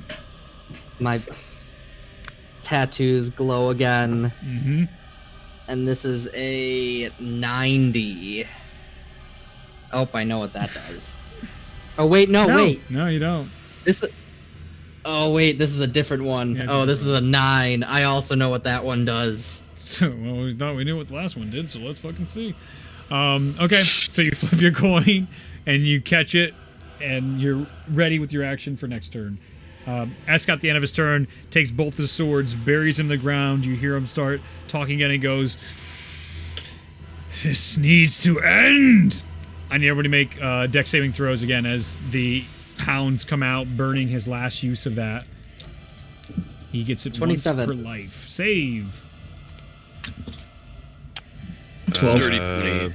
Save is the 20. Dirty 20. Save. I thought it was gonna keep going up. No. That was a 5. Things go down I if you got beat a the shit 3. out of them. Fail. Who's all? Oh, 12. Fail. 12. What about your Lacrum? Where's she at? Oh, she's dead. Okay, Yeah. I thought so. Oh no. So again, the wolves come out. 20 psychic, 20 thunder, half. Oh, done. I'm down. Who's all's down? Ooh. Okay, who else is down? Bologna's down. Bologna's Okay, down. how much damage? Oh no. It's 20 psychic, 20 Yeah, I'm down. thunder. Bologna's down. Halved if you saved. Half if you saved, yep. Yeah, I'm down then. Down. Fuck. It's Mosnell and Airy right now. The 2 out of the 3 originals still standing. As you see him take his sword out of the ground, and you actually see one of his swords. It cracks up the blade and disappears. It just breaks into dust. You see him. He takes the sword and he's pointing it at Airy, and then he tries to point it at Mosnell and back to the two of them. This is our final hour. The final dance. It is. Hold on. Was I death warded? Yes, you were. Yes, you were. Oh, hell yeah. I'm at 1. Oh, nice. Fools all hits the ground, then comes back. The original Our 3. cleric. That's amazing. The I original- just know. He stumbles backwards, comes back up. You see Escott. Now isn't this poetic? It is now the Shadow's turn. Shadow. You see, the Shadow is going to attack Ulazal 3 times. Bring it.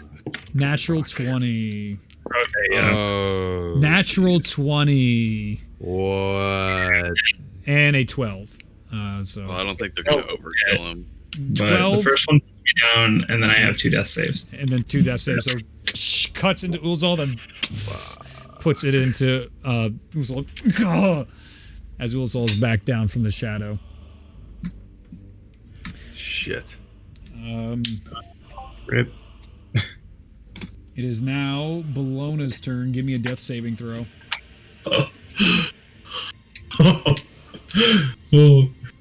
Oh boy. Don't mess with it. Yeah, right. The other Shadow is going to make its way towards Airy. 5, 10, 15, 20, and take 3 attacks against Airy. 2. Fail. You have 1 death. 26, 26, and 14 against Airy. I think he's frozen. He seems to be frozen. He is, so we'll just remember the damage. That's 20. That's 10, 30 points of slashing damage. I'll write that down here.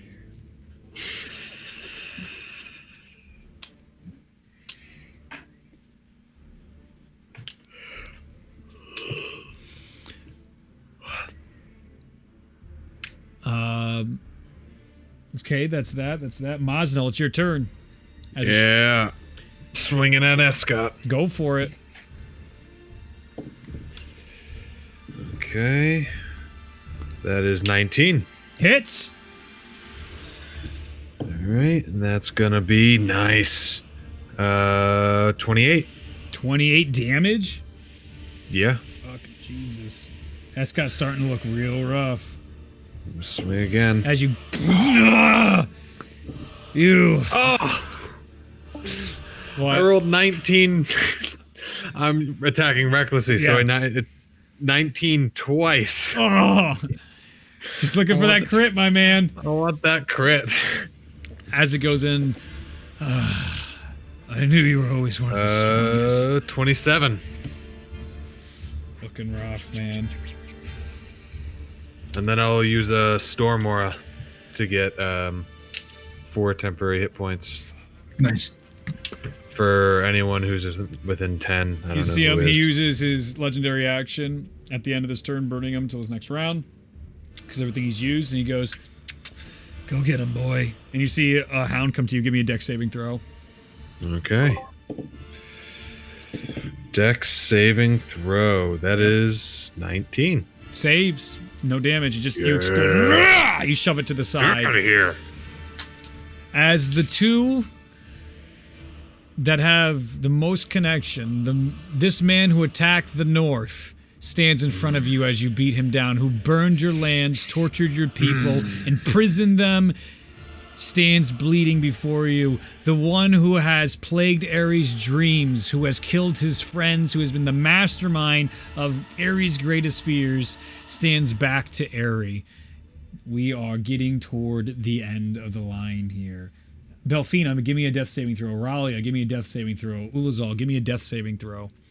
Mine was a 10, so that's a success. Save. Can I use my hero action while I'm down? Yeah, I'll allow it. You know what? I'll allow hero actions while you're down. That's happening. I am going to do that as well. Go ahead. I got a 16. Save, Belfina. Did I miss any? Hello? Yeah, you only missed some cool setup. I'll get there. You guys can go took try using your hero damage. actions if you're down. Yes, you took 30 points of slashing, and then that would be 14 points of necrotic. So this kind of helps. For my hero action, I got a 40%, which is gain 5 AC. So my AC is 26 currently. Okay. Yeah, my next attack is an auto crit, so don't worry about that. Useful for Ralia to begin with, but Right. I saved on my death saving throws. of Okay, 14. save. Ari, you got all that damage? What was yours? I don't know what damage. 30 slashing and 14 necrotic. I got hit? Yeah, by the shadow. It moved over to hit you after Okay. Scott's like, kill it. Twice. I'm going to uncanny dodge for the 30. So, well, it was It's the same attack. It was right? 20 and 10. It was two different Right. attacks. It was 20 plus 7 and 10 plus 7. Oh, okay. Those were the two attacks from the shadow, and the other one So just missed. 27. So then 27, I'll you can uncanny do dodge 15. the first one. Yep, 27 to 13. And then 10. Yep, So 30 total. Okay. yep. No, that's it. You're caught up there. And right now, what you see is, as I was describing to Brian, is the two people that have the highest stakes, the last standing right now. The one that is tortured, murdered, and torched the northern lands. Is standing in front of Mosnell, and back to you, the man that has haunted your dreams, plagued your nightmares, killed your friends and family, and has taken the worst path possible, awaits this final showdown. We are at the pinnacle right now. All right. So anybody else? Bellona, you can use your hero action if you choose. Delphina. No, Bellona. Because I already used one. Oh, you already used yours? You're right. Never mind. So I got that. Yeah, in combat. Okay, yep. And Belfina can use it if she chooses to as well. If she wants to roll on her hero action table to try and get back up before this round. Might as well, dude. Alright. There's a chance it could get you back up.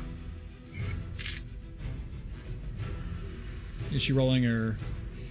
Mm-hmm. Nope. Okay. Top of the round. Everybody make con saving throws. That's still up. Okay. Oh, that one didn't work out. 9. Con. Yep. 21. Nice. You save. You take 15 points of psychic damage, halved if you saved. Halved. Escott is not halved. Escott's looking bad. His shadows are starting to blink in and out of existence. Oh boy. We are getting down to the wire. Hope I don't hit him with the axe or something. Important. She just rolled her hero action. Yeah. What you get? I got a 1. Huh? Hot damn! What? A Well- 1%? 1%. What a twist. All right. The twist. Oh, shit. Good to know. Good to know. All right. We'll see what happens. You feel something in your heart as you lay on the ground right now, and you can feel the fighting for life, Belfina. You just feel this twinge at the back of your mind, this cry for help, and you feel something answers that call. Okay. Top of the order, Escott. You see Escott.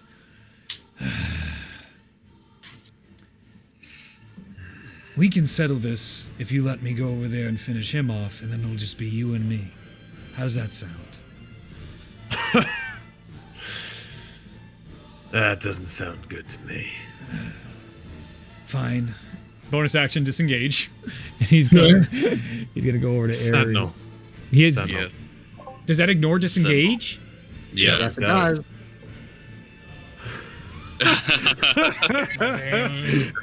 He still has to hit on the attack. Yeah, first but he's round. gonna go ahead and attack. It's just a straight don't roll, get- right?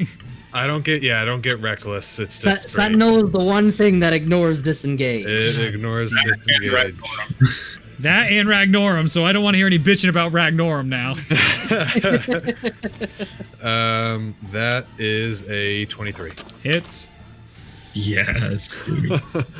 You are going nowhere. Clearly. And he's gonna attack you.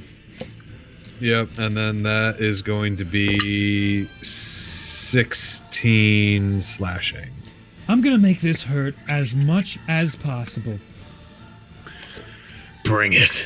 First one's, I see a crit already, and Excellent. 27, and the other one was a 22. Oh yeah, all hits. All right, Bring crit, it on. Crit first. Bring it on. Give me a con saving throw. Okay.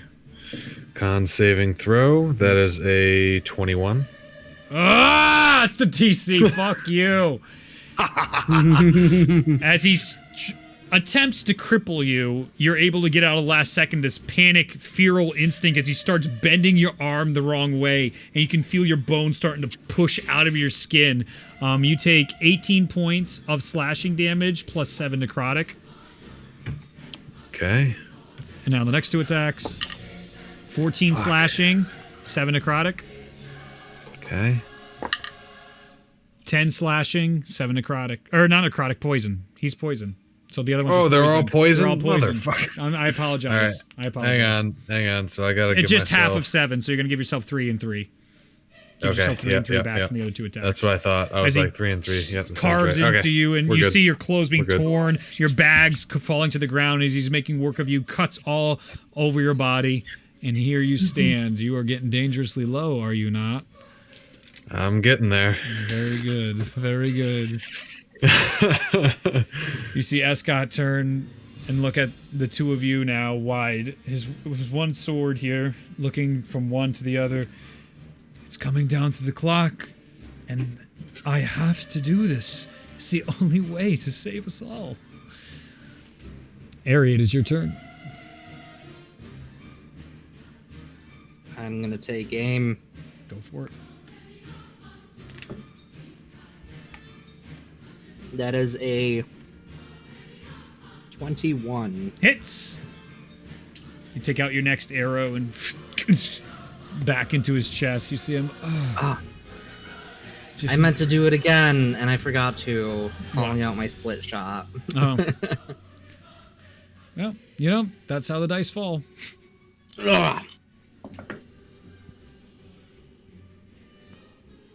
So that is...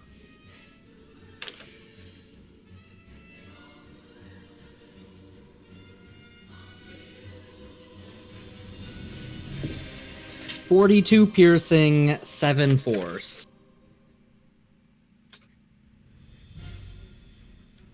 Plus your madness, which adds 5 damage to the necrotic. How do you want to do this? Yeah. You did exactly the damage you needed. Whoa. That's perfect. So I'm gonna take aim at him. Look him straight in the eye. That madness you were trying to escape. Now it comes for you. And just right in the chest. As it hits him in the chest, you start seeing the madness tattoos going up his arms, up his neck, around his face, and you see him. The nightmare succeeds. And you see the final ring underneath the gauntlet disappear. The shadow takes one last lunge at Aerie before it disappears. It's going to make its attacks. That is a 27 and a 19. Okay. That is 9 slashing and 7 necrotic. And then the second attack is 8 slashing and 7 necrotic. Are you still up? I am. Up! It disappears. They disappear. You see him come to his knees, Escott, as the madness is coming over him. And Mosnell, as you go to raise your axe again, you see behind his shoulders hands of the Raven Queen's Valkyrie appear behind him. Oh. Escott Grandear, here we are. You can pause the music. You see him. And here we are, at the end of the road. You have committed crimes against the Raven Queen, Escott Grandear. That I have. Many, many crimes. Is this the end of the road for me, then? The end of the road for you, Escott, was a very long time ago. It is time. You see Escott put his sword down. Then it is time. He looks to the still up Mosnell. Looks over to Aerie and looks to Mosnell. It's your responsibility now, then. Make a history check, Mosnell. Okay. History. Yep. 13. These words sound familiar. As he disappears, as the Raven Queen's Valkyrie takes Escott Grandear from this world.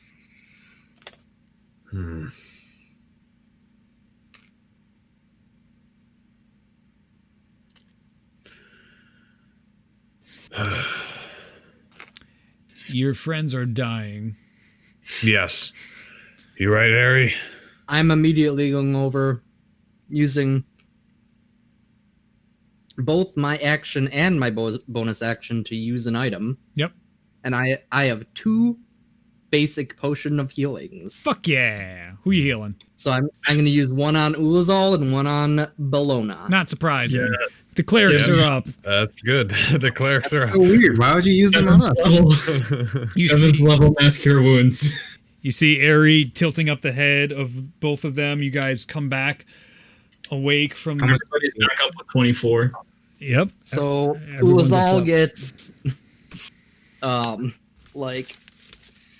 that's 7, and Bologna gets 8. Yay. And he likes me more. And you sit inside the throne room of Escott Grandear right now, and you can see the place is starting to shake a bit. You can feel this vibration happening. I think we should get out of here. Let's leave. Let's go. Okay. Is there anything else we need to look at? I'm gonna actually go inspect his throne to see if there's anything down I am there. going to help Ari with that. All right, so you guys can choose advantage on the dice roll or on the. Oh wait, yeah. Well, I'll get to that, but go ahead and on. You can either have advantage or help the other person, or you can roll yourself, both roll, or one person gets an advantage. That's coming through. I will roll separately. Okay. 18 plus 5 is a 23. 23. Yes. As you look to the. I roll. Yep. Oh, I only rolled an 11. Okay, Ralia, as you look through the throne, again, it's much of the writings, much of the indoctrination inside here. He doesn't seem to have jewels. Yeah, and Symbissal. It doesn't seem like he wasn't one to have all sorts of money laying around. What you do notice is a clockwork mechanism behind the throne room that seems to be ticking down. Does that seem like it's like a thing that's like in like a structure, or yes. is it like a and you can see a device? gear just like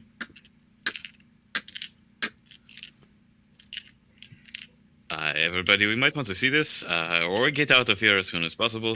I'm gonna take one look at it. I'm gonna be like, everybody run now. I'm running. okay. I'm gonna grab Raleigh and drag. I am going to say, no, come to me right now. Everyone come to me right now, teleport. Okay. Yeah. Where are you teleporting to? Outside. That's a good question. Outside Tendor. It's just like probably, see, because I have to be relatively familiar with it. I don't Probably have to be, the encampment with Waterdeep. There's definitely, you can go to Waterdeep. There's outside the battlements of Tendorf. You have those camps. That's what I mean, like the Waterdeep encampment. Right. Yeah, I'll try to go there. I will read it to you so that you have to do a percentage roll, or I have to do a roll. Someone because right. Yeah, I'll tell you what it is. So the familiarity, either associated object, very familiar, casually seen, viewed once, probably casually seen, I would assume. I think it's casually, which should be pretty high. So it's a percentage die, and then I'll tell you what the go for it. You've seen it casually. I got the table in front of me now. You're good. Yeah. Gotta get those back out. Where are we going? Be useless. We're trying to teleport to like the encampment for the Waterdeep group outside of Tendorf. Okay. Alright, well. Black one will be the single number, the single digit. 70. 70, you are on target. Nice. You show up in the campsite where there's basically nobody as the front line is pushed deep into Tendorf, and you see all the fighting going on. And as soon as you guys get out there, there's a moment of reprieve, and then all of a sudden you hear these big, like, cracking underneath the ground. You can just hear this all the way out where you are, this, like, force. And you can see the Tendorf castle just start to fall in the distance. And the entire city starts to fall in the distance. You see it, like, literally going underground as it goes deeper and deeper, and you hear all sorts of screams and yells, and you all look on to see the city of Tendorf begin to collapse beneath the earth. And that is where we'll end tonight's session. Oh my god. Ari and Mosnell did not go down during the fight. You have unlocked an achievement. Whoa. Boy. I also thought it was poetic that we were the two. This is kind of like a shared arc that we have. Yeah. And I got to take him down for once, and then Ari, who has the most history with him, got to finish him off for good. That was awesome. You both get permanent plus 10 modifiers to your health. That's cool. Yeah, buddy. And what was the other thing you get? Plus 10 modifier. Yeah, so you can actually go and, like, when it increases your health, you just get a permanent 10. I'm pretty sure there's an override. You can give yourself 10. There's a max HP modifier. That's what you want to do. That's what you don't want to use the override except for like modifier. the other thing. And you can add 1 point to your lowest score on your 5 scores. To the lowest score. Yeah. You can be plus which one is for your charisma. Oh, never mind. Yeah, charisma is my lowest. Probably strength or Airy. We did. All right. I go from an 8 to a 9 on my string. Strong boy. Oh, no. It literally does nothing, but yeah. Strong as Ralia. You just see Ari and Ralia like you're trying to shove each other over. That is the end of Escott Grandear. I think next game we'll do all the rewards, the rest of them for and the fallout of clearly what happens, and then we will go back in time to the Waterdeep crew. Yo, she rolled a 1%. Yeah. For hero action. Yeah. What? Yeah. Did I disconnect when that happened? Yeah. I think you did. Yep. What happened for that effect? So it was coming. It didn't have to play out, but something was coming depending on the moment. If everyone went down, something was going to help you out because of the hero action. Was that a 10 HP increase? Yep. 10 HP increase. Yep. Plus 10 to your max HP. Nice. Yes, sir. Very cool. Yeah, it is very late. Anybody that needs to get off, go get your sleep. See you later, nerds. Yep. Have a good night. Good night. Night. Oh, shit. Oh my goodness. Oh my damn. It's pretty late. Yeah. No, it's fine. All right. Well, Yeah. next time. Yeah. We'll Jesus do that. Christ, that critical. Yeah. Bye. Bye. That was insanity. Yeah, I figured we'll have whoever wanted to have a post-mortem of it all can have a post-mortem of it all. There's a lot of information you'll probably get next session for the initial assault, but I still had 31 hit points. oh, you were fine. I could have hit you some more. I was getting worried. Yeah, I also I was good. I felt comfortable at 30, especially with how hurt Escott was. Yeah, he was weak, man. Also, I have my relentless endurance. I knew that. That's why I was trying to get away from you, take down Airy, and then try and one-on-one. But I was like, nope. You Sentinel see bitch. that wouldn't have worked out though. yeah, Because I still had 47 left. yeah. I had a death ward. Oh, And then after my death ward, I had the Ring of Temporal Salvation. oh. You're fine. Oh, so we were set. So he could have killed. He had to kill me twice before I could be killed. And I would have gotten over there probably. Yeah.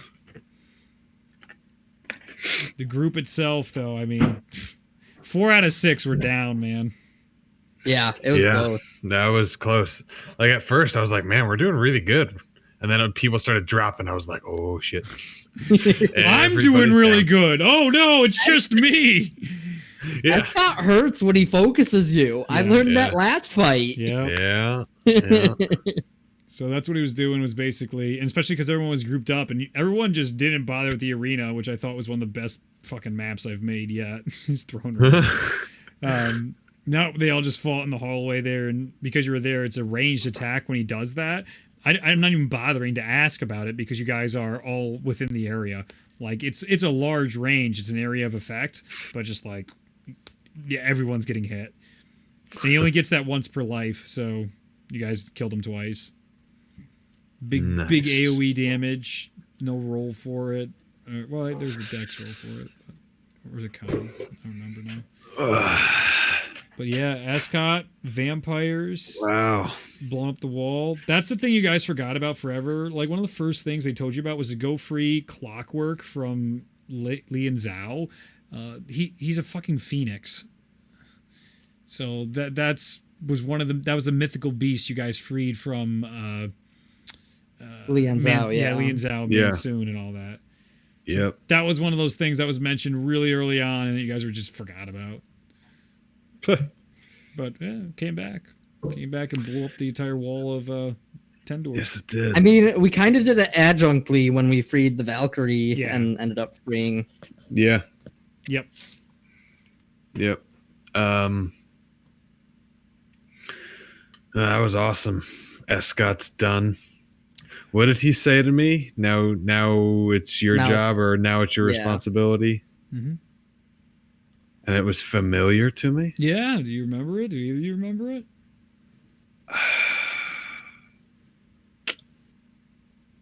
Now it's... I got nothing. Do you remember anything, Hunter? Wasn't that what Orlith said to Tellius? To Ulazal. Man, Orlith is so long ago. Episode 31. Like, so long ago. About 50 plus episodes ago. Exactly. Yeah. Wow. Like, we've come so far. Yeah, you really have. God damn.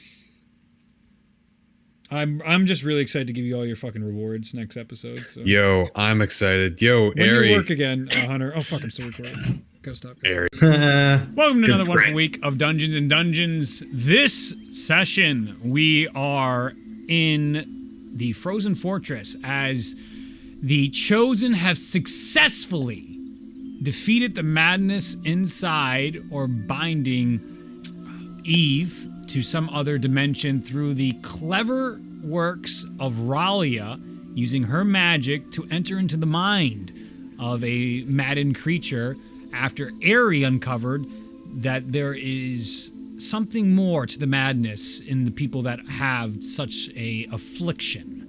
The group is slowly waking up.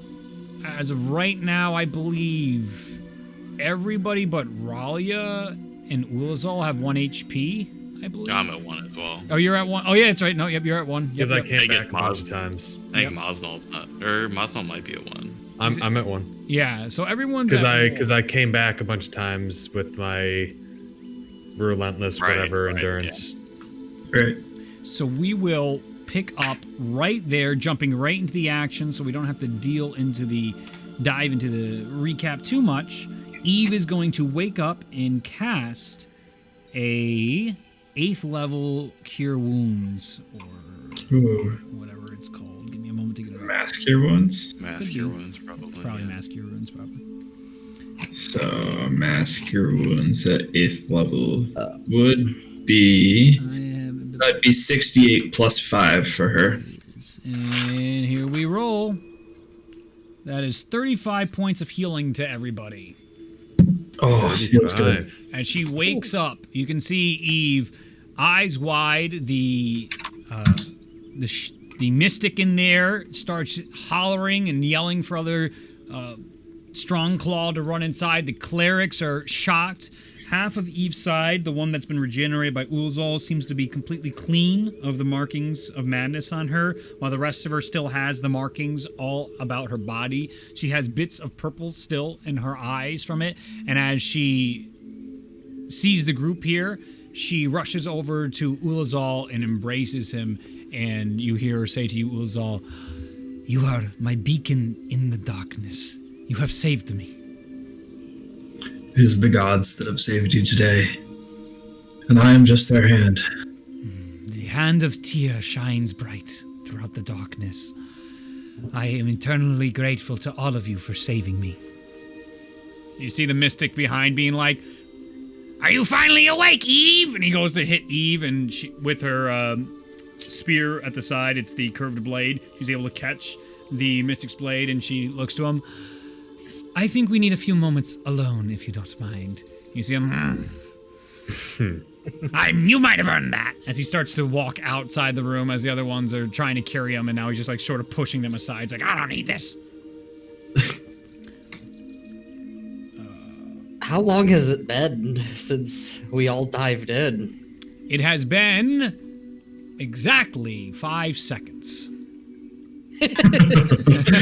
Wow.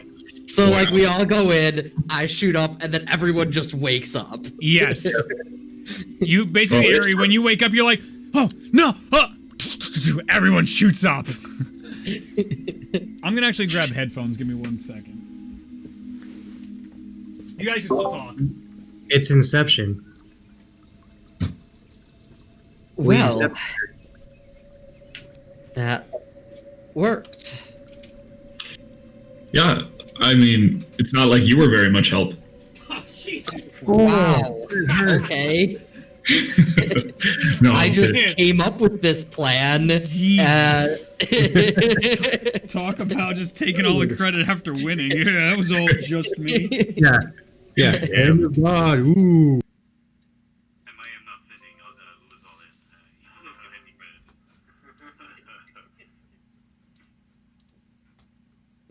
in. No, yeah, I'm just kidding. Thank you, Ari, for soaking up all those hits. I'm really glad that wasn't me.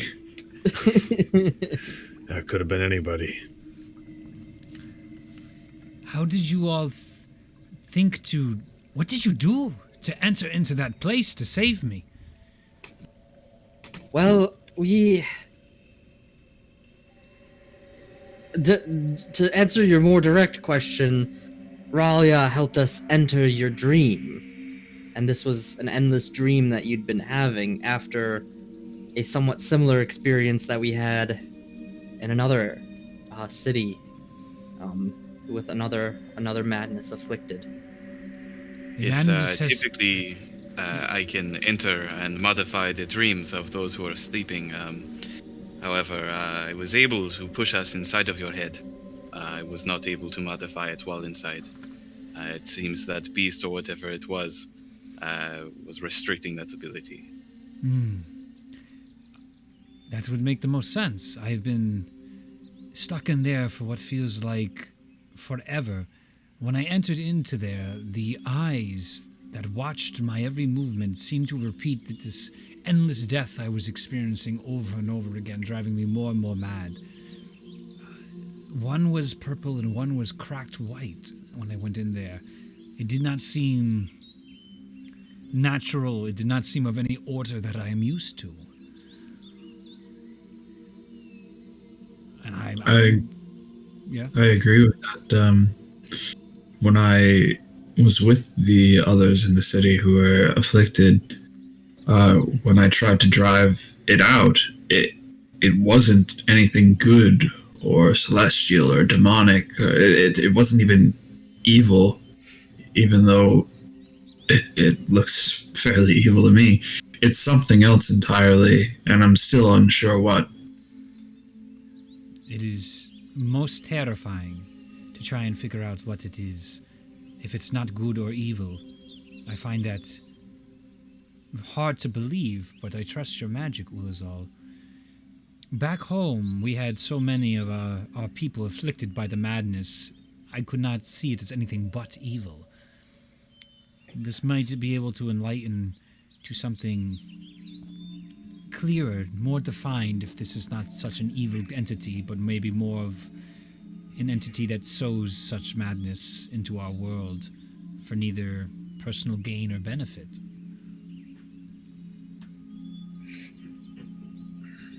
Oh, shit. I just noticed something. We're gonna fill up on storage. There is only 16 gigabytes free. Uh-oh.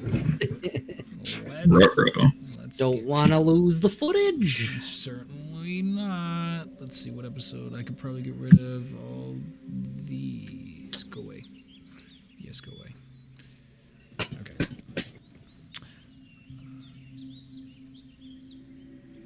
Where are we? Do you know how long have I been out?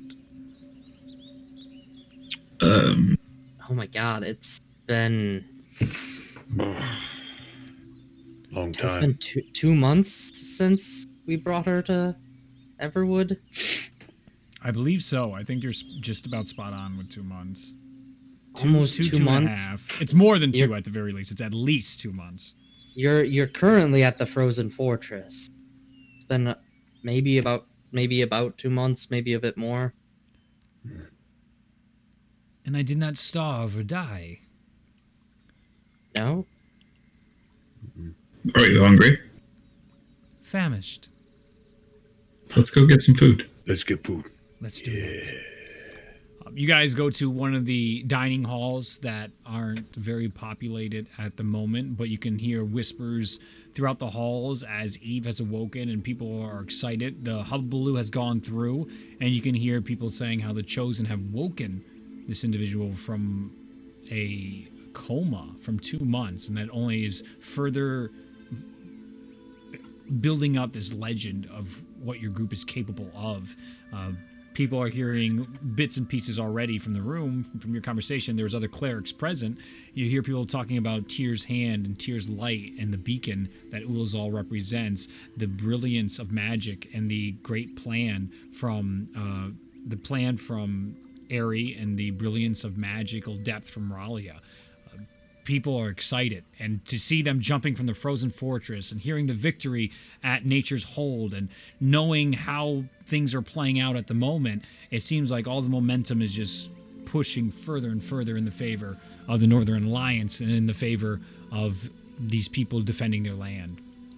As you sit down, some meat is given to the table, some pretty basic salted meat. It's pretty cold, obviously, inside the frozen fortress. It's tough to warm stuff up, even though they have fires and all that stuff's available. The very quick and dirty, like, get some food on the table, and there's some more promised coming. Some drinks are on here, and it is just your group right now with Eve, who has not let go of her staff. She's still a little weak on her limbs, but the tattoos are ever still present on her as she begins eating in very noble-like fashion, very different from the lizard folks, as she spent a lot of time with Sari Clovis. And she's one of the first people that is wheeled into this area to go see Eve now that she's awake, and some of the nobles do a brief hello, good to see you, glad you're healthy, before leaving her with all of you to discuss more. If you so choose, you could just stare at her as she eats. Now, we've defeated the beast that was trapping you in your own head, and yet your markings seem to remain. I mean, they're diminished, but they're still there. I wonder if that means there's possibility that this could continue to get worse. Ari, what do you think? I mean, it hasn't necessarily gotten worse for me. I haven't caused any damage to my friends and allies. That is reassuring to hear. Eri, since you said you were there, briefly you were there inside my dream, was it the same for you when you woke up with your markings? Within the dream, it was the same. Yes. It was a different creature. That's what I was interested in. It's a very different entity, but it was that arena with darkness surrounding, and on the eyes above, except in yours, it seemed like some damage had been done. One of the eyes was whited out, as if something had fought back against it. Now that changes my thought process. If you had different eyes, but here you remain still with your sanity, and I with mine, and the only thing different you said was the entity, it could have been the entity that caused this strangeness inside this breaking of the eyes that were ever watching. The revenant that we were fighting seemed to be the shadow that plagued my dreams. It was a creature known in myth and legend in the lizard folk, an individual that came to Sharpclaw and destroyed our people, raided our camps in search of something. I'm unsure, but he's the one that puts me into this coma state and relieved me of my limbs. I believe that my dream very much and that revenant that was plaguing my mind had some connection to a creature that we call Ragnorum Gekkon. We've heard of him. Have you? Have we heard his name? I'm pretty sure. We've heard the name. We don't know much about it. Well, as the legend goes, Ragnorum is a creature that has lived as long as his inception and birth. He was given the title of the Undying because nothing could have killed him. Obviously, you would say, of course, you're as old as your age, and whatever cause that may bring you, that shouldn't champion a title of the Undying. But no matter how much Ragnorum fought against the greatest of adversaries, he was seeking out death for hundreds of years, fighting the most destructive creatures you could find, things of horror inside Yongguk.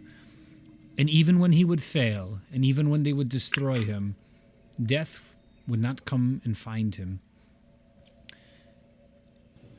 This is typically a tale told to embolden the strength of lizard folk and followers of Mugdis.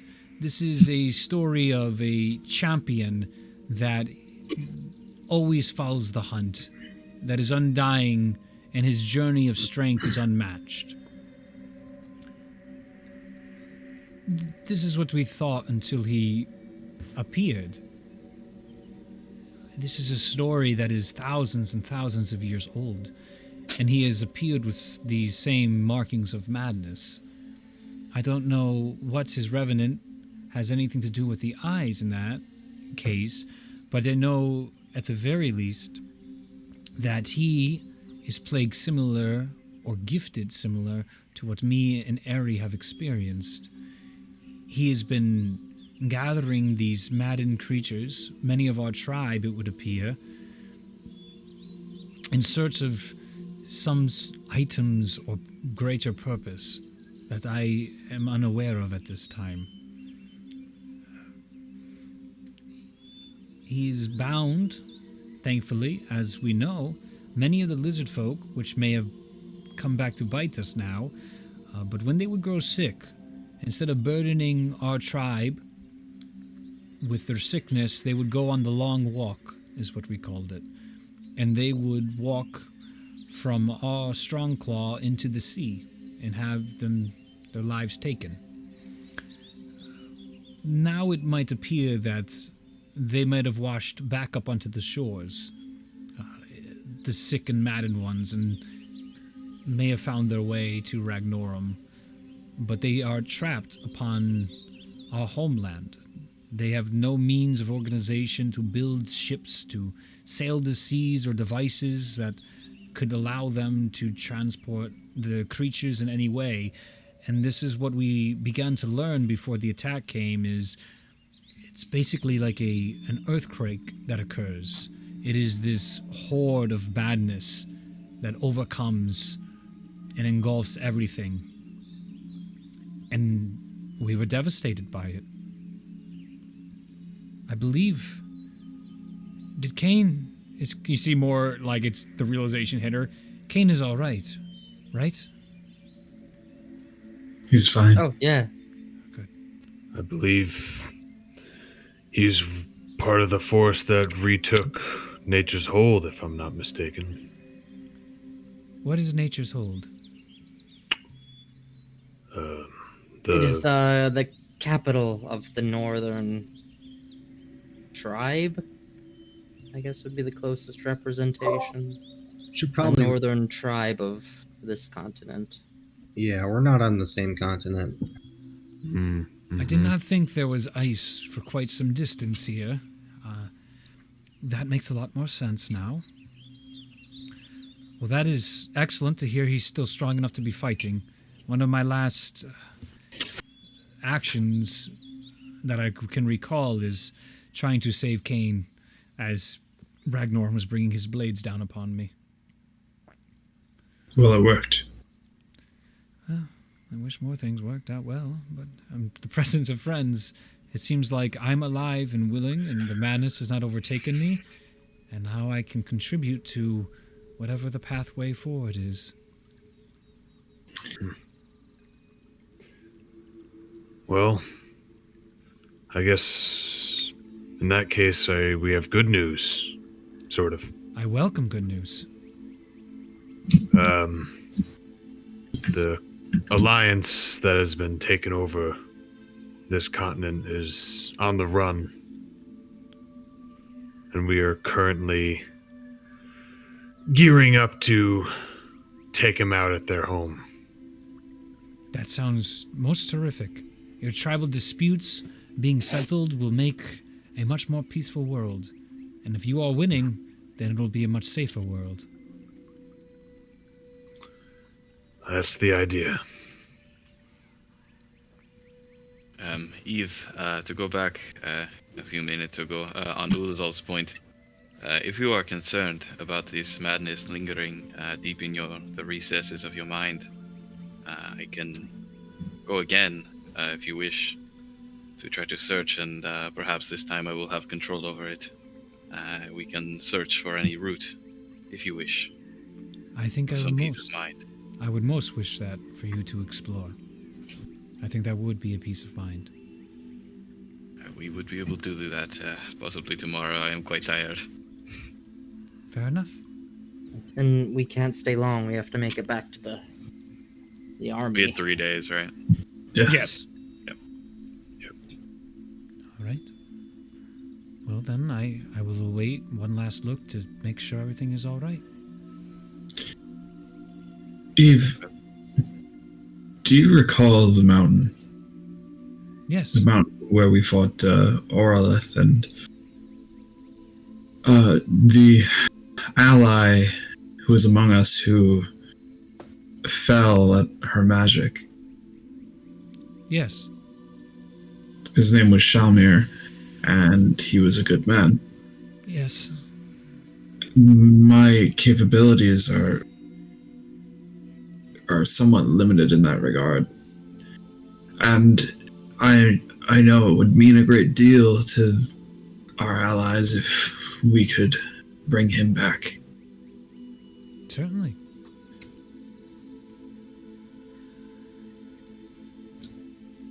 I can send a message to them and inform them that you're awake again.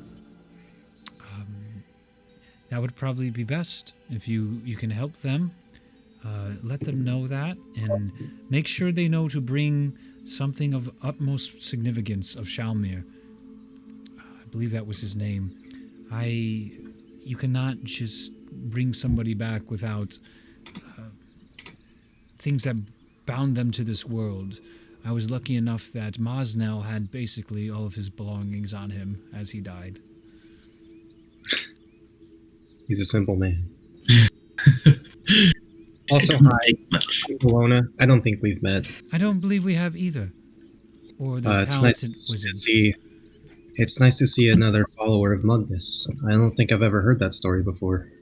Oh, well, it's wonderful that you have heard that story now. It's the classic one shared by our tribes, and it's wonderful to make your acquaintance, Bologna. I'll curtsy. Mm-hmm. I don't have anything to curtsy with, really, but I'll just do a bow. Yeah, I got you. She nods, acknowledging and showing you the same respect. So fancy, Bologna. It's not every day you get to meet someone this cool. As she takes her hand out, you see her over the water make some signs, and some of it starts to float up.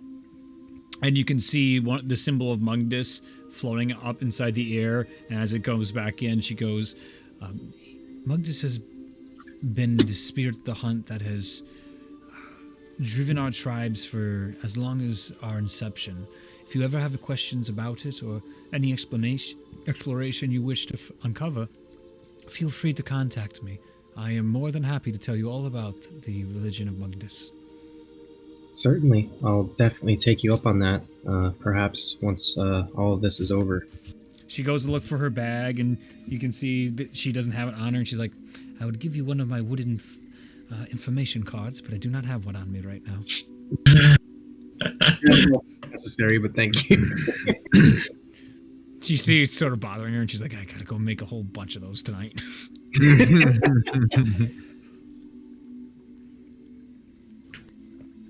We should also notify the Black Hand. Or Gray Hand. Gray Hand. Mm-hmm. Absolutely. Just in the distance, you just hear Tyrion say, "Fuck!"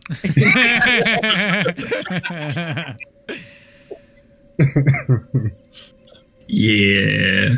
Yep. So, I mean, I'm gonna cast Sending to Tyrion. Go for it. Because we don't know. Go for No, it. we don't. And I'm gonna tell him that Eva's awake. There's hope for Shalmir. She's in the frozen fortress. I gotta check the timeline. Give me a moment. Yeah, you're good. Be right back. It's updated on the other computer. You're good. Do what you gotta do. We're gonna have to retcon everything, guys. I know, right? Take that. I'm pretty sure we're still in the In South slavery. at Don't the worry. time. Yeah, I think so. What kind of a We're So still I'm in pretty the- sure the message isn't gonna go through. so How to beat a super boss? Time travel. Yep. time travel? That's how we're gonna kill Ragnar. Time travel. We're We're gonna gonna go. go to when he was a baby. We're gonna go to the inception of when he was born, as it were Entire told. length of which he has lived. Yes. He's been alive for as long as he's been alive. That was the fucking thing. Oh, you and I had the same face. We're both like, wait. Yeah, I saw Hold on a minute. Well, I would hope so. Wait a minute. the length of his life is equivalent to the amount of years as has passed since he was born. What? This can't be true. I've never heard of such a thing.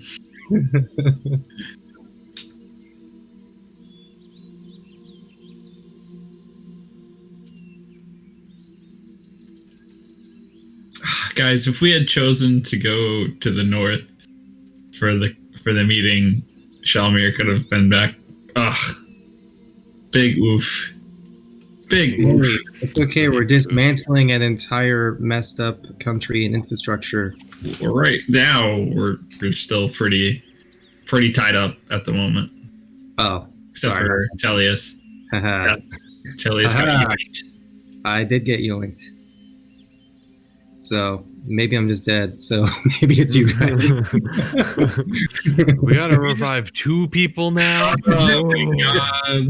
We could just get this group to level 20 before we go back to the other group, and then we can go over there and nuke the crap out of the country. Yes. I have control weather. That would be so awesome. I'm getting to the point where the spells have like crazy component costs, so I'm like, I'm still not that wealthy. Well, unless they have gold amounts tied to it. Yeah. Oh, okay. Yeah, it's the same. Like, I see a bunch of spells. I'm like, do I really want to pick that up? It's like it costs 2,000 gold to cast every time.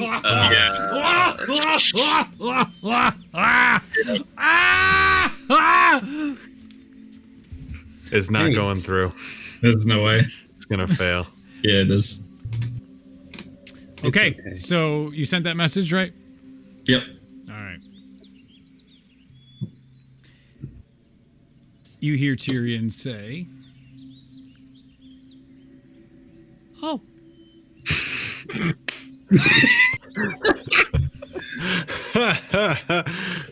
That's it. Oh, That's about right. Just like realizing this was all a waste. Excuse me. It'd be more like 30 seconds of silence. Oh. Now, the context in which Tyrion hears this is gonna be fucking great. oh boy. That'll be fun. Okay, well, I guess he knows. I've done my part, so... Yeah. They'll do theirs. Did he seem like he was happy about it, or He seemed surprised. In a state of shock. Shocked. Yeah. well, it seems like they may be in danger. No. If that's the case, Not a normal reaction for sure. Do we have the time to go help them? I mean, it's not every day that you hear the person you've been waiting to awake is awakened, so I'm sure it's a great True. shock for them. This is true. This I is mean, true, and they were far closer than we were to him. I feel like if there was something going wrong, they would have said something. yes, you're probably right. I was going to scry on them, but it seems that you guys were probably right. He knows that he can reach out to us anytime. Of course, yeah. I mean, he can probably cast that anyway. Oh yeah, absolutely.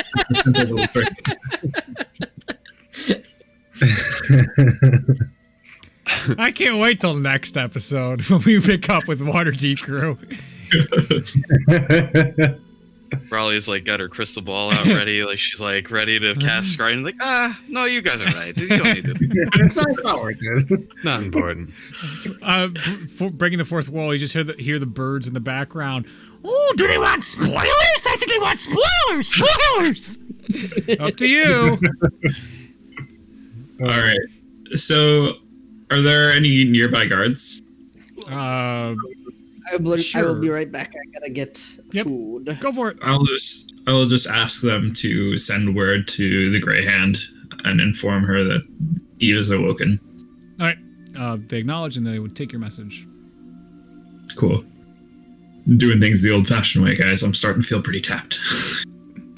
I mean, I can do it too. Well, I just sent I just sent Jake. Jake's doing a great job.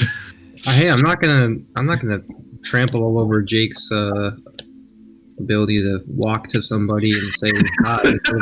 Like a normal person.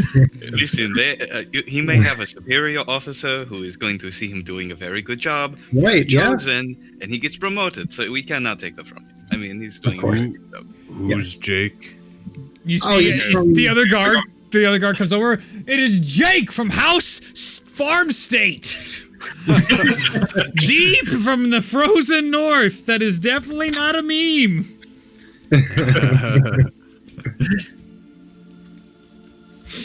Okay. Okay. The farm state is now a family. Ulazol, I think we discussed the possibility of rubies. Do you have rubies on you? I do not remember if this was a... I currently own many rubies that are being turned into dust and cut into good pieces, but they are with Jardum Gemcrawler in Waterdeep, I believe. In Waterdeep, okay. And how much of that would you say that you have after they are crushed? Let me just look at my notepad, and I will be able to tell you. Lizal, you're so organized. I had 8 pounds of ruby. 8 Wow. Such detailed inventory.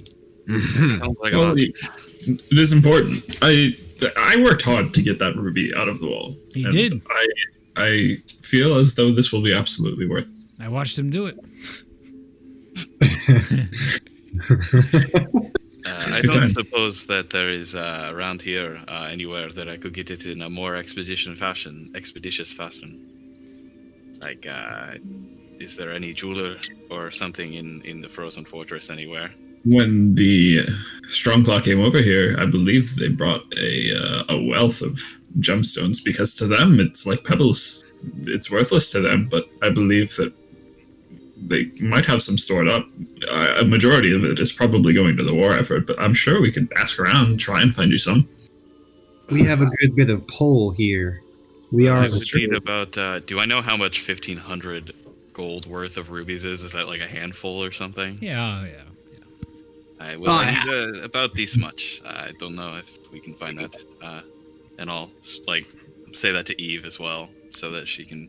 Yeah, Eve's like, I I've been unconscious for 2 months. I have no idea where I am, and I'm in a different I continent. know that you might not know where it is, but that is just about the right. Yes, that is exactly probably about what you need for whatever spell you're trying to do. Yes, thank you. Very supportive. That's very helpful. What spell are you looking to cast? He knows. So, what time of day is it right now? Probably pretty early. Yeah, it's like 11 a.m. Well, I suppose we can go and do that right now if you want to. Yes, I think it will help me, especially in this scenario, if we are all to go back into Eve's mind and make sure there is no root issue. All right. Well, I've had my fill. I'm ready whenever you are. Right. I will rejoin my clansmen while you go track down these rubies. I will try to see what they've been up to and deal with our mystic. That sounds like the fun part of the job. Elders, what are you going to do? I know. It's ridiculous. Traditions, am I right? You are right. As she stands up and begins walking the wrong way as the guard's like, over there, and she's like, thank you. And she goes the other way. Well, I guess we're going jewelry shopping. You guys can ask around. I don't want to go jewelry shopping. I mean, you don't have to go. You can stay Mazno, here and we eat can if get you wish, you- Mazno. We could get you a nice beard bangles. Beard bangles. What's Yes. wrong with my beard? Nothing. You could braid it, and we could put jeweled little bangles in it. to hold Actually, it. I think there's like a lot of dried blood in there, actually. That's my jewelry. Dried blood in my beard. It's not very safe or sanitary. Yeah, You should all the Probably- injuries were all like internal and psychological from that fight. So you were coughing up blood. All of you have now just noticed that there's just blood stains all over the front of your chest after this time. Maybe we Raleigh's should gonna- shower. Raleigh's gonna walk up to Mosnell and like grab his beard and like look at it and be like, I don't know, the blood looks comforting. It looks good on you. What? Thank you. I'm gonna. Mazno flushes a little bit. Oh, thank you. Okay. Yes, approved. Something like a grizzled man at work, eh? So who here squeamish of blood? You see Raleigh, I fucking love blood. Have you seen such a beautiful crimson ever in your days? Raleigh, are you gonna take it down a notch? Yes, public. We are in public again. I forget myself. She's such an easy character to write for. It's so good. All right. So eventually you run into I just had his name. Where were you? Is it Jardim Gem Crawler? Did he make his way up here to give me my rubies? Go fuck yourself. That's not the case. Irridge Silver Eyes is one of the gray hand that is up here. What color are his eyes? They are dark silver. Cool. Thank God. Thank God that Right. checked. I was gonna fuck with you because you asked, but then I'm like, forget it. They're never know. red. You never know. Wait. Where are we right now? What's happening? You're inside the Frozen Fortress. You meet with this Elrich Silver Eyes. I was gonna do Elrich. I like Elrich a little better. Elrich Elric. Silver Eyes. And you explain to him. He listens. They get some of the treasury together. They're talking back and forth, trying to find 1,500 gold pieces worth of ruby. Rubies are not an abundant resource in the Frozen Fortress in the high north. So what they're able to scrap together is, what little pieces they have on here. Any diamonds are being held for extreme causes right now. Even with your sway, it's like, these are lifelines, and you don't need them, so we're not offering them. I'd say let me roll for them and see what they can put together here. 1 gold piece worth of ruby. They can send word to Waterdeep to try and have somebody send a ruby to them. In 1500, though, there needs to be some sort of compensation for it, so you can do it for a favor at another time or something of equal value to trade for it. I don't think I even have anything of equal value, to be honest. I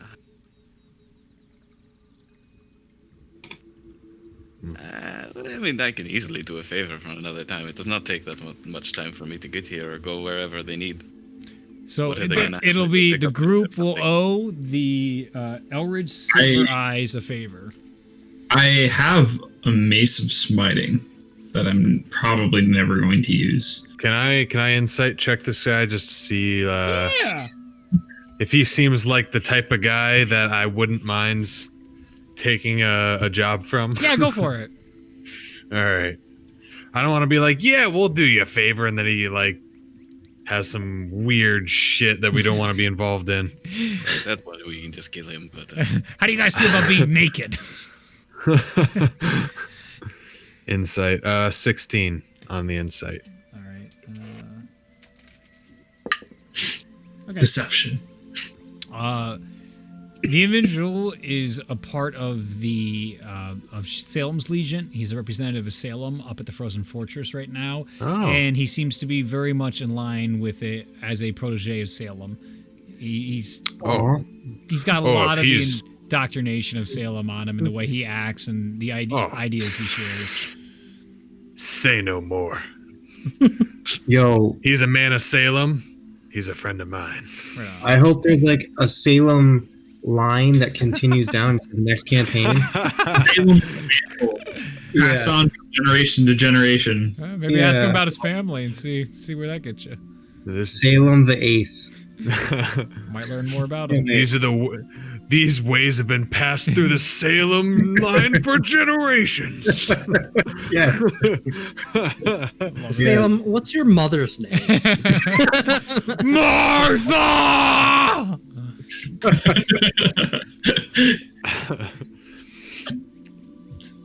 All right. I'd be down for a job. Sure. Cool. Why not? They will be here by the end of the day, or by midday tomorrow, on your second day away of the 3. They're going to start moving out the day after. There we go. That works. Cool. Thank you. I appreciate it. I think we will go now and return tomorrow. He gives you a thumbs up. He's not one for a lot of words. Okay. He's in his brooding, super gray hand phase. Oh, he's so cute when he takes himself too seriously. That's exactly what's happening. Good for you. All right. You guys want to skip to tomorrow when you get the rubies? We can do that, unless you want to do something else at the Frozen Fortress. If somebody else has something, you can go first, but I just have like a... Yeah, no, go for it. Again, there's no rush. I'm just saying these are the options. We don't have to role play every waking minute of the game. Is there anything else going on in Waterdeep? Because if we're just getting rubies, I'll be honest, I don't want to go. I don't think we're going. They're coming. They're coming to you.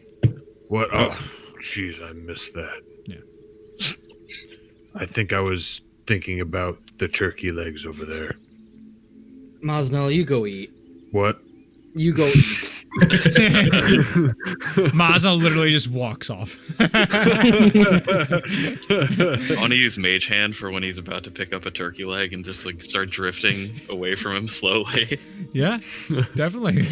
It's happening. Give me a dex check, Mosnell. And give me a dex check. Sleight of hand? Yeah, sleight of hand versus sleight of hand. I'm going to do for Ralia and Mosnell. Sleight of hand. Oh, not good. I didn't do that great either, so you might get me. 10. 8. Nice. Oh. So you both end up pulling it the wrong way, and Mosnell goes to grab it, and it goes towards him, and so he overshoots it, and it comes and it goes right into his face, and just grease everywhere. Nice. Oh, right in my mouth.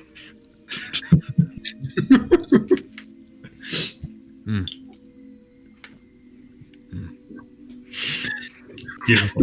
Mixes with the blood well. Oh gosh.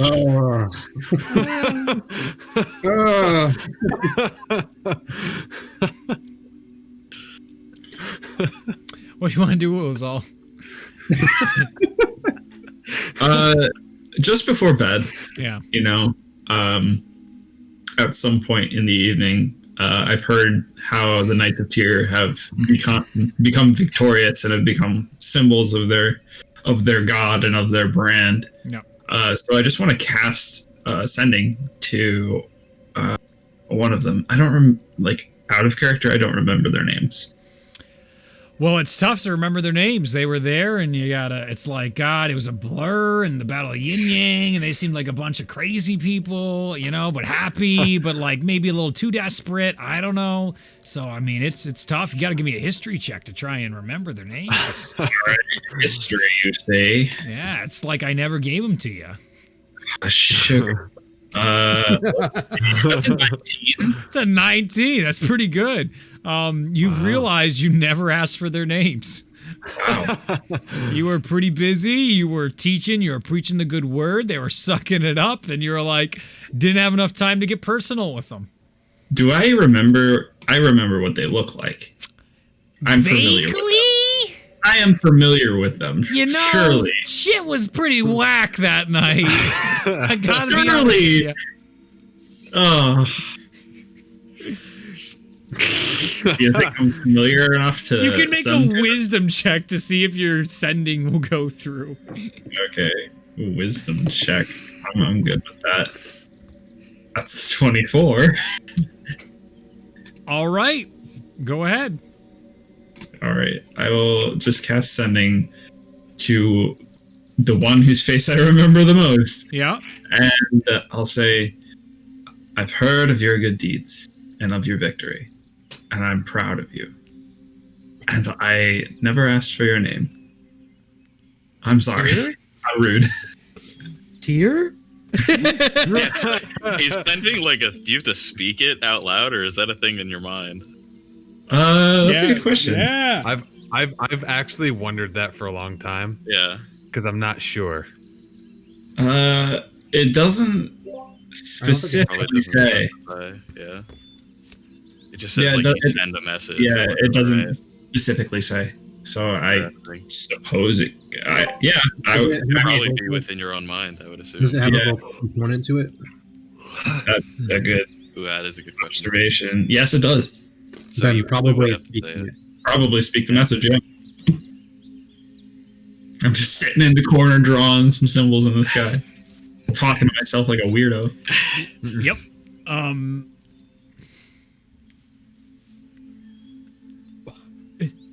Is that the voice of our teacher, Ulazal? It's... glorious! My prayers! I knew they would be victorious! Oh, Tyr's blessings upon you! Oh, my name is Egart Honeypot. Egart Honeypot. What in the allies section? Excellent. Excellent name. I don't know if he has enough words right now. I think that's it for him. You can always send more. How dare you? Try and talk to him. I'm out of third level spell slots. Okay. Do you need me to send another message there, buddy? As Bologna peeks into your room. Well, his name is Egart Honeypot, and it seemed like he had more to say if you want to send to him. And I just let him know that they did a good thing. I'm sure he had more to say. He sounded pretty excited. Didn't you already? Okay. What do you want me to say? I don't know who that is. That's true. This could present an issue. I'll try. Whatever. Worst comes to worst, it goes to like someone else or something. I don't know. Is that how it works? No, I don't think it is. Can you? That would be amazing if that's how it worked, though. I mean, you can miscall somebody, or yeah, or like a butt dial. Yeah. He's like, oops, didn't mean to call you. That's awkward. I'm not picking up what you're saying. Like, it's on your spell book incorrectly or something? I don't know. Listen, I don't cast spells. I don't know how this works. Why are you asking me? I want to hand him my spell book. Did I try it? Ooh. Oh, please, no. Go ahead. There's... Ooh, I'm gonna find something fun. Okay. Oh no! I'm going to, just in case, I'm gonna be ready to cast counterspell. Yeah. What looks fun in his spellbook? Sure. You can pull up Raleigh's page, pull up her sheet. Okay. No, that's actually a good on, idea. What is your intelligence level? He's not right. You might not even be able to read it. 11. Oh, that's a pretty smart barbarian. I'm not that stupid, actually. No, you're actually above average. 10 would be average. 10 is the average of most people. Yeah. You got her sheet up? Okay. Hang on. Okay, I'm looking for Ralia. Here we go. View. Okay. A lot of spells. I don't think I'll be able to cast anything, but okay. Let's go. All right, let's go to the back of the book. That's where the good stuff is. Oh, be careful. I know. Should we go? When he tries to go to the back of the book, I'm just gonna flip back to the front. Make a deception check. I'm not trying to deceive him. I'm just doing it right in front of him. Make a perception check. I have to perception him flipping to the front of the book. Yeah. I think I noticed that. My hand's probably in the book. Yeah, just make a freaking perception check, all right? You're excited right now. You got a book of spells in front of you. You don't know which... Okay. If you're able to remember which is the front and which is the back at this point. The book is... because it's kind of tough to read these spell languages and see the arcana in there. It's a bit like, I don't know about this. You should remain over here if you can, but do what you wish. Okay. I'm going to attempt to cast Modify Memory. All right. I'm going to try to help him. I'm going to try to help him decipher like the arcane symbol as well. All right, I need you to make an Arcana check, Mosnell. Okay. At disadvantage. Disadvantage, but I'm helping him. Oh, you're right. Straight roll. You're right. Thank you. Yeah. Natural 20. No. That would be amazing. Who are you trying to cast this on also? Who am I trying to cast this on? Yeah. You have to target for that. I was going to try to cast it on Airy. Okay. Oh my god. All right. So I need a Arcana check. Yeah. So that's a flat 10. Okay. Give me a Wisdom saving throw, Airy.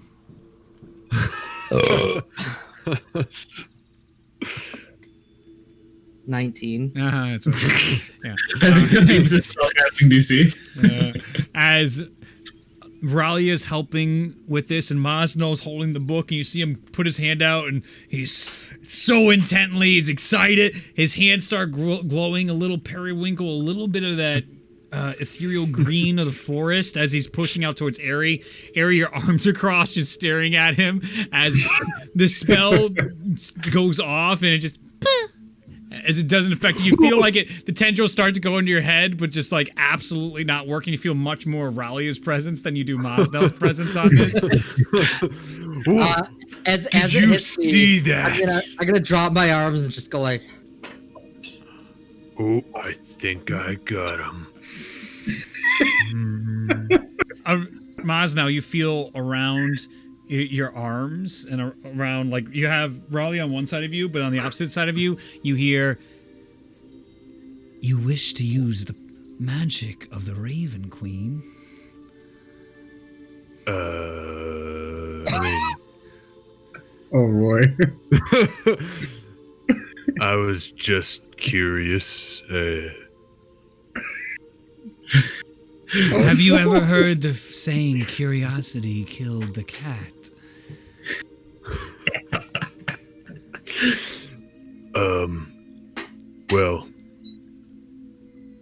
in the north, there's a different version of it, but same idea.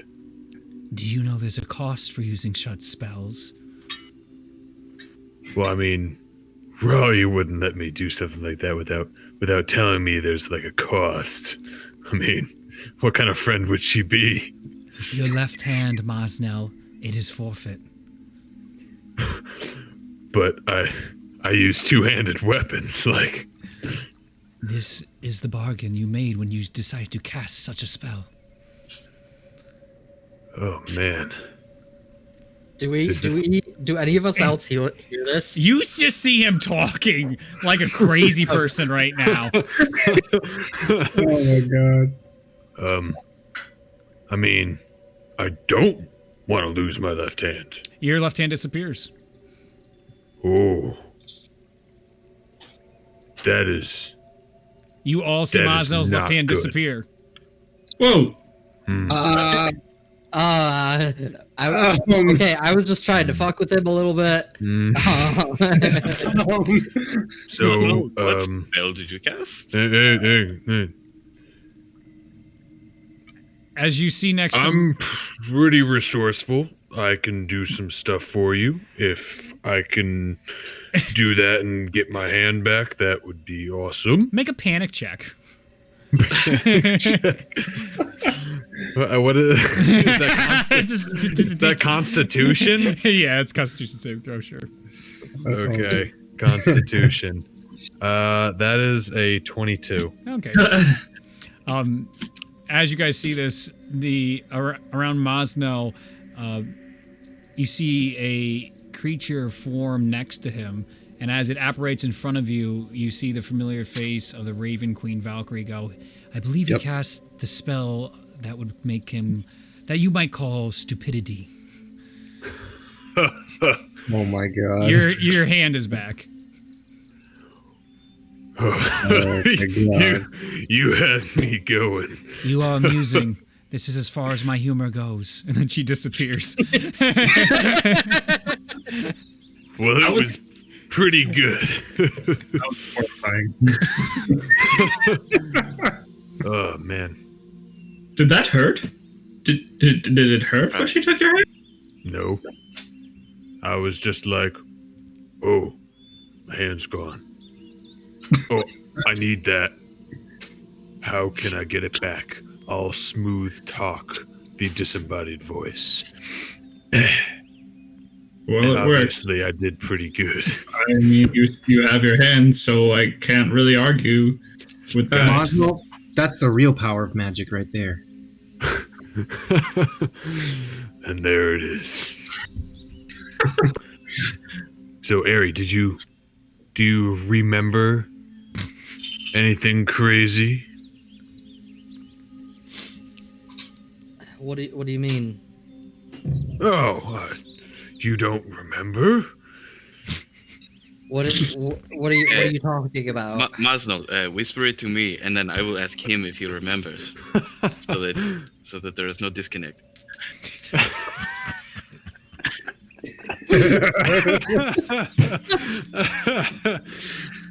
Oh my god.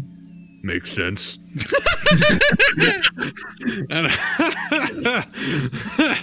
and I'll whisper to Ralia what I was trying to modify Ari's memory. Okay. DM. I'm going to... Okay.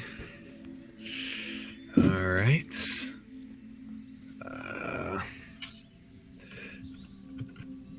Ooh, sneaky whispers. Okay.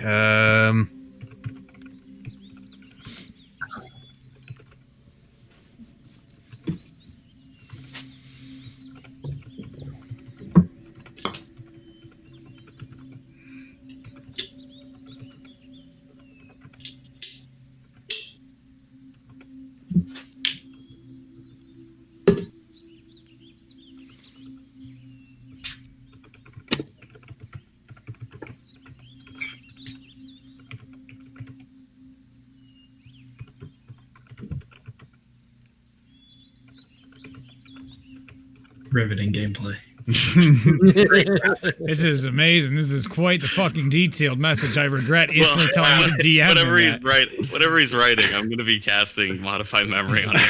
Aaron, make a saving throw. Go make a wisdom saving throw.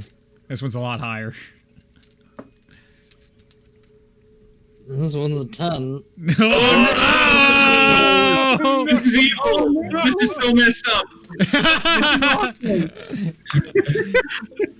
This is messed up, dude. D&D shenanigans before crazy bullshit. I am going to send that to Hunter. Oh no.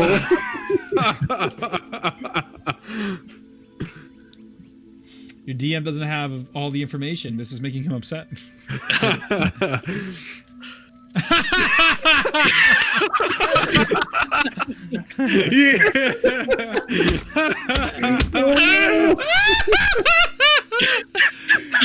Yes. I did not expect normal D&D tonight. This is classic normal person D&D. Oh man.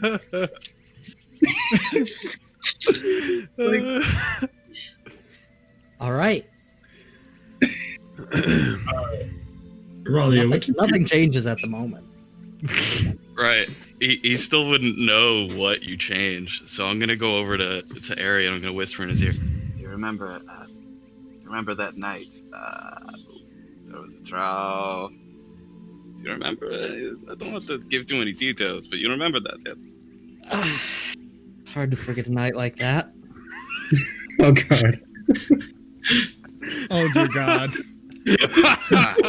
This is forever, or is this only an hour? And Masnal, unfortunately, it apparently didn't work, and I'll give him a wink slyly. How long is this? yeah, it just lasts. This is permanent. I'm pretty sure it's permanent. Oh my god. He has to save for me to not change his memory. Oh god. This is an evil spell. This is a wild spell. This is morally wrong. Yeah. Oh, we are gonna have some role-playing issues down the road for Reed. Yeah. You can permanently eliminate all memory of the event, allow the target to recall the event with perfect clarity, exacting detail, change its memory of the details of the event, or create a memory of some other event. I like the idea, Ari, right now that your memory is exceptionally clear, like it's in 4K, this one memory. And everything else is pretty like 360p to 720. Did he send you the change? I have no idea, but my assumption, just based off what happened, was you, with the drow you hit on, I'm going to have a trouble role-playing later on. Is what I'm understanding. Yep. Oh no. Yep. I think it's fun that I don't know now because I can truly play as the drow who has no fucking clue what you're talking about. If that comes up again. Oh boy, howdy. What was that drow's name? Do you remember it? Did you get the name? Name? I don't have the name. But... He has it because I remember. Ari, no, I'm we got it Ari. specifically. I'm sure I wrote it down somewhere, but... Tell Rayma Blairvar. Yeah, I wrote that down. Thank God Elias doesn't have this spell. Thank fucking God. Yeah. What was the last name? Bell? I did not intend for that to be permanent. Permanent. All the spells unless the spell is recast, or you like... I mean, we can probably put it back. No, I can definitely put his memory back, or just delete it. But yeah, so we can do that. So I don't feel as bad if we. No, just let it play out for a bit. Let's see. No, we're not doing it now. Masnal didn't read all the terms and conditions. No, I literally just saw modify memory, and I was like, that one. Oh my god. Well, now we know what spell should be in his next character's arsenal, just for the fucking chaos it will sow from... I can't wait for all the spells you don't read all the way through. That's a lot of text. I cast that. All right. That sounds powerful. After Ari exclaims that, I'm just going to go over to Masnal and be like, that was a very, very good first attempt. If you want to try more, we can try it, but very good to start. Oh, man. I'm so powerful. I take my spellbook away from him. There are some spells that break it. There are. You're fine. Yes. Some of them easily accessible. Yeah, but no one's ever gonna be the one. I don't know. I guess should I roll a deception check to see if anybody else at the table realizes that I was lying when I said the spell didn't work? My passive insight is 20. Yeah, go for it. Roll your deception check. Yeah, my passive insight's 19, so... This is fucking great. Yeah. Well, 26. I have a +8 deception. Y'all believe it. Didn't work. And you guys are like, I'm not one to question what Ari does in his free time. Look at those fucking tattoos on him. What a weirdo. I did roll. I only rolled a 22, so... Yeah. I rolled a 24, so... I'm none the wiser. Nope, none the wiser. They have like a little bit of an inkling that I might have been lying. A little bit. I'm sure it's not anything important.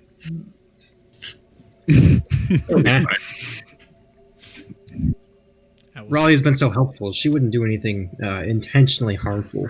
She wouldn't do anything evil. Hard cut to outside while you guys were adventuring for the Storm Giant. Soralia outside Nature's Hold, staring at the skeleton of the Valkyrie. I'll fucking kill it. And you just see this Cobalt soldier. Please, no! Kill it. I'm telling you to kill it. Why is this not working? And she's going through her book. And she's like, I've been out here for days, please! Oh, I see. She waves her hand. You see the Valkyrie is... Yes, that's correct. There we go. That's much better. That's what we want. Die quicker. Come on now. And then she raises him from the dead. Okay. So, fun story. Oh boy. All right. I'm next day yet? Or are we still fucking with Ari? I'm gonna go back to my room and then just like try to cast anything. Oh my god. Make an Arcana check. Just anything I can think of, which I can So cast. dangerous. He's playing with the dark arts. 12. Yeah, nothing's happening. Even stuff that I can actually cast. Yep. Nothing's happening. Damn it. You're struggling. You're just saying nonsense words, hoping something's magical. You don't know what the hell you're doing. Damn it. I have a clue. You had a whole book full of nonsense you didn't understand 5 seconds ago. I'm going to try to find paper. Oh no. So I thought tonight would be the end of of this arc. Not shaping up, unless it's going to be a long session. I mean, okay, Mosno. Go find paper, and then everyone's going to bed unless they want something else they want to do. I'm sorry. I'm just No, you should. I'm trying to facilitate this, but this is also fucking ridiculous. But that's also D&D. Give me a persuasion check as Mosnell, the chosen barbarian, is trying to persuade people for paper. And this is magical paper? Yeah, I probably wouldn't know that. I just want paper. Okay. Okay. That's an 8. An 8? Normal paper. You go up and you're like, do you guys have any Paper. Is it? Yeah. And he just sort of goes to the side and gives you some scraps of paper. You have 3 sheets of paper he gives you. Do you need more of that? Do you need something to write with? I do need something to write with. He leans over and grabs some quill and ink. He's like, here you go. Do you want this back? No, it's fine. You know, you've done a lot for us. Scrap paper. Thank you. Yep. And then I'll go back to my room. Basically, you were hunched over near like midnight asking for scrap paper at a guard at one of the front stations. And guy just like, yeah, and this table clearly has tons of paper and ink on it next to him. And he just hands it over to you as you now have it and you go back to your room. I'm gonna try to write some magical stuff. Go make an Arcana check with super disadvantage. I would like you to roll 40 dice and take the lowest of all 40.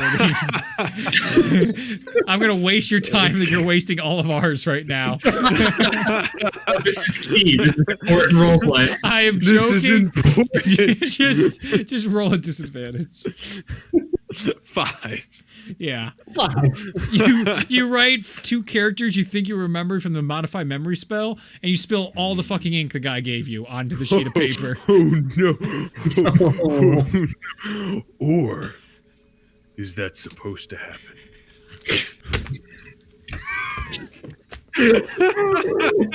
And then it's magical.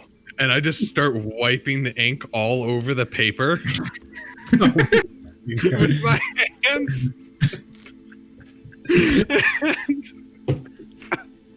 And then I'm gonna pull it out, looking for like the ink to slide off, except on where it should be spelling out magical stuff. And I'll lift it up and expect that to happen.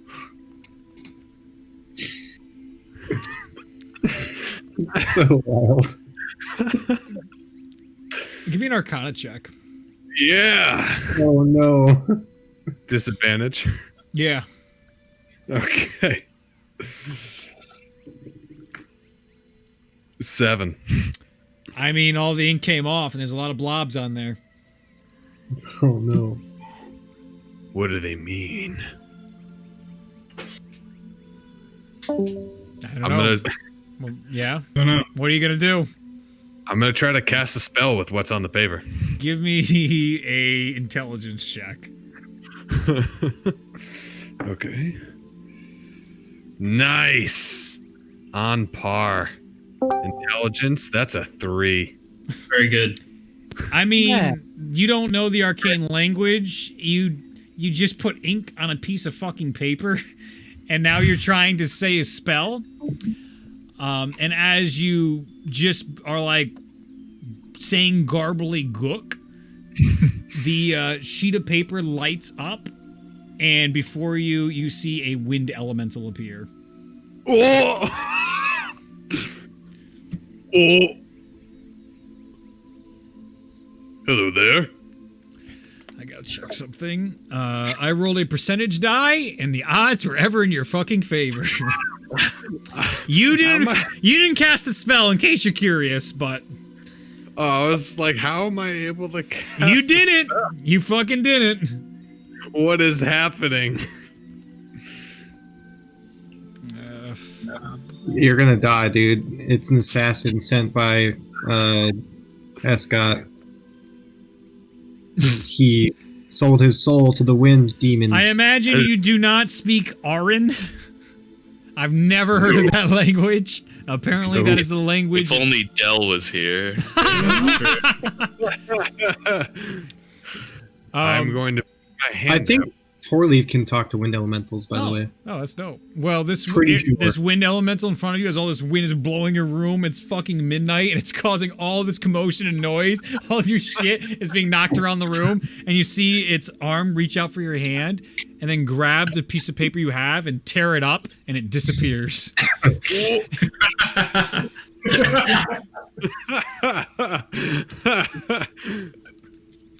Got him. I think he was unhappy with, you know what?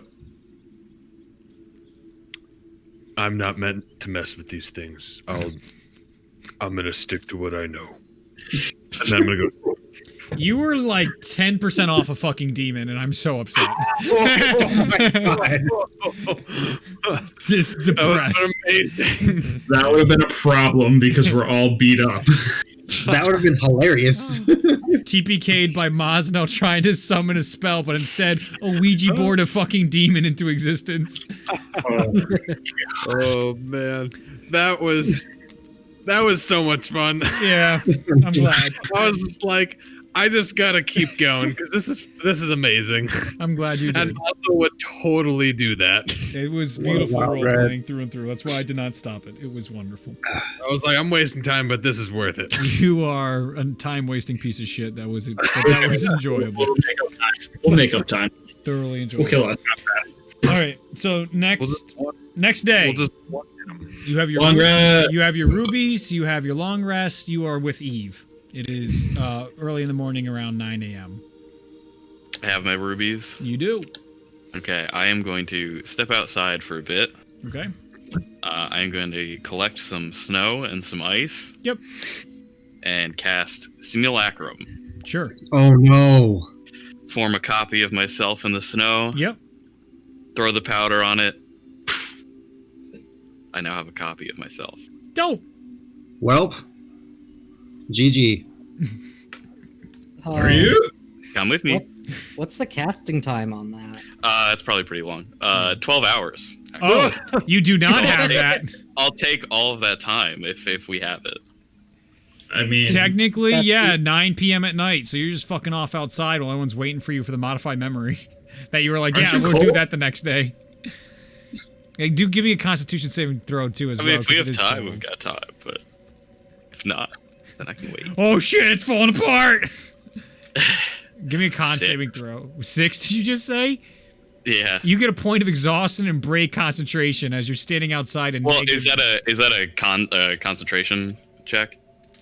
Because I have advantage on concentration checks. Well, no longer. You do not have advantage on that, so it's a straight roll for concentration. So go ahead and roll a straight roll for concentration. 9. Wow. Nope. So it fails, and you're like, maybe I shouldn't do this somewhere that's like negative 40 degrees out right now. I will wait on this then. Probably comes inside fucking annoyed as shit and frozen with a point of exhaustion. You okay there? It's just so cold out there. Yeah, there's like snow and stuff. We're literally in the frozen fortress. It's Look, I understand that, but frozen does not mean negative 700 degrees, okay? Someone who's so cold as a person, I didn't realize this got to you so much. Is it that She's just like annoyed and crabby. Like, get away from me. You could perceive there was the excitement of a child inside this wizard at a new type of arcana that you might not be able to perceive right now, and something took that lollipop away from her today, and she is furious. There are a few things that she lives for, and this is one of them. I'll give her space. I think I understand. Yeah, I'd steer wide of that. Okay, anything else you guys want to do before you teleport back to Lancaster? I'd like to go out into the snow. Yeah. I was going to do that as well. I want to go. Oh, that was a joke. I was just copying Riley. What is okay. I'm gonna make a snowball and throw it at somebody. I knew it. I thought it was gonna be Snow Angel first, followed by a snowball fight. That is where I thought this was going. I will say you are able to get into a snowball fight with the guards at the Frozen Fortress. You guys, Yes, probably an hour and a half. So happy until one of the guards come over and they're like, "Hey!" And they're like, "Fuck!" And their superior just starts screaming at them, completely ignoring you. Anything you're like, no, I got him into it. Doesn't give a shit. Doesn't listen to you. Doesn't acknowledge your existence.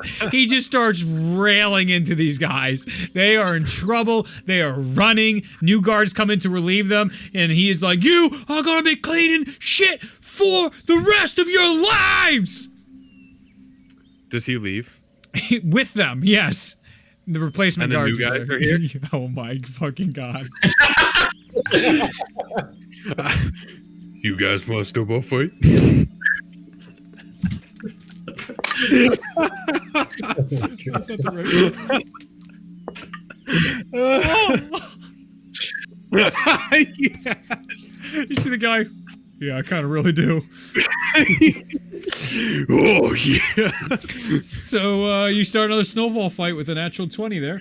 I'm sure Escott won't need that in an hour. Fuck me. This is amazing. So you have another snowball fight with them, and this time one of the Mazdal, make a dexterity saving throw. Guys, I'm in trouble this match. I've been doing some bad stuff. I'm sorry. What is it? Dexterity saving? Yep. All right. Ooh, so that's going to be a 19. Oh, so you see a snowball whiz by your face. Doesn't hit. It just whizzes by from behind. I turn around. Make a perception check. Go ahead and make a stealth check, Ari. Oh, I'm fucked. Yep. There's no. Oh! Nah, you're fucked. You're not getting it. Yeah, I rolled a 19, though. Oh, that is pretty good. So what does that add up to? 22. 26. Yeah. You have a general direction, though. You're like, I came from somewhere over there. And at this point now, the entire, like, courtyard is just flooded with people, nobles, lizard folk. You have ensued absolute chaos and madness into the frozen fortress right now as a snowball fight has just erupted into a snowball war. How close is Ralia to this? She can definitely perceive it from her window as she is pissed as shit, just staring down at all these assholes in the snow and being like, they're gonna get fucking frostbite in like, I don't know, maybe 5 minutes. I don't know. It's so cold. Nobody can concentrate on shit. Like, definitely very, that's the sense. You can say whatever you want, but that's very much the sense Ralia is out there just like, why are they having such a goddamn good time out there right now? I'm unaffected by cold weather. So. Yeah. And many of them in the north are very used to this. I'll try to find some winter wear. And can I see if I can make a snowball that, like, goes into my crossbow?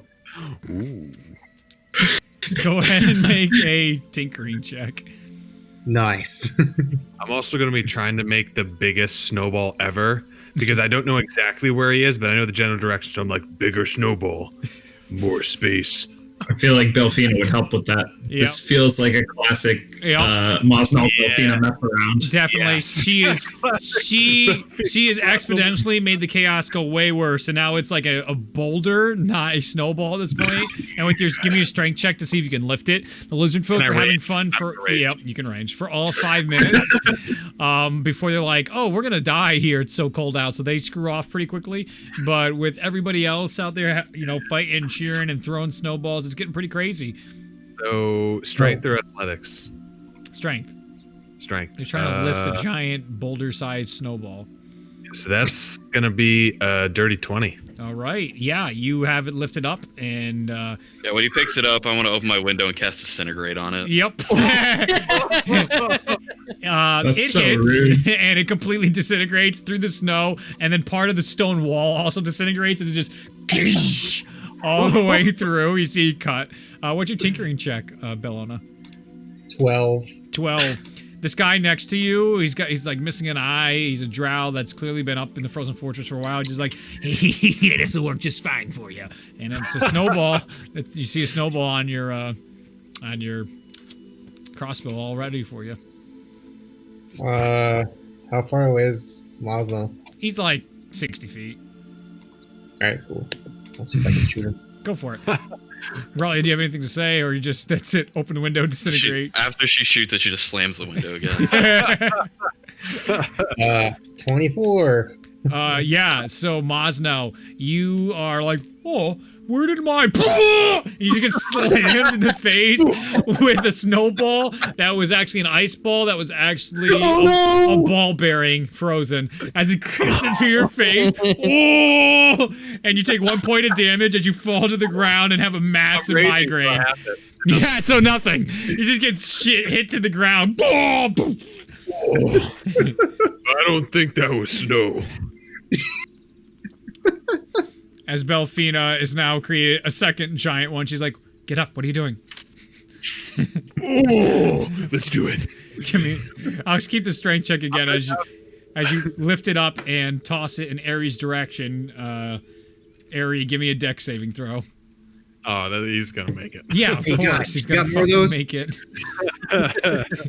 A 12.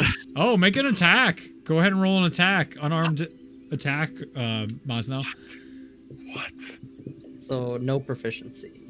Unless you're proficient in unarmed. Oh, I'll just look at unarmed attack. So that's going to be a 17. Holy shit. What normally you could easily dodge, Bellona really made it unfair and basically just dropped about an avalanche of snow on you, Ari. It really had nothing to do with dodging at this point. As you turn the corner and Mazo's like, I'll find you! and he throws this giant snowball at you, and it just crushes down on top of you, and you're like, that wasn't even. I mean, what the fuck? And you're under like an inch of snow right now. Yeah. Oh man. I'm just gonna dig myself out. You see, probably you thought he was over like in this direction by about 20 to 30 feet, but then you see like a boop way over where you weren't looking, but still in your viewpoint as Ari just pokes his head out of the snow. I'm gonna now look for whoever shot the ball bearing at me. You can see Bellona like casually sitting on like in the courtyard on some stonework next to this drow that is like as he's running away, and Bellona with her crossbow like, the fuck was that? I'm gonna just rage rapid fire throw snowballs to Oh my god. style. Go make a dexterity check, Bellona, as you're like half paying attention. Check or saving throw? Saving throw. Very cool. Everyone's so dexterous. I mean, I only rolled a 15, so. Roll an attack from Rosno. Another unarmed attack. While he's rolling that, like a child after 10 minutes of being sent to their room, Raleigh's going to come downstairs Yes. with her backpack, Yes. fill a bunch of ice in her backpack, and go back up to her room and start casting Simulacrum. Yep. I rolled a 25, by the way. Oh, it is. Bellona, you turn and you get knocked off and fall into the snow. It's just you get a hailfire of snowballs as you fall into the snow. Do not challenge me in my element. You see people coming up behind him. One of the lizard folks, shaman. The shaman comes out like, ah! An entire thing of snow just falls onto Maz now, and he's casting all sorts of chants and spells. And he's saying like, and then the snow melts, and it just turns to rain right now, and you just have a rain cloud over you. And he's like, ah! And he starts running away. What's up? I'm gonna cast Control Water. Yeah. Can I make like a snow tidal wave? Yeah. Sure. I don't know if that's even possible with the spell, but just for flavor. I don't even care. Sure. I want it. I don't even care if it's me. I want this. as the rain cloud is hitting and all this like area around is turned to water, the very like tropicalness of the spells from the shaman as he's running away, or the mystic rather, the mystic as he's running away. Maza, you're like, it doesn't even feel cold out here. Whoa, whoa! And you start to get lifted up by his tidal wave, and you just get slammed into the ground as Belfina just like, I can make this better. And she ends up like putting out this giant hole in the ground, so you fall into it, and all the water puts you there, and you're just like, whoa, tumbling through it all. And then as you look up, you see a gigantic snowball above you, and you see Belfina being like, Merry Christmas, even though it doesn't exist in this world, and it just drops on you like a snow cone on the top of a cone, and you're covered in snow. So cute. Yeah. Yeah, I'm gonna go inside after that. That's all I think want. that was good. All right. I surrender. Well played. Well played. Magic users with snow. It's Yeah. Not fair. All right. Well, that happened. Okay. Anything else you guys want to do before the simulacrum will finish near midnight on the second day, and then third day you want to try and get back? No D&D campaign is complete without an excellent snowball fight.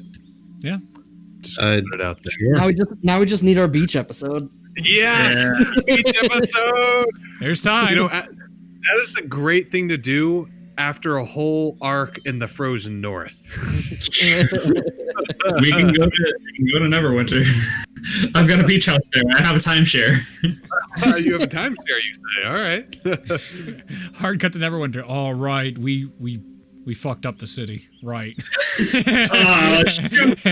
As you just see the smoke still. Oh, my maintenance fee is gonna be crazy. You're crazy for not having a cannonball competition. The simulacrum finishes at midnight. It is the third day. I'm just, Ari just like in the middle of the day, just like, wait, were we doing this thing with Eve? Yep. Just like goes up to Ralia's room, just like knocks on the door. Ralia. Yeah. You read my mind. Luke read my mind. What do you want? What are we doing this thing? I assume you're not opening the door. Well, no, it's locked. It's definitely locked. Okay. Yeah. I'm not gonna respond after that.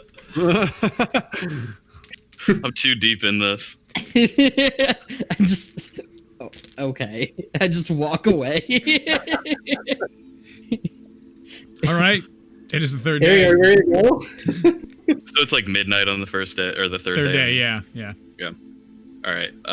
Once I finish, I'll leave my simulacrum in my room for now. I'll try to find everybody and be like, okay, I am ready.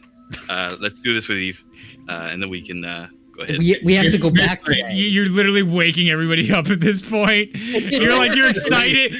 Her mood is completely changed. You can see she is totally cool, totally back to best friend Ralia. Like, jumping. Like, here we go.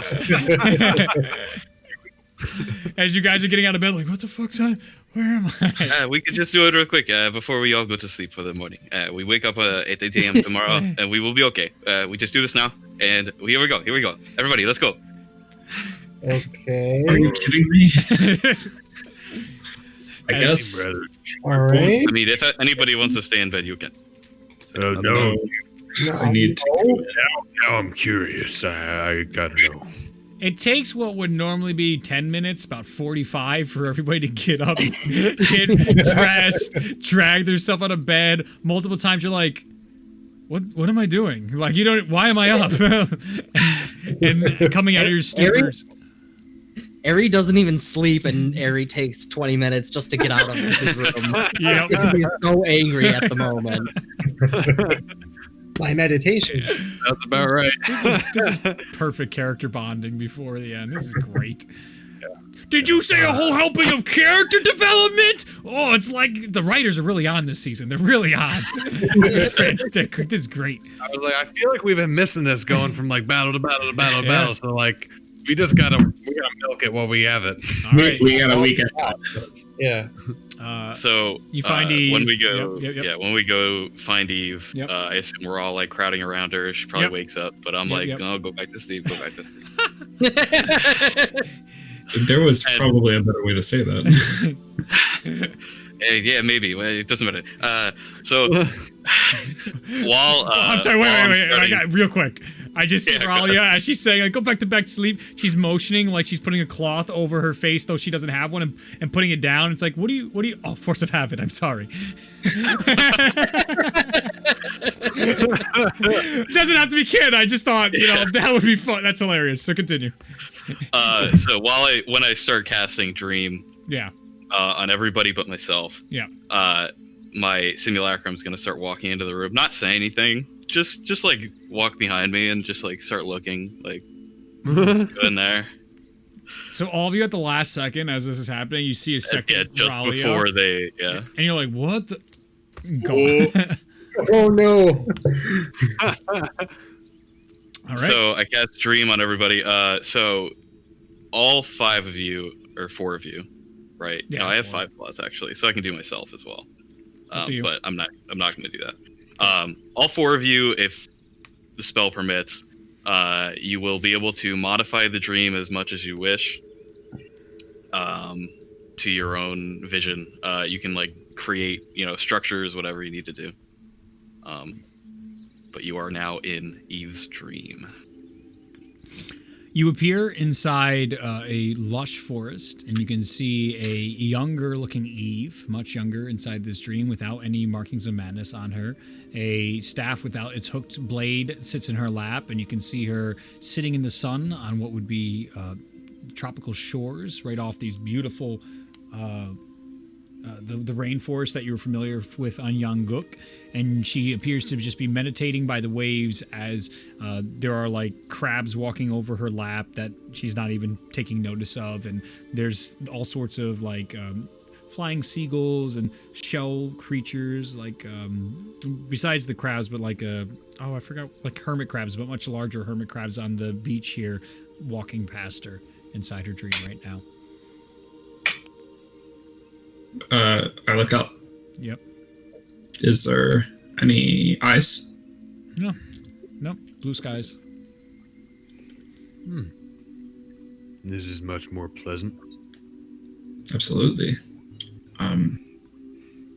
I walk over to Eve and I sit down next to her and ask, "My, this is much more peaceful than it was."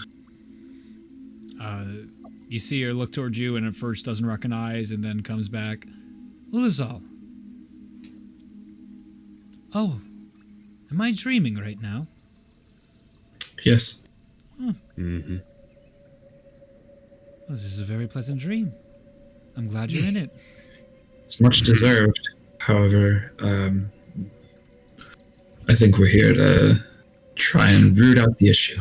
Can you search deeply into your mind to see if there's any remaining trace of that being that was in here? I can try.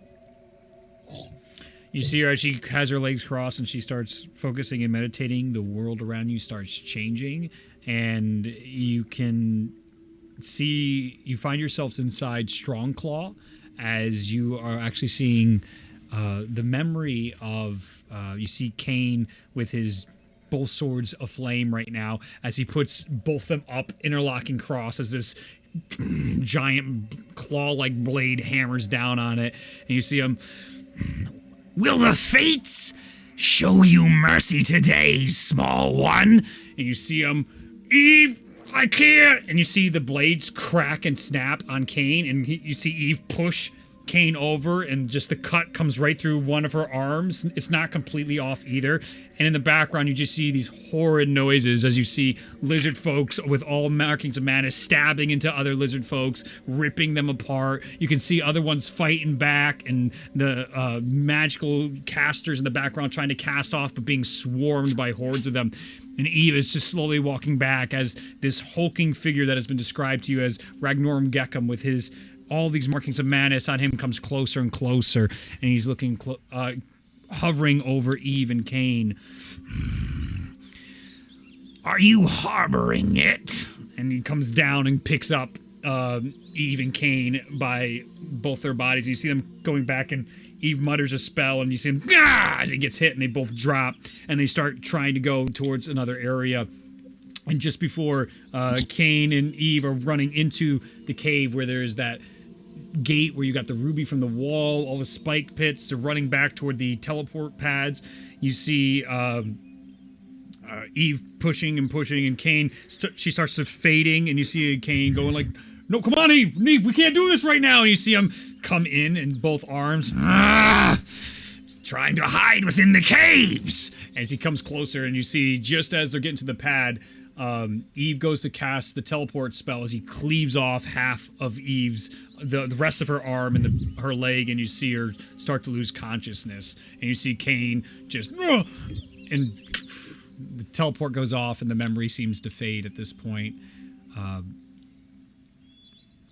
it returns back to the tropical beach side.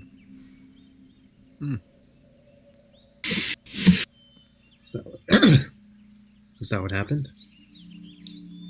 You see, she's still, her eyes closed. "I believe that is what happened.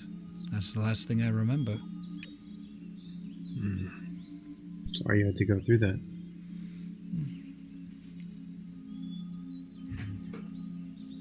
She just sits there.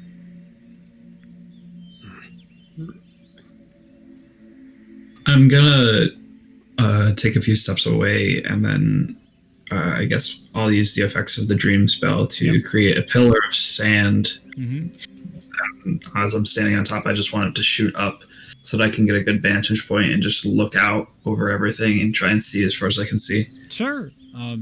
You see the jungle seems to go on, and the waves on each side, and the beach seems everlasting. It's very much got that dreamlike effect that it just seems like it just continues forever in all directions.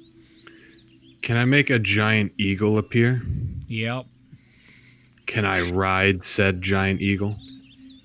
Give me an animal handling check. All right.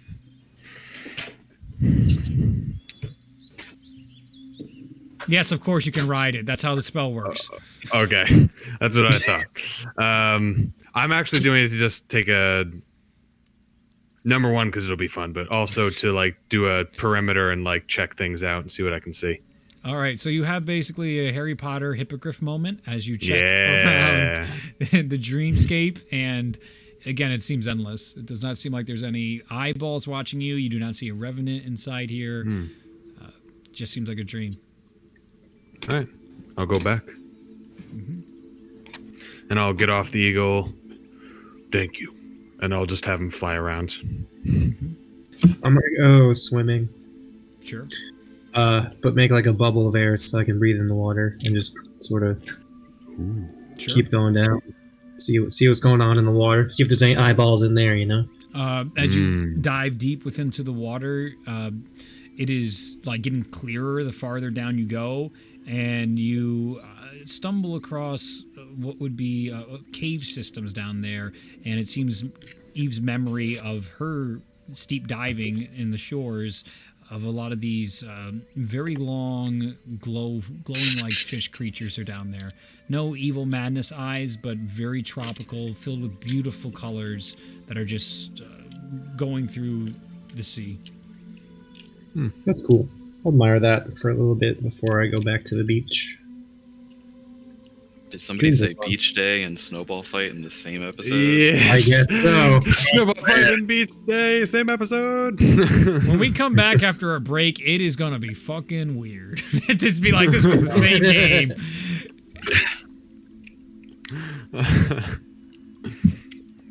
Anything else you guys would like to check or try? Made it. Looks pretty good to me. I'd like to dig a tunnel to the core of the earth. No, I'm kidding. Okay. That was a joke. I know it's a joke. That's why I'm all right. Right. Anything else? Or are you satisfied? Looks good to me. Like it's just her memories, right? That's what it appears to be. You're in a dream right now. I mean, right? There's like nothing that's altered. There's nothing that seems out of place. There's no hint. Like I can't detect good and evil because that wouldn't work. You know. We're good, man. Does anyone have any other ideas? I want to ride a giant wolf. As Ulazal is talking on the beach to everybody, as Eve is still meditating in the background, as Mosnell is going across the beach on a wolf. This is amazing. Which doesn't make sense because the sand would really be slowing down the wolf because running on sand is more difficult than normal. But Mosnell in Dreamworld doesn't know that, and that's what's happening. Yes. I don't know if he's ever seen a beach. At least not a sandy one. Yeah, not as nice as this, but you know when you got exiled. Yeah. Oh, that was a port. But then when you came into Yongguk, so yeah, you've seen Ish. Yeah, okay, I've seen it. Okay, Ish. Not quite this. Not like run on it or anything. Yeah. No. Oh, and the Storm Giants. You guys were also on a beach for the Storm Giants. Similar. Yeah. Yeah, and we had like amphibious landings. Yeah. All right. We've seen beaches. Well, while we're in here. Yeah. Yeah. I was like, this is the only place we can do anything. I've got something I can do. Do you now? Oh no. Oh yeah. Oh no. I'm gonna activate my Visions of Madness. He done did it. Boy, he did it. We're all gonna die. All right. In the dream. Give me a charisma saving throw. Charisma save. Ooh. 12. That is the DC. It is nice. indeed. As you close your eyes and open them up in this world, the dream state seems darker. The world itself seems blacked out, but you can actually see on Eve where her markings of madness are in reality, and they glow, and you can see them glowing on her still. I'm gonna look around to see if anything shows up in the environment. Everything basically is this cloudy, darkened, gray world inside here, and as a dream world, nothing is sticking out to you. You're not seeing any of the madness world. Okay. I'm just gonna approach Eve. Sure. As you approach her, you can clearly see the mark that she bears. And this is on top of, she has, it sort of runs similar to the markings of nature that both Cain and Eve have for passing the markings of nature chests. But you can see the difference where there's like tribal tattooing versus like the bruising and like the sporadic movement of the markings of madness on her. It's not as apparent it's not as apparent without your vision to be able to see them. You can't see them at all. And to all of you, she doesn't even have her markings of nature on her in this form she's presenting herself in her dream. This is a very younger version. This is how she sees herself.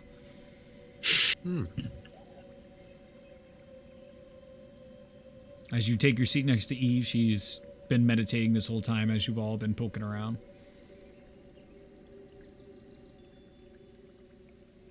All right.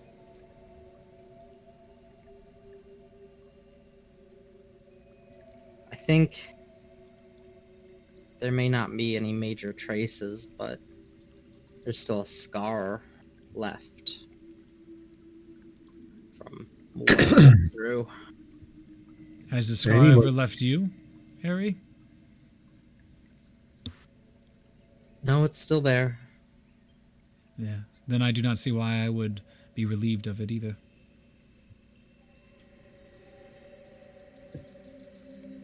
Now, whatever form that it takes, I mean, with me, it gives me some enhanced ability. But that may or may not be the same for others. I don't know. I will have to check into it. I can experiment while you are finishing up this tribal dispute.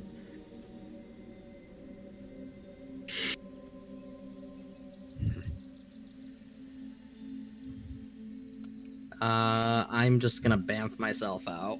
Sure. Yep. It ends, so you're all good. Nothing happens to you. And if anybody else wants to leave, up to you. Basically, while that was happening, I was just going crazy. Like, I was going to do the pillar like Ulazal did, but then jump off. And before I hit the ground, have the eagle swoop down and catch me and then bring me over the water. And then I'm going to drop and dive into the water. And then I will come up out of the water with a sea monster, and then I'll ride the sea monster. And then I will have a shoot, like Avatar style of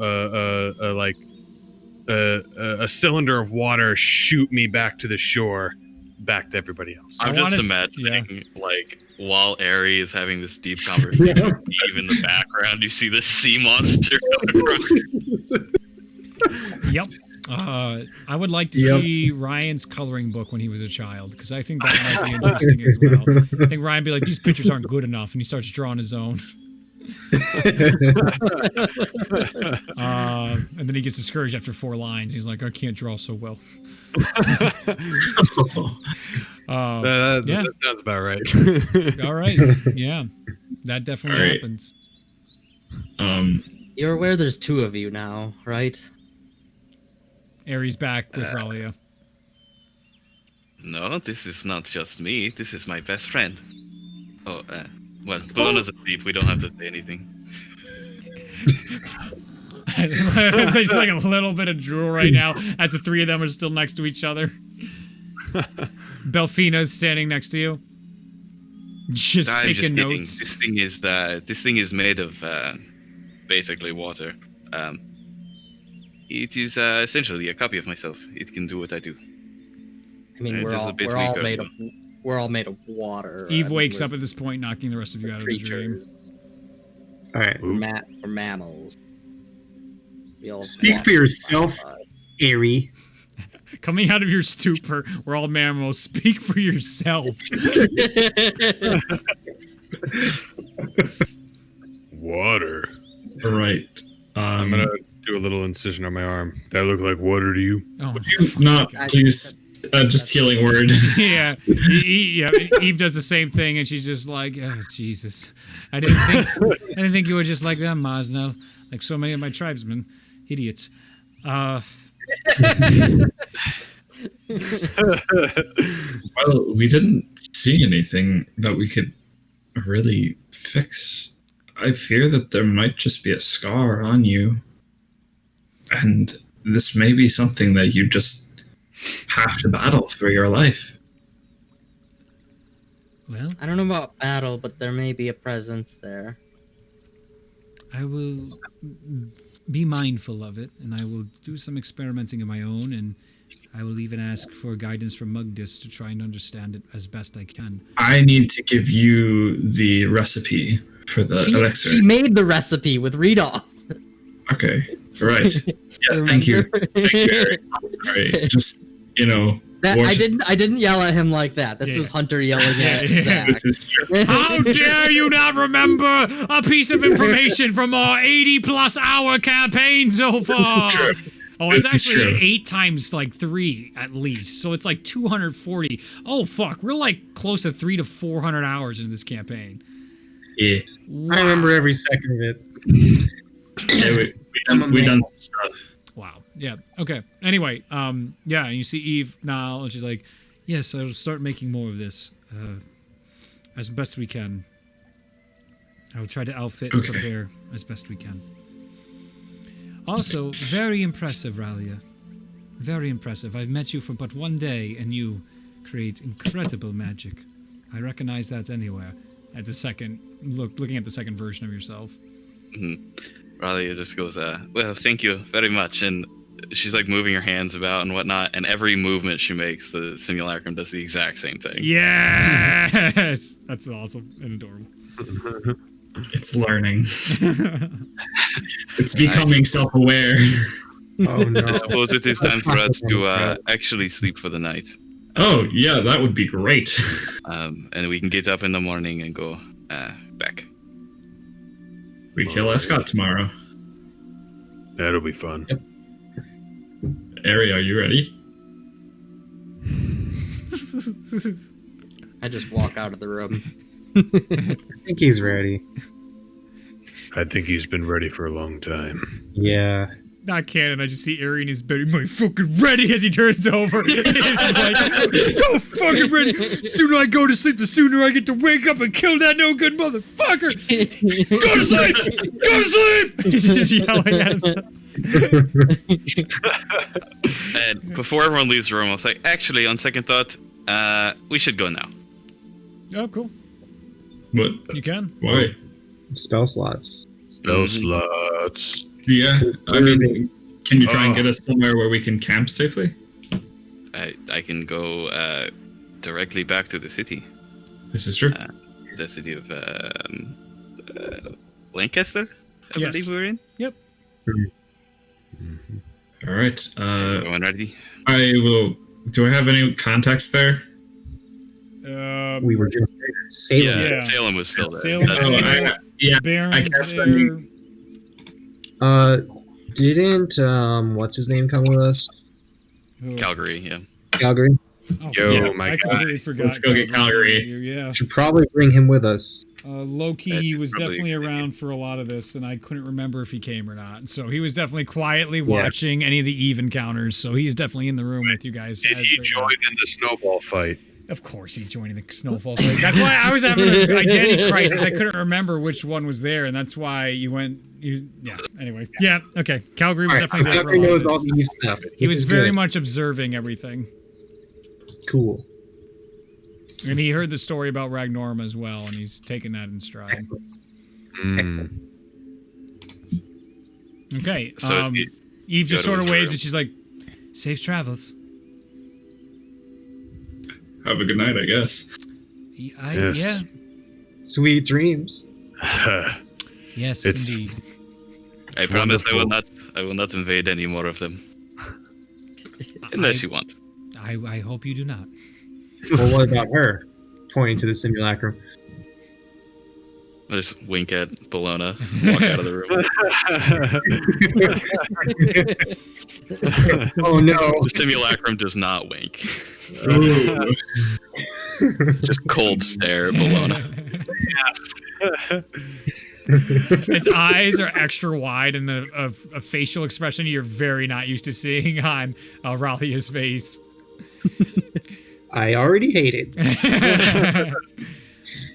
Yeah, well, Is this gonna be a best friend competition? It's more like creepy doll scenario.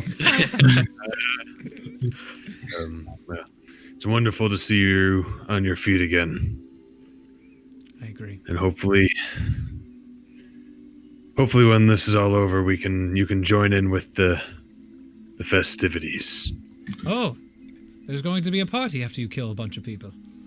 Oh yeah, apparently the biggest and best anyone's ever seen. This is without question the most easily understandable trait about you of why you get along with Cain. I am surprised you're not the lizard folk. I must be honest with you. Cain, we're like best friends. It translates so easily. I'm not sure there's a difference between my species and you, Masnel, to be fair. Oh, we're all You're that Mosno? You're not a mammal. See, I told you. Okay. Yeah, we're You guys ready to teleport? Wait, are lizard folk mammals? No. How do they work? No. they're reptiles. Yep. I don't know. They're humanoid-ish. I don't know. No, that is an interesting question. Okay, so you guys teleporting? Ulazal, do not forget when you send a message to Salem that he should not resist the effects of my spell. Right, I will do that. I will cast Sending to Salem, let him know the time has come.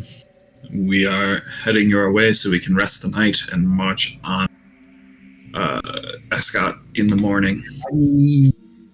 Please don't resist Ralia's spell. Okay, sounds good. Let me take this off, and she's all good. I hope you're successful. I will take out my crystal ball, sit on the ground, look into it, wave my hands around it. You We'll see cast Salem's Salem. looking out a window in one of the castles of Lancaster. It's like 1 a.m, and he's still up, and he's just looking out over the town. Frickin' weirdo. Brooding. Psycho. I will teleport all of us back there. Make to an the room intelligence check. behind him, wherever. he Uh, is. Everybody make an intelligence check. Uh-oh. That's more scary. 16. Okay. Oh! Okay. 24. Okay. 18. Great check, right? Yeah. Yeah. As you teleport, Ari left the room and went to bed.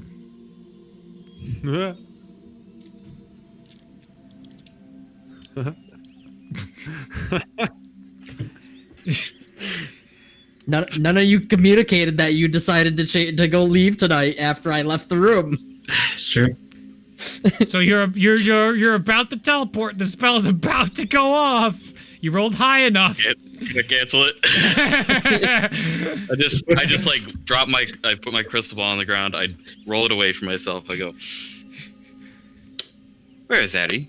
You all were like, you felt your essences starting to get moved. And, like, it's like an aborted flight. Like, whoa! That's very I'm like disoriented.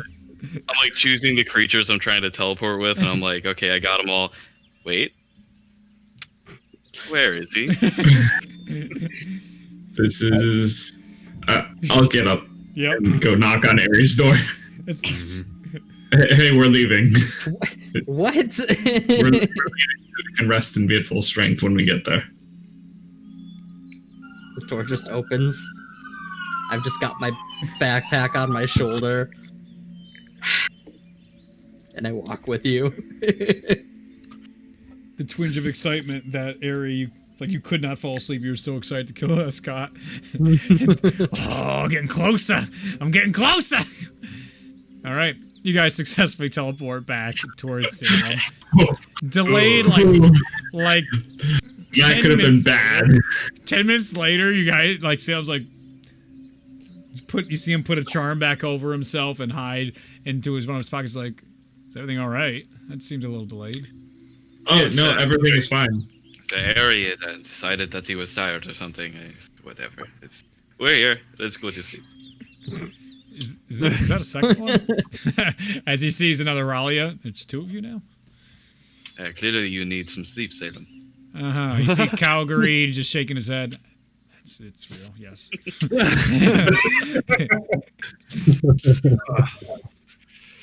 All right. You all can go take your long rest and prepare for the march to Tendorf as we take our break. Excellent. Today is the day.